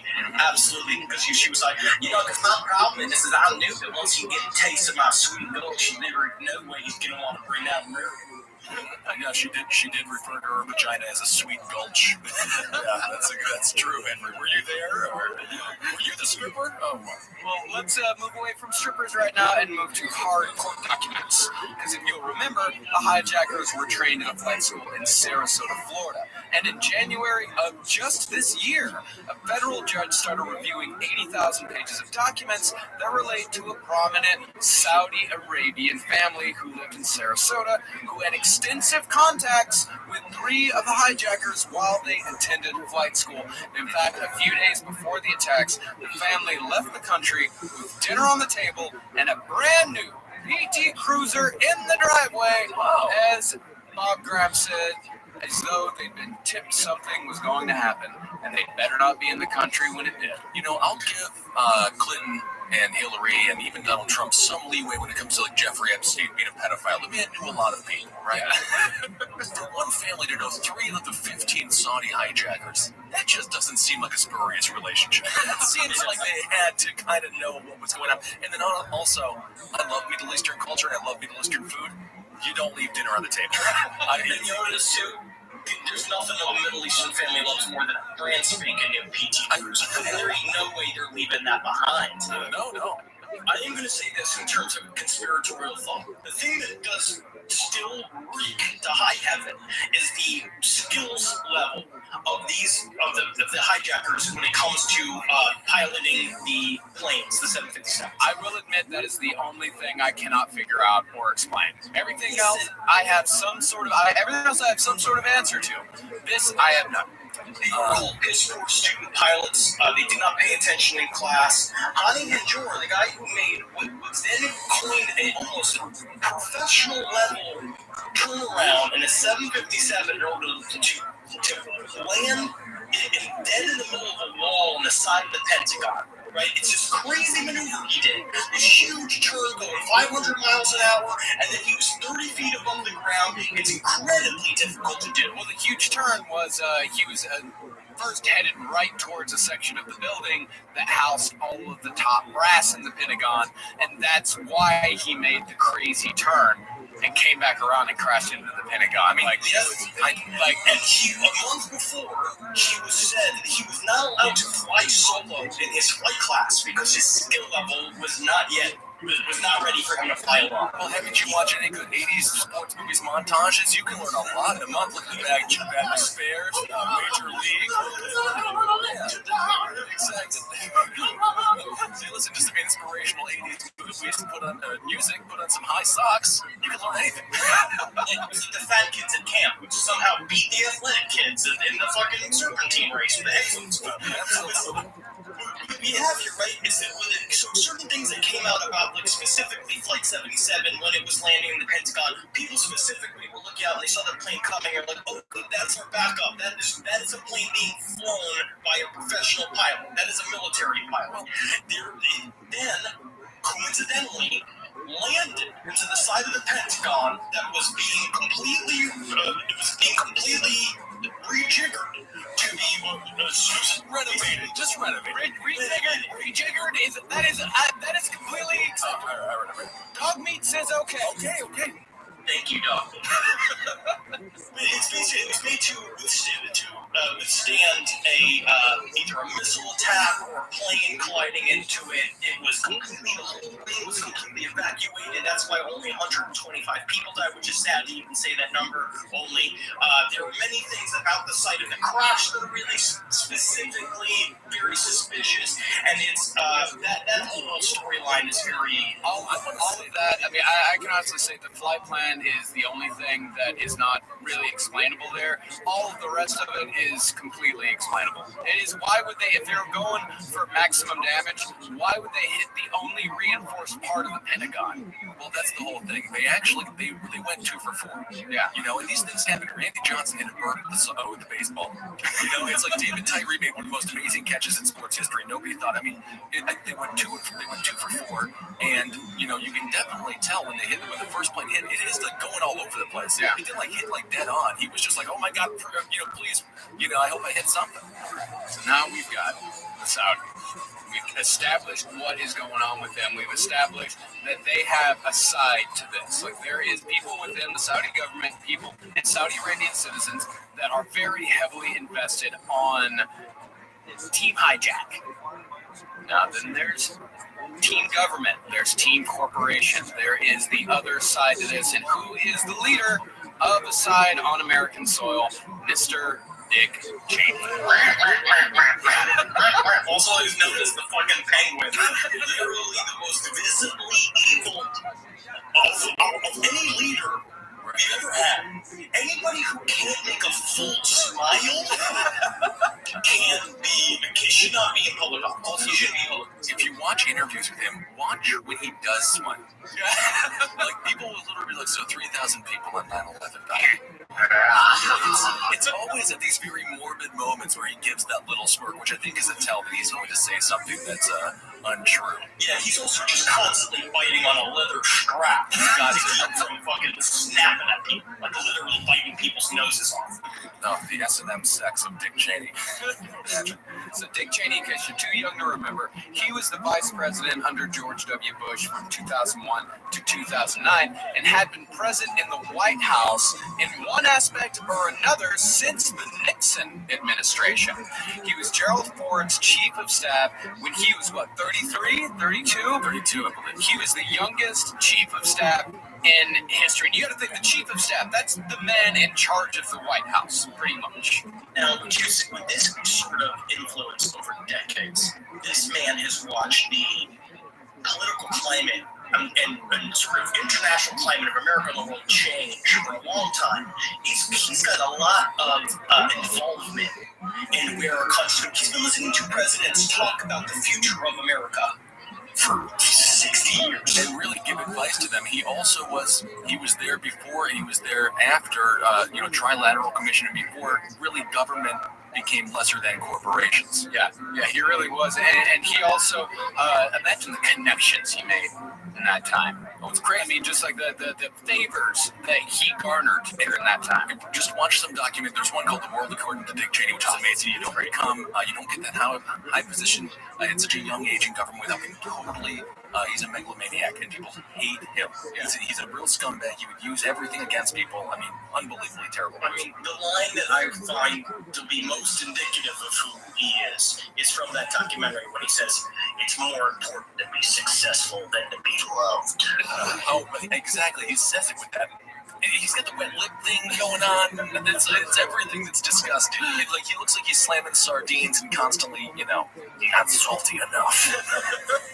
So after being a part of Gerald Ford's staff, he spent 12 years as a senator from Wyoming, and then in 1989, he became George H.W. Bush's defense secretary. And for those of you who are versed in the history of the early 90s, you'll know that the first Bush presidency was also the first Gulf War, of which Dick Cheney was a very large part of as defense secretary. And he was heavily lauded for how efficient a job he did in the Gulf War. Yes, and he was actually reasonable about it, about the first Gulf War. This was from a C-SPAN interview he did in '94 after he had been out of office. They asked him, and this is also a question I think a lot of people asked when we went into Iraq the second time, why didn't you go into Baghdad? Why didn't you go after Saddam? Why didn't you take him out the first time we were there? And what Dick Cheney said, He said it would be vastly expensive. It would create a civil war, and there would be no exit strategy, which is exactly what happened when we went in the second time, and is still happening today. And what is very interesting too is that we're going to see what also makes Dick Cheney, fucking Rick Cheney, one of the worst villains of modern U.S. history is his sheer adaptability. That was the right for the time. It wasn't until he got the infrastructure, until he built up the power of the president later on down the line, that he can then really switch to being full hawk and being like, now we're going to carry this into the future. Well, he was definitely always a full hawk, but keep in mind, this is also the time in the early 90s, the U.S. and Saddam Hussein, we weren't enemies at all, really. Rumsfeld had met with Saddam, we didn't mind it. We helped put him in power. And, we were looking for a new enemy. We had the forever war going on with the Cold War. Obviously, we fought that in Vietnam, and people were terrified. Russia's pretty much gone at this point. We need to figure out a new enemy. The war on terrorism wasn't coined yet, so there was no option. And Saddam was the only stabilizing force in that region, and we didn't realize how much money we could make quite yet by completely destabilizing it. Yeah, and speaking to that point right there, in 1997, between the Bush presidencies, the Project for the New American Century was founded, which the Project for the New American Century was a Washington think tank that included 10 future Bush administration officials, including Dick Cheney and Bush's Secretary of Defense, Donald Rumsfeld. One passage suggested that the transformation of American armed forces through, quote, new technologies and operational concepts, those things that cost a lot of money to take and dispel. Yes, he said they said that transition was likely to be a long one, quote, absent some catastrophic and catalyzing event like a new Pearl Harbor, but very similar to what FDR did, like you mentioned with Pearl Harbor. And then as soon as we had the perfect piggyback to end World War II, the using of the bomb was the perfect piggyback. Let's just continue this going. Yeah, it was awesome. I mean, I don't know if like World War II necessarily was as malicious as this. No, but the using of the bomb then led us to where's our new enemy? We constantly need an enemy. This is all nations are. Which is also what Eisenhower warned against after World War II. The entire military industrial complex. Like all of this stuff is like, we just learned how much money we can make. We learned how much money you can launder, putting it into black ops, into secret government programs, and in military technology. You can just put money around all over the place, which is the basis for what we believe is the secret government. I mean, this is just one of those things that's like the secret government kind of showing its face, the Project for the New American Century. And that's one of the great ironies of Eisenhower. He saw war. He was a huge military man. He was the only one who actually went to battle and was like, we cannot do this. Yeah. All these other elitist, rich pieces of shit are so happy with war because they like to watch it on TV from a bunker. Yeah. They never had to go fight. Exactly. It's a great cover for money laundering. Yeah, it's huge. So in the year 2000, George W. Bush wins the nomination to run for president on the Republican ticket. He asks Dick Cheney to be his vice president. Cheney, who in the 8 years between the Bush presidencies had become CEO of Halliburton Oil. First time he refuses. He says, I'm not going to do it. Gerald Ford said it was the worst 6 years of his life. I'll find someone for you. As a like watching penguins being covered in slick oil. Watching them dance the final dance of death makes me giggle and laugh. I just love the feeling of being alive then, knowing I won. I beat all of the Pelicans. So I'm a good judge of character. I'll go find the VP for it. So Cheney, he says that he looks around. He says that he sees, he goes through a bunch of people like, no. He literally just lifts up two hats, like in his room, like, don't see a vice president over there. See if it's in the junk drawer. Don't see a vice president over there. But this is the exact same thing that dudes do oftentimes with girls that they're in love with, but they pretend to be okay with the friend zone. They're like, it's okay, Becky, we're going to find you a good guy. You're like, I think that guy's kind of a dickhead, huh? Show him over there. And then 2 years later, he's like, well, what about me? And then, of course, she says no. Of course. But W wasn't so smart. So Cheney, he looks around. He says, there's no worthy candidate for this job except me. I'm the only one that's going to be able to do this. Yeah, I know I said the first time that I'm not going to do it, but now that I look around, I see that there's nobody else that's possibly qualified. Nobody else in America. What a gift. Thank you so much, Dick. What a great gift you've given me. He also required one of the most stringent testing policies for any vice president,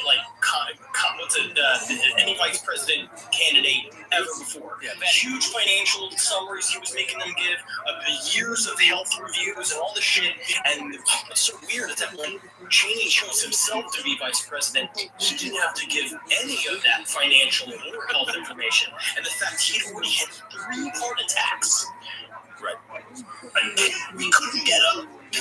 But he couldn't have died on the wall. So Dick Cheney, he gives up a salary of $4.7 million a year as CEO at Halliburton. Now let me ask you, how much money did Cheney get from Halliburton to quit his job as CEO and run for vice president of the United States? 0. He quit. There's no way you're going to give him money, That's right? When I quit Taco Bell, they didn't give me any more tacos for free.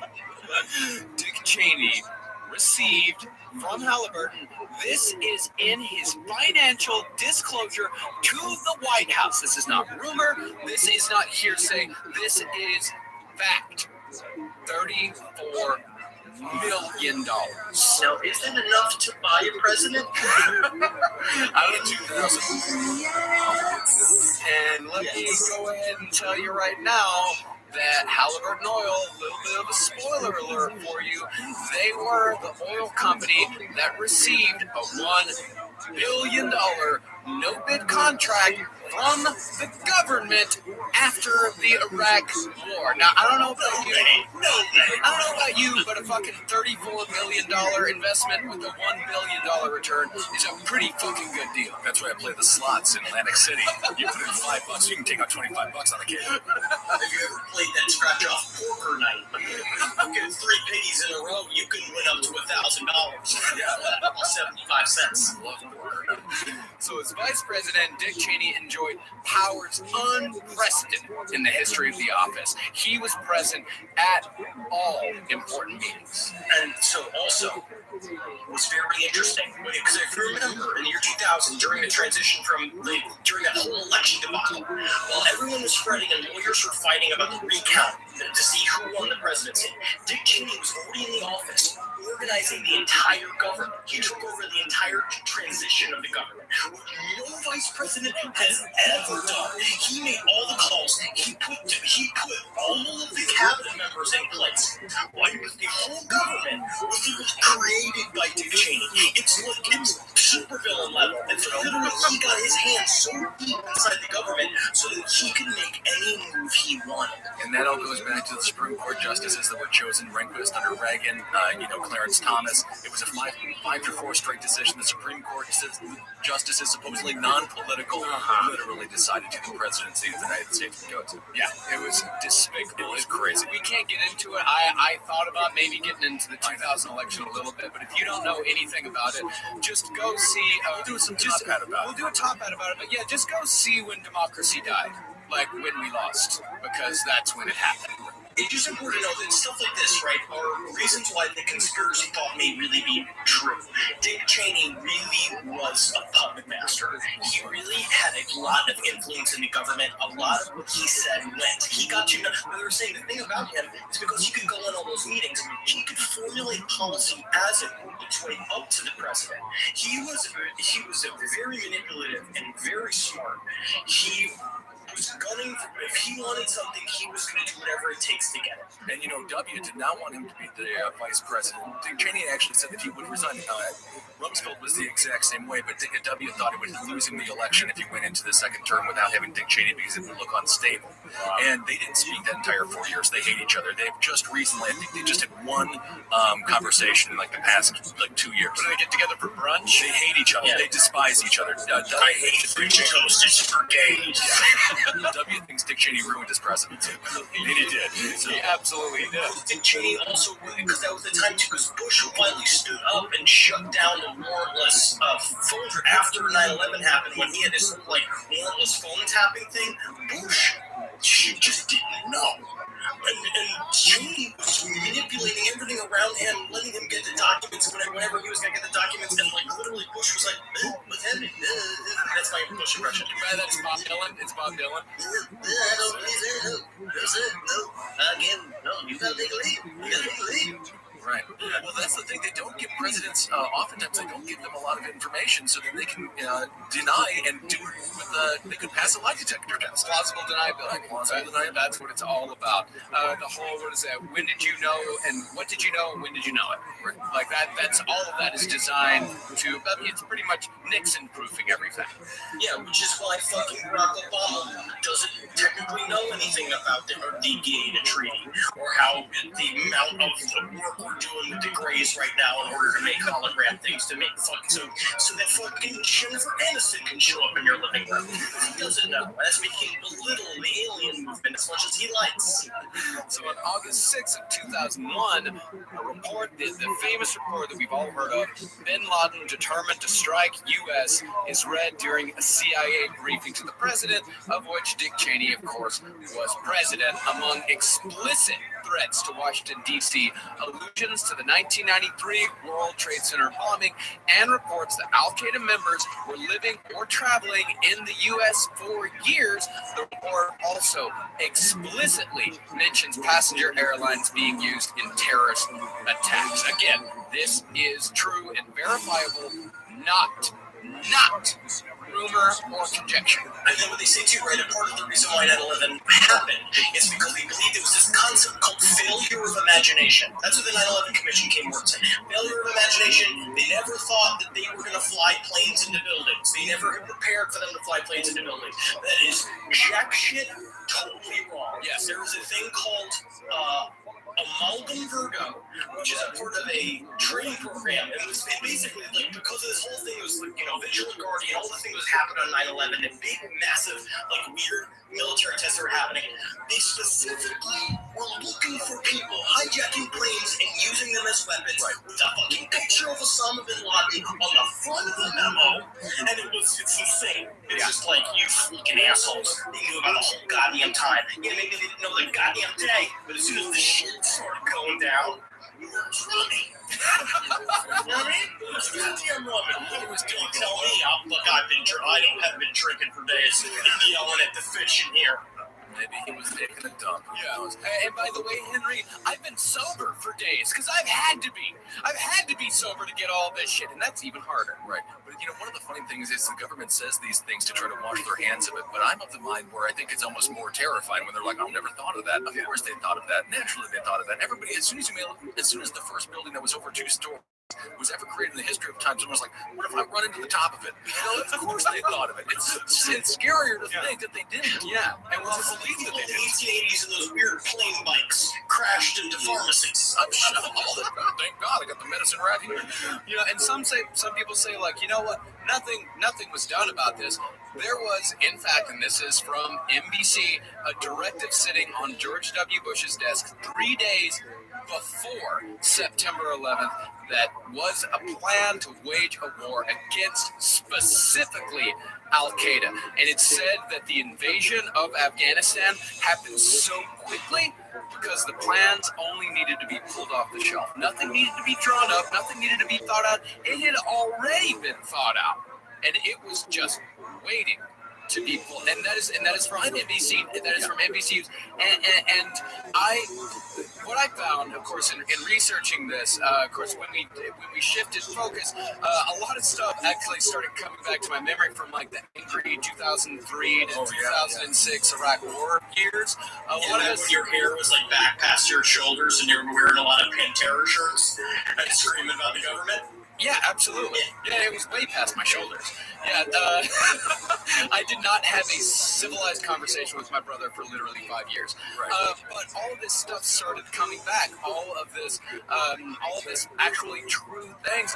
There was so much information being put out after 9/11. There was a lot of good journalism being done, and it is all out there.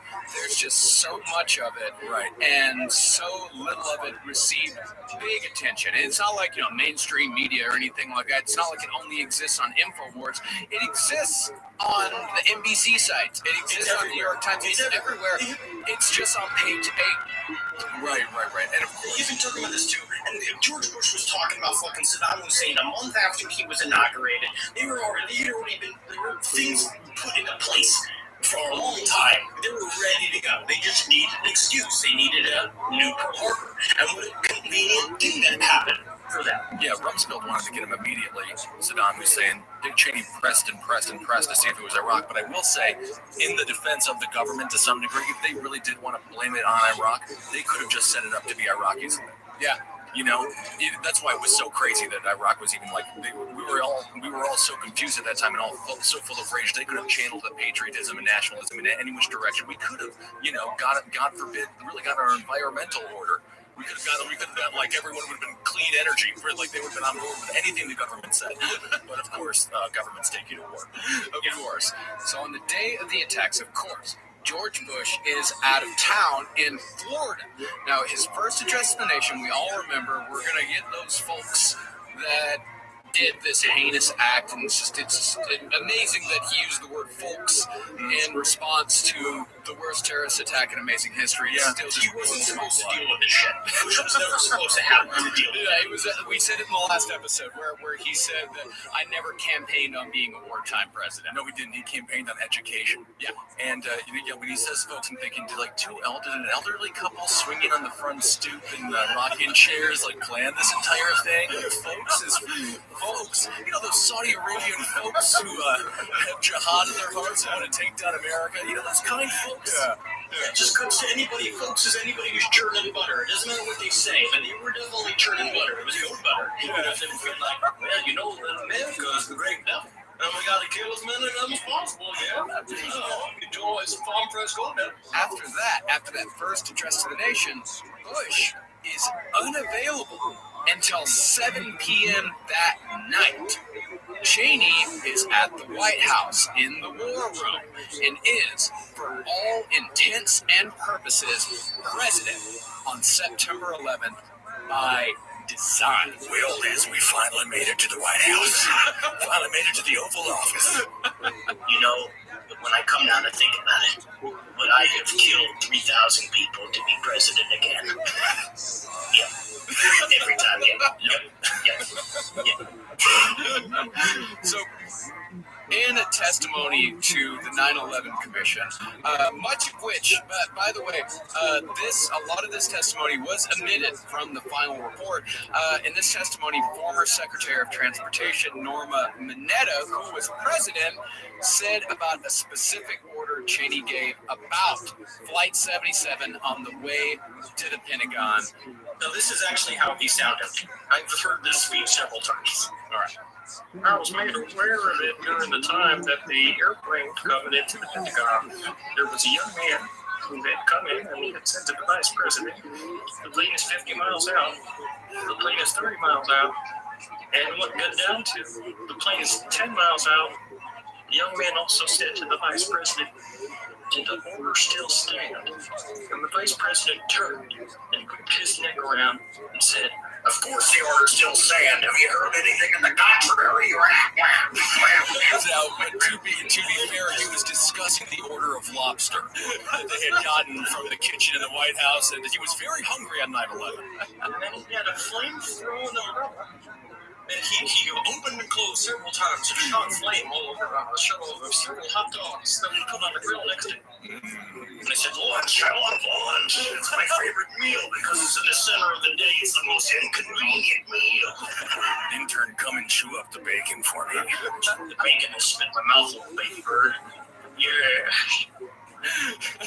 So, regarding that day and Dick Cheney setting up himself to be in just the right position, in May of 2001, Dick Cheney was placed in charge of managing the seamless integration of all training exercises throughout the federal government and military agencies. He was made that by President Trump. update. George Bush essentially said to him, all right, Dick, you take care of this. This is your deal. You have complete and total control over all training exercises in the entire government. So he was in charge of the war games. He was in charge of the war games. You would think would be previous Secretary of Defense. Yes. You would think it would be the current Secretary of Defense and the current president's responsibility. You would think so. And on the morning, Rumsfeld was just whittling statues of graphically naked women in another room. And Dick Cheney was like, by that point, he had received the president. He gave him his gift. He had an Amazon wish list for his birthday. What he gave him was a silver-tipped cane and a big white cat that he would just stroke in the other room. So on the morning of 9/11, there were multiple war games and terror drills being conducted, all under the management and direction of Dick Cheney, including a drill on the west side of Manhattan called Tripod 2, which set up a command and control center that was configured exactly like the one in Building 7 and was under Cheney's management before the hijackings occurred. And while the government says that they had never thought that something like this could ever happen, there had been 46 separate drills to prepare NORAD for this exact type of scenario. And in fact, September 11th itself was day 2 of Vigilant Guardian, which was an exercise that would pose an imaginary crisis to North American air defense outposts nationwide. And there were, jets that were normally there for protection in the United States were scrambled. They were over in Canada. They were all over the country. Like, things were there was a lot of air traffic, and things were moving all over. There was some in Russia as well. Yes. And so there was a lot of stuff going on 9/11. It wasn't just specifically the day of 9/11. It just happened to be that they were running a drill in Manhattan for some crazy reason that during the same exact time that caused a lot of confusion. Right. Yeah, no, this all began under when Dick Cheney became Secretary of Defense. Yeah, and the Secretary of State. Yeah, exactly. It was like he was preparing for a forever war. Without there being a war yet. It was like he was just preparing for it, like it was just going to happen one day for some reason. I mean, and think about these drills. Think about the daisy chain of, is this a drill? No, it's real life. Is this a drill? No, it's real life. Over with one person to the next person. And we hear that. Like, that is one of the clips that they play over and over again, is the people at American Airlines talking to NORAD. NORAD's like, is this a drill? And they say, no, it's real life. How many times did that happen? Well, that's just also massive chain of command problems on the day of 9/11. The Joint Chiefs of Staff was literally out. His assistant was in. So in order for you to scramble jets, when the planes go off the radar, but how it happens is the FAA calls the government, like part of the Border Transportation, that goes to the Joint Chiefs of Staff, goes to Donald Rumsfeld, that goes to scrambling jets. The Joint Chiefs of Staff is gone. It's the first day ever running position of Joint Chiefs of Staff. He didn't really know what to do. Then they went to go look for Donald Rumsfeld, and they said, Donald Rumsfeld is like, what's happening? The job. It's to be there. Why? He's supposed to be there for half an hour while 9/11 is happening. That is what he's supposed to do. Here's the idea. We don't know where he was.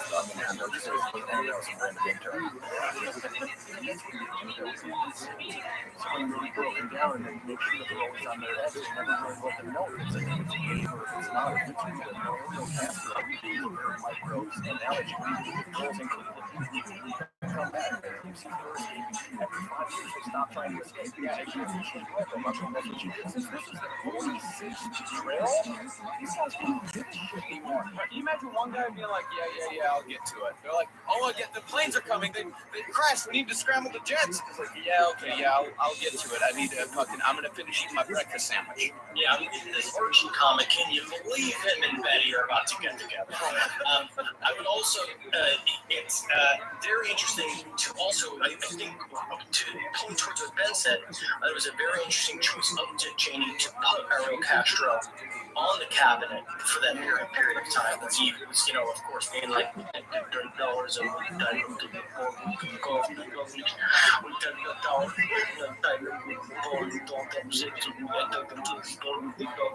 and then finally they were like, Ariel, love your energy, love your accent, but we already got one Mexican in the whole scenario. We already got a Mexican chef. Right? We can't have two of them. Thanks, everybody.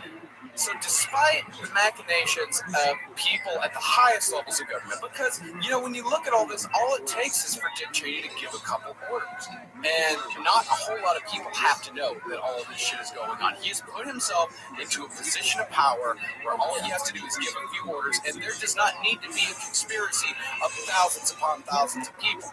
And in fact, despite their machinations, the American people had chances to stop 9/11 from happening, and we failed. The intelligence officials have been howling for years about bin Laden and Al-Qaeda being the biggest threat to America, and more than one FBI agent said in later interviews, they said their first thought after the planes hit, they didn't even blink, they just told you so. Yeah, we told you this was going to happen. And that's why people demonize Bill Clinton so unbelievably heavily, because he didn't go and kill bin Laden when he should have. Everybody knew that he should have, but he's too busy, cigar popping Monica. I mean, it was unbelievably pathetic, but meanwhile, everyone's just like, oh, what a peaceful time we had in the 90s. Yeah. There is no such thing as peace. No. You have to take action, and Bill Clinton refused to do so. What Bill Clinton was doing, what the 60s failed to do, was literally make love, not war. Well, he was kind of raping an intern, brother. No, he wasn't raping. Yeah. What was he? Was molesting. Oh, yeah. Well, what Bill Clinton said about why he didn't go get Osama bin Laden is he said, you know what, to do that, I would have had to just destroy this little town called Kandahar. Kandahar is the second most populous city in Afghanistan. It has 500,000 people in it. It's not a little village. Well, I tell you, if he had a Big Mac in his pocket, I wouldn't come and cut it. That's a title joke. Because of my own, there used to be a lot of McDonald's jokes back in the day. But most of the listeners of this show are 15 years old. And they don't remember the hilarious SNL skits featuring my McDonald's percolations. Anyway, but back to that point, though, but we did destroy that town. Yeah. And, so these lack of action just pawned it off to another administration. They took the action. We're going to see the exact same cycle happen in this next election cycle. Exactly. And I tell you what, I'm looking forward to it. This right here, the reason why we didn't get these guys, it's another example that we see again and again in our research and in serial. I mean, this relates to serial killer investigations. Why these guys don't get caught sooner? Different law enforcement agencies not communicating with each other because they all want to see who has the biggest dick. See, the FBI had an informant in California who was going to flight school with two of the hijackers, but since the CIA, who knew that Al-Qaeda members were in the country at flight schools, didn't tell them about their investigation, the hijackers slipped through their fingers because the CIA knew that these guys, they're like, all right, these two guys are on a watch list. And the FBI has a guy that they're handling that is going to flight school with two of the hijackers. And they're not, since they aren't talking to each other, these guys just go free. And the handler asked afterwards, he was just like, yeah, I didn't know. You told me to look for these guys. They weren't there. I didn't tell you about these other guys because you didn't tell me to look for them. We have the greatest intelligence community in the face of on Earth. But, and I think the idea behind that is competitiveness breeds excellence. Yeah. But at some point, after you guys both get hey, you're an A#1, you're an all-star, let's have an all-star game. And let's get together, let's in the same locker room and try to work together a little bit. So if we want to talk about a systemic leaning towards letting this event happen, we want to get back into full-on conspiracy view, which is what I view, is that it came from what technically was the head of the pile, was Dick Cheney, because he was operating on the secret side of the government that Bush was either electively choosing not to be a part of. He let Dick Cheney handle a bunch of shit. There was a decision from the very top to maybe let this happen, or maybe give it a little bit of a nudge so that it definitely would happen. They wanted this. Dick Cheney wanted this in his blood. He wanted this to be his legacy. They were like, his whole point was to create what he said from 1997, a new American century, where if you read that document, But those plans of making America the police of the world, and eventually we're going to find out using corporations to tie the whole world together in what is essentially the New World Order that I now completely believe in. Because it's not the UN, it's not the Bilderberg group, it's all this shit. It's a bunch of it's McDonald's. It's these companies that are just massive international conglomerates, and Dick Cheney was fucking Pearl Harbor. He's been hanging out with those guys for fucking years. They're trying to make money. Of course, 1933, right? That's when Rothschilds were wiring together, or the corporations together, and that's where it all really began. That's where it began. I mean, they literally told George W. Bush to go read a children's story. Like, that's what they not even read, just listen to one. Right. Pat him on the head. And the look on his face, look on his face when they're telling him what's happening, and it's just it's literally he may as well have cartoon eyes pointing out of his face. He's such a silly man. In his head, he must have pictured Cheney with fire coming out of his breath, just like a skull of Cheney, just flying multiple times at him, One thing I can't hold, one thing I'm afraid of, is that this means I'm gonna have to get a hand-to-hand death combat fight with Cheney. And I'll tell you, I'm pretty scared of that because I know that he's got a weak heart, and I can technically dress as a clown and hide in the box and pop out of it and probably kill him. But I hear he's got metal spider legs that come out of a backpack that he got in his secret office. Well, you know what? What is terrifying is the government isn't in control. Government is not the NWO. We've been talking about this for a little while. And the scary thing is government is theoretically there for the people. Corporations are not. Corporations lie to you on a regular basis. They're there for profit. So the fact that the NWO was actually corporations is much, much scarier than if it was actual government. Yeah. And who owns our government? The people giving these politicians the money it takes for them to buy their yachts and the children they like to have sex with. That's why you got to vote for Donald Trump. This is all about. I don't even want to talk. I don't want to talk to you. You're really changing. You're spending too much time in Fox News. They don't like him. They don't like him. No, I'm just joking. So there are multiple examples of intelligence failures. For example, former White House counterterrorism coordinator Richard Clark, he speculated that the CIA intentionally withheld advance knowledge of two of the 9/11 hijackers from the White House and the FBI in an attempt to cover up the agency's failed effort to recruit the two Al-Qaeda members as assets. Is that they were, until the day they got on the plane, the CIA was trying to court these guys to bring them over to their side. And they didn't, these guys weren't put on watch list. Actually, it wasn't until the day of. It was 19 days before 9/11. Finally, 19 days before 9/11, the CIA goes, all right, actually, no. We wait as long as we can. We have it. We can't get these guys under our control. Put them on the watch list. Put them on the watch list. Right now, nowhere near long enough for us to. Maybe today, maybe in 2015, 19 days would have been long enough. But not in 2001, not 15 years ago. That's also what we discussed with Timothy McVeigh and things like that. These people were monitored by the government. Richard Reed, the shoe bomber, they got him, very, very close to getting on that plane. He had literally had a whip hanging out of his shoe. That's what Marcus and I had a long conversation about the other day about the ideas that they catch so many very serious terror things out secretly that they can't let us know. Because if we were to know how many times they tried to destroy New York, like 5 to like a month, we would not be able to get on the subway anymore psychologically. So they have to set up these guys and catch them and be like, oh, we got it. Yeah, they have to set up the safe ones. They have to do the sting operations like, okay, this is safe. Okay, we got them. Because seriously, if we did know, like this, New York would turn into a paranoid powder keg. We would be at each other's throats. Yes, we talked about last week about how New Yorkers very much come together during times of crisis. But you also saw after 9/11 how many Arabs and Sikhs that are not even Muslim got beaten half to death in the streets here in New York City. Oh, absolutely. Chicago had a whole series of violence against them. Just recently, we had a massive Sikh shooting at a Sikh temple in Wisconsin. This message of morons. Sikhs are some of the nicest, most peaceful people on the face of the planet. The Ground Zero Mosque was the biggest issue for a couple of years. It literally was a recreation center for people that were just whatever. Maybe some were Muslim. Anyone could be there. People went crazy. Exactly. Yeah. So we can't know.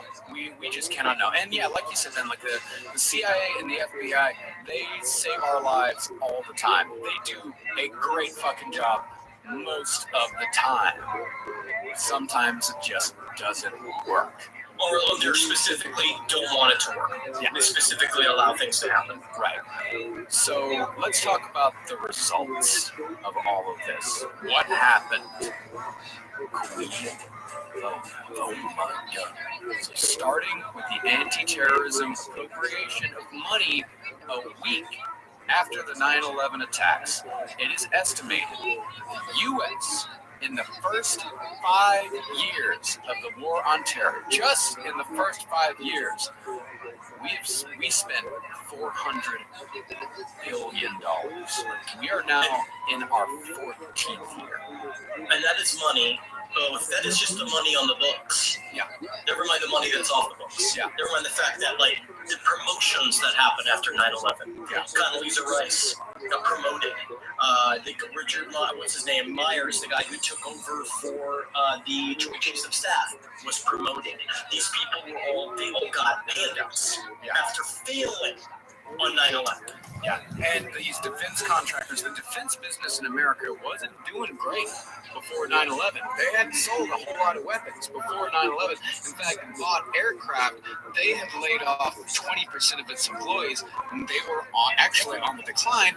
After the wars began, they received over $1 billion in defense contracts. And of course, as we all know, the war in Afghanistan gave way to the war with Iraq, which started 2 years later in 2003, fueled by lies and the anger of the American public, which is exactly what they wanted all of you to feel. That is exactly what they wanted. Right, it was total madness, and the Axis of Evil speech was totally insane. Yeah, for those that don't remember, the Axis of Evil, it was Iraq, Afghanistan, and out of nowhere, North Korea. Out of absolutely nowhere. It was even Afghanistan. It was Iraq. Villain leader. It was Iraq, Iran, and North Korea.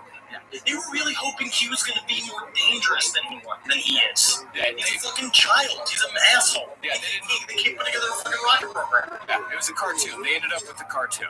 And so, okay, and as far as the Bush family goes and the Bin Laden family goes and how they both profited off of this, it would take literally hours for us to go over how entangled the Bush family is with the Bin Laden family was thrown out of America the week after September 11th. Yeah, and both the Bushes and the Bin Ladens, just very surface-wise, were part of a company called the Carlyle Group, who buys and sells defense companies and doubles or triples their values. Now, admittedly, the group severed ties with the Bin Ladens in October of 2001, but regardless of that, in 2002, the firm received $677 million in government contracts, and by 2003, its contracts were worth $2.1 billion. And another huge selling point was that the war was going to pay for itself. In 2000, we basically had no deficit. We had a surplus. We had a surplus. By the end of the 8 years, now we're at 19 trillion. I believe at the end it was 10 trillion. Yeah. So it obviously did not pay for itself, and we paid with blood. We paid with loot. We paid with everything. Yeah. Do we play with tokens from the motherfuckers? Because that's how I like to pay for things. I like to pay. I hope I can play the Smash the Monkey game. Some of this 9/11 money. By the way, I think that game was taken out of a store recently because someone perceived it as racist. Jesus. But anyway, that's not what it's about. Yep. And William Bucky Bush, one of the lesser-known Bushes, he also made a sizable sum of money because he sat on the board of a major military contractor called Engineered Support Systems. And the military industrial complex in the Bushes, it goes all the way back to Prescott Bush. Like, it goes back generations. Prescott Bush, probably one of the most evil figures, besides Dick Cheney, in all of American history. Yeah. And the thing is about, you notice we're not talking about George W. Bush a whole lot in this. We're not talking about Osama bin Laden a whole lot, besides them just, kind of the funny stuff here and there. It's because bin Laden and Bush were essentially mirror images of each other. They were both easily manipulated figureheads with a penchant for religion, Islam on one side, Christianity on the other, who could draw attention away from the people actually in power. Osama bin Laden had been cast as the villain years ago. They made him, they trained him, they did the whole thing. They gave him the motive. They put the gun in his hand. They did a bunch of shit. He was happy to accept it. He's not a cool dude. He's always happy. He wanted to be the villain, so he became the villain. And George Bush was a hapless man who was just a fall guy. He's the old perspective. Also did not want to be the villain. He was the hero. And yeah, exactly. His world. W was the hero. Dick Cheney's the hero. All of these people are heroes. Yeah, exactly. In their own eyes, they are the heroes. I mean, George Bush, he just wanted to be Uncle George. Like, if George was your next door neighbor, he'd be the cool guy that throws barbecues, and like he always has Heineken. Yeah, they call the 2000 election the election you choose who you want to have a beer with. Yeah, exactly. And George Bush, I would much rather have a beer with George Bush than Al Gore. Still. Yeah. Actually, kind of Dick Cheney, too. Yeah. Cheney he just drinks out of a pewter skull goblet, and he's just like, do you have wine? I like how it looks like blood. And in addition to that, these guys were just clueless rich kids.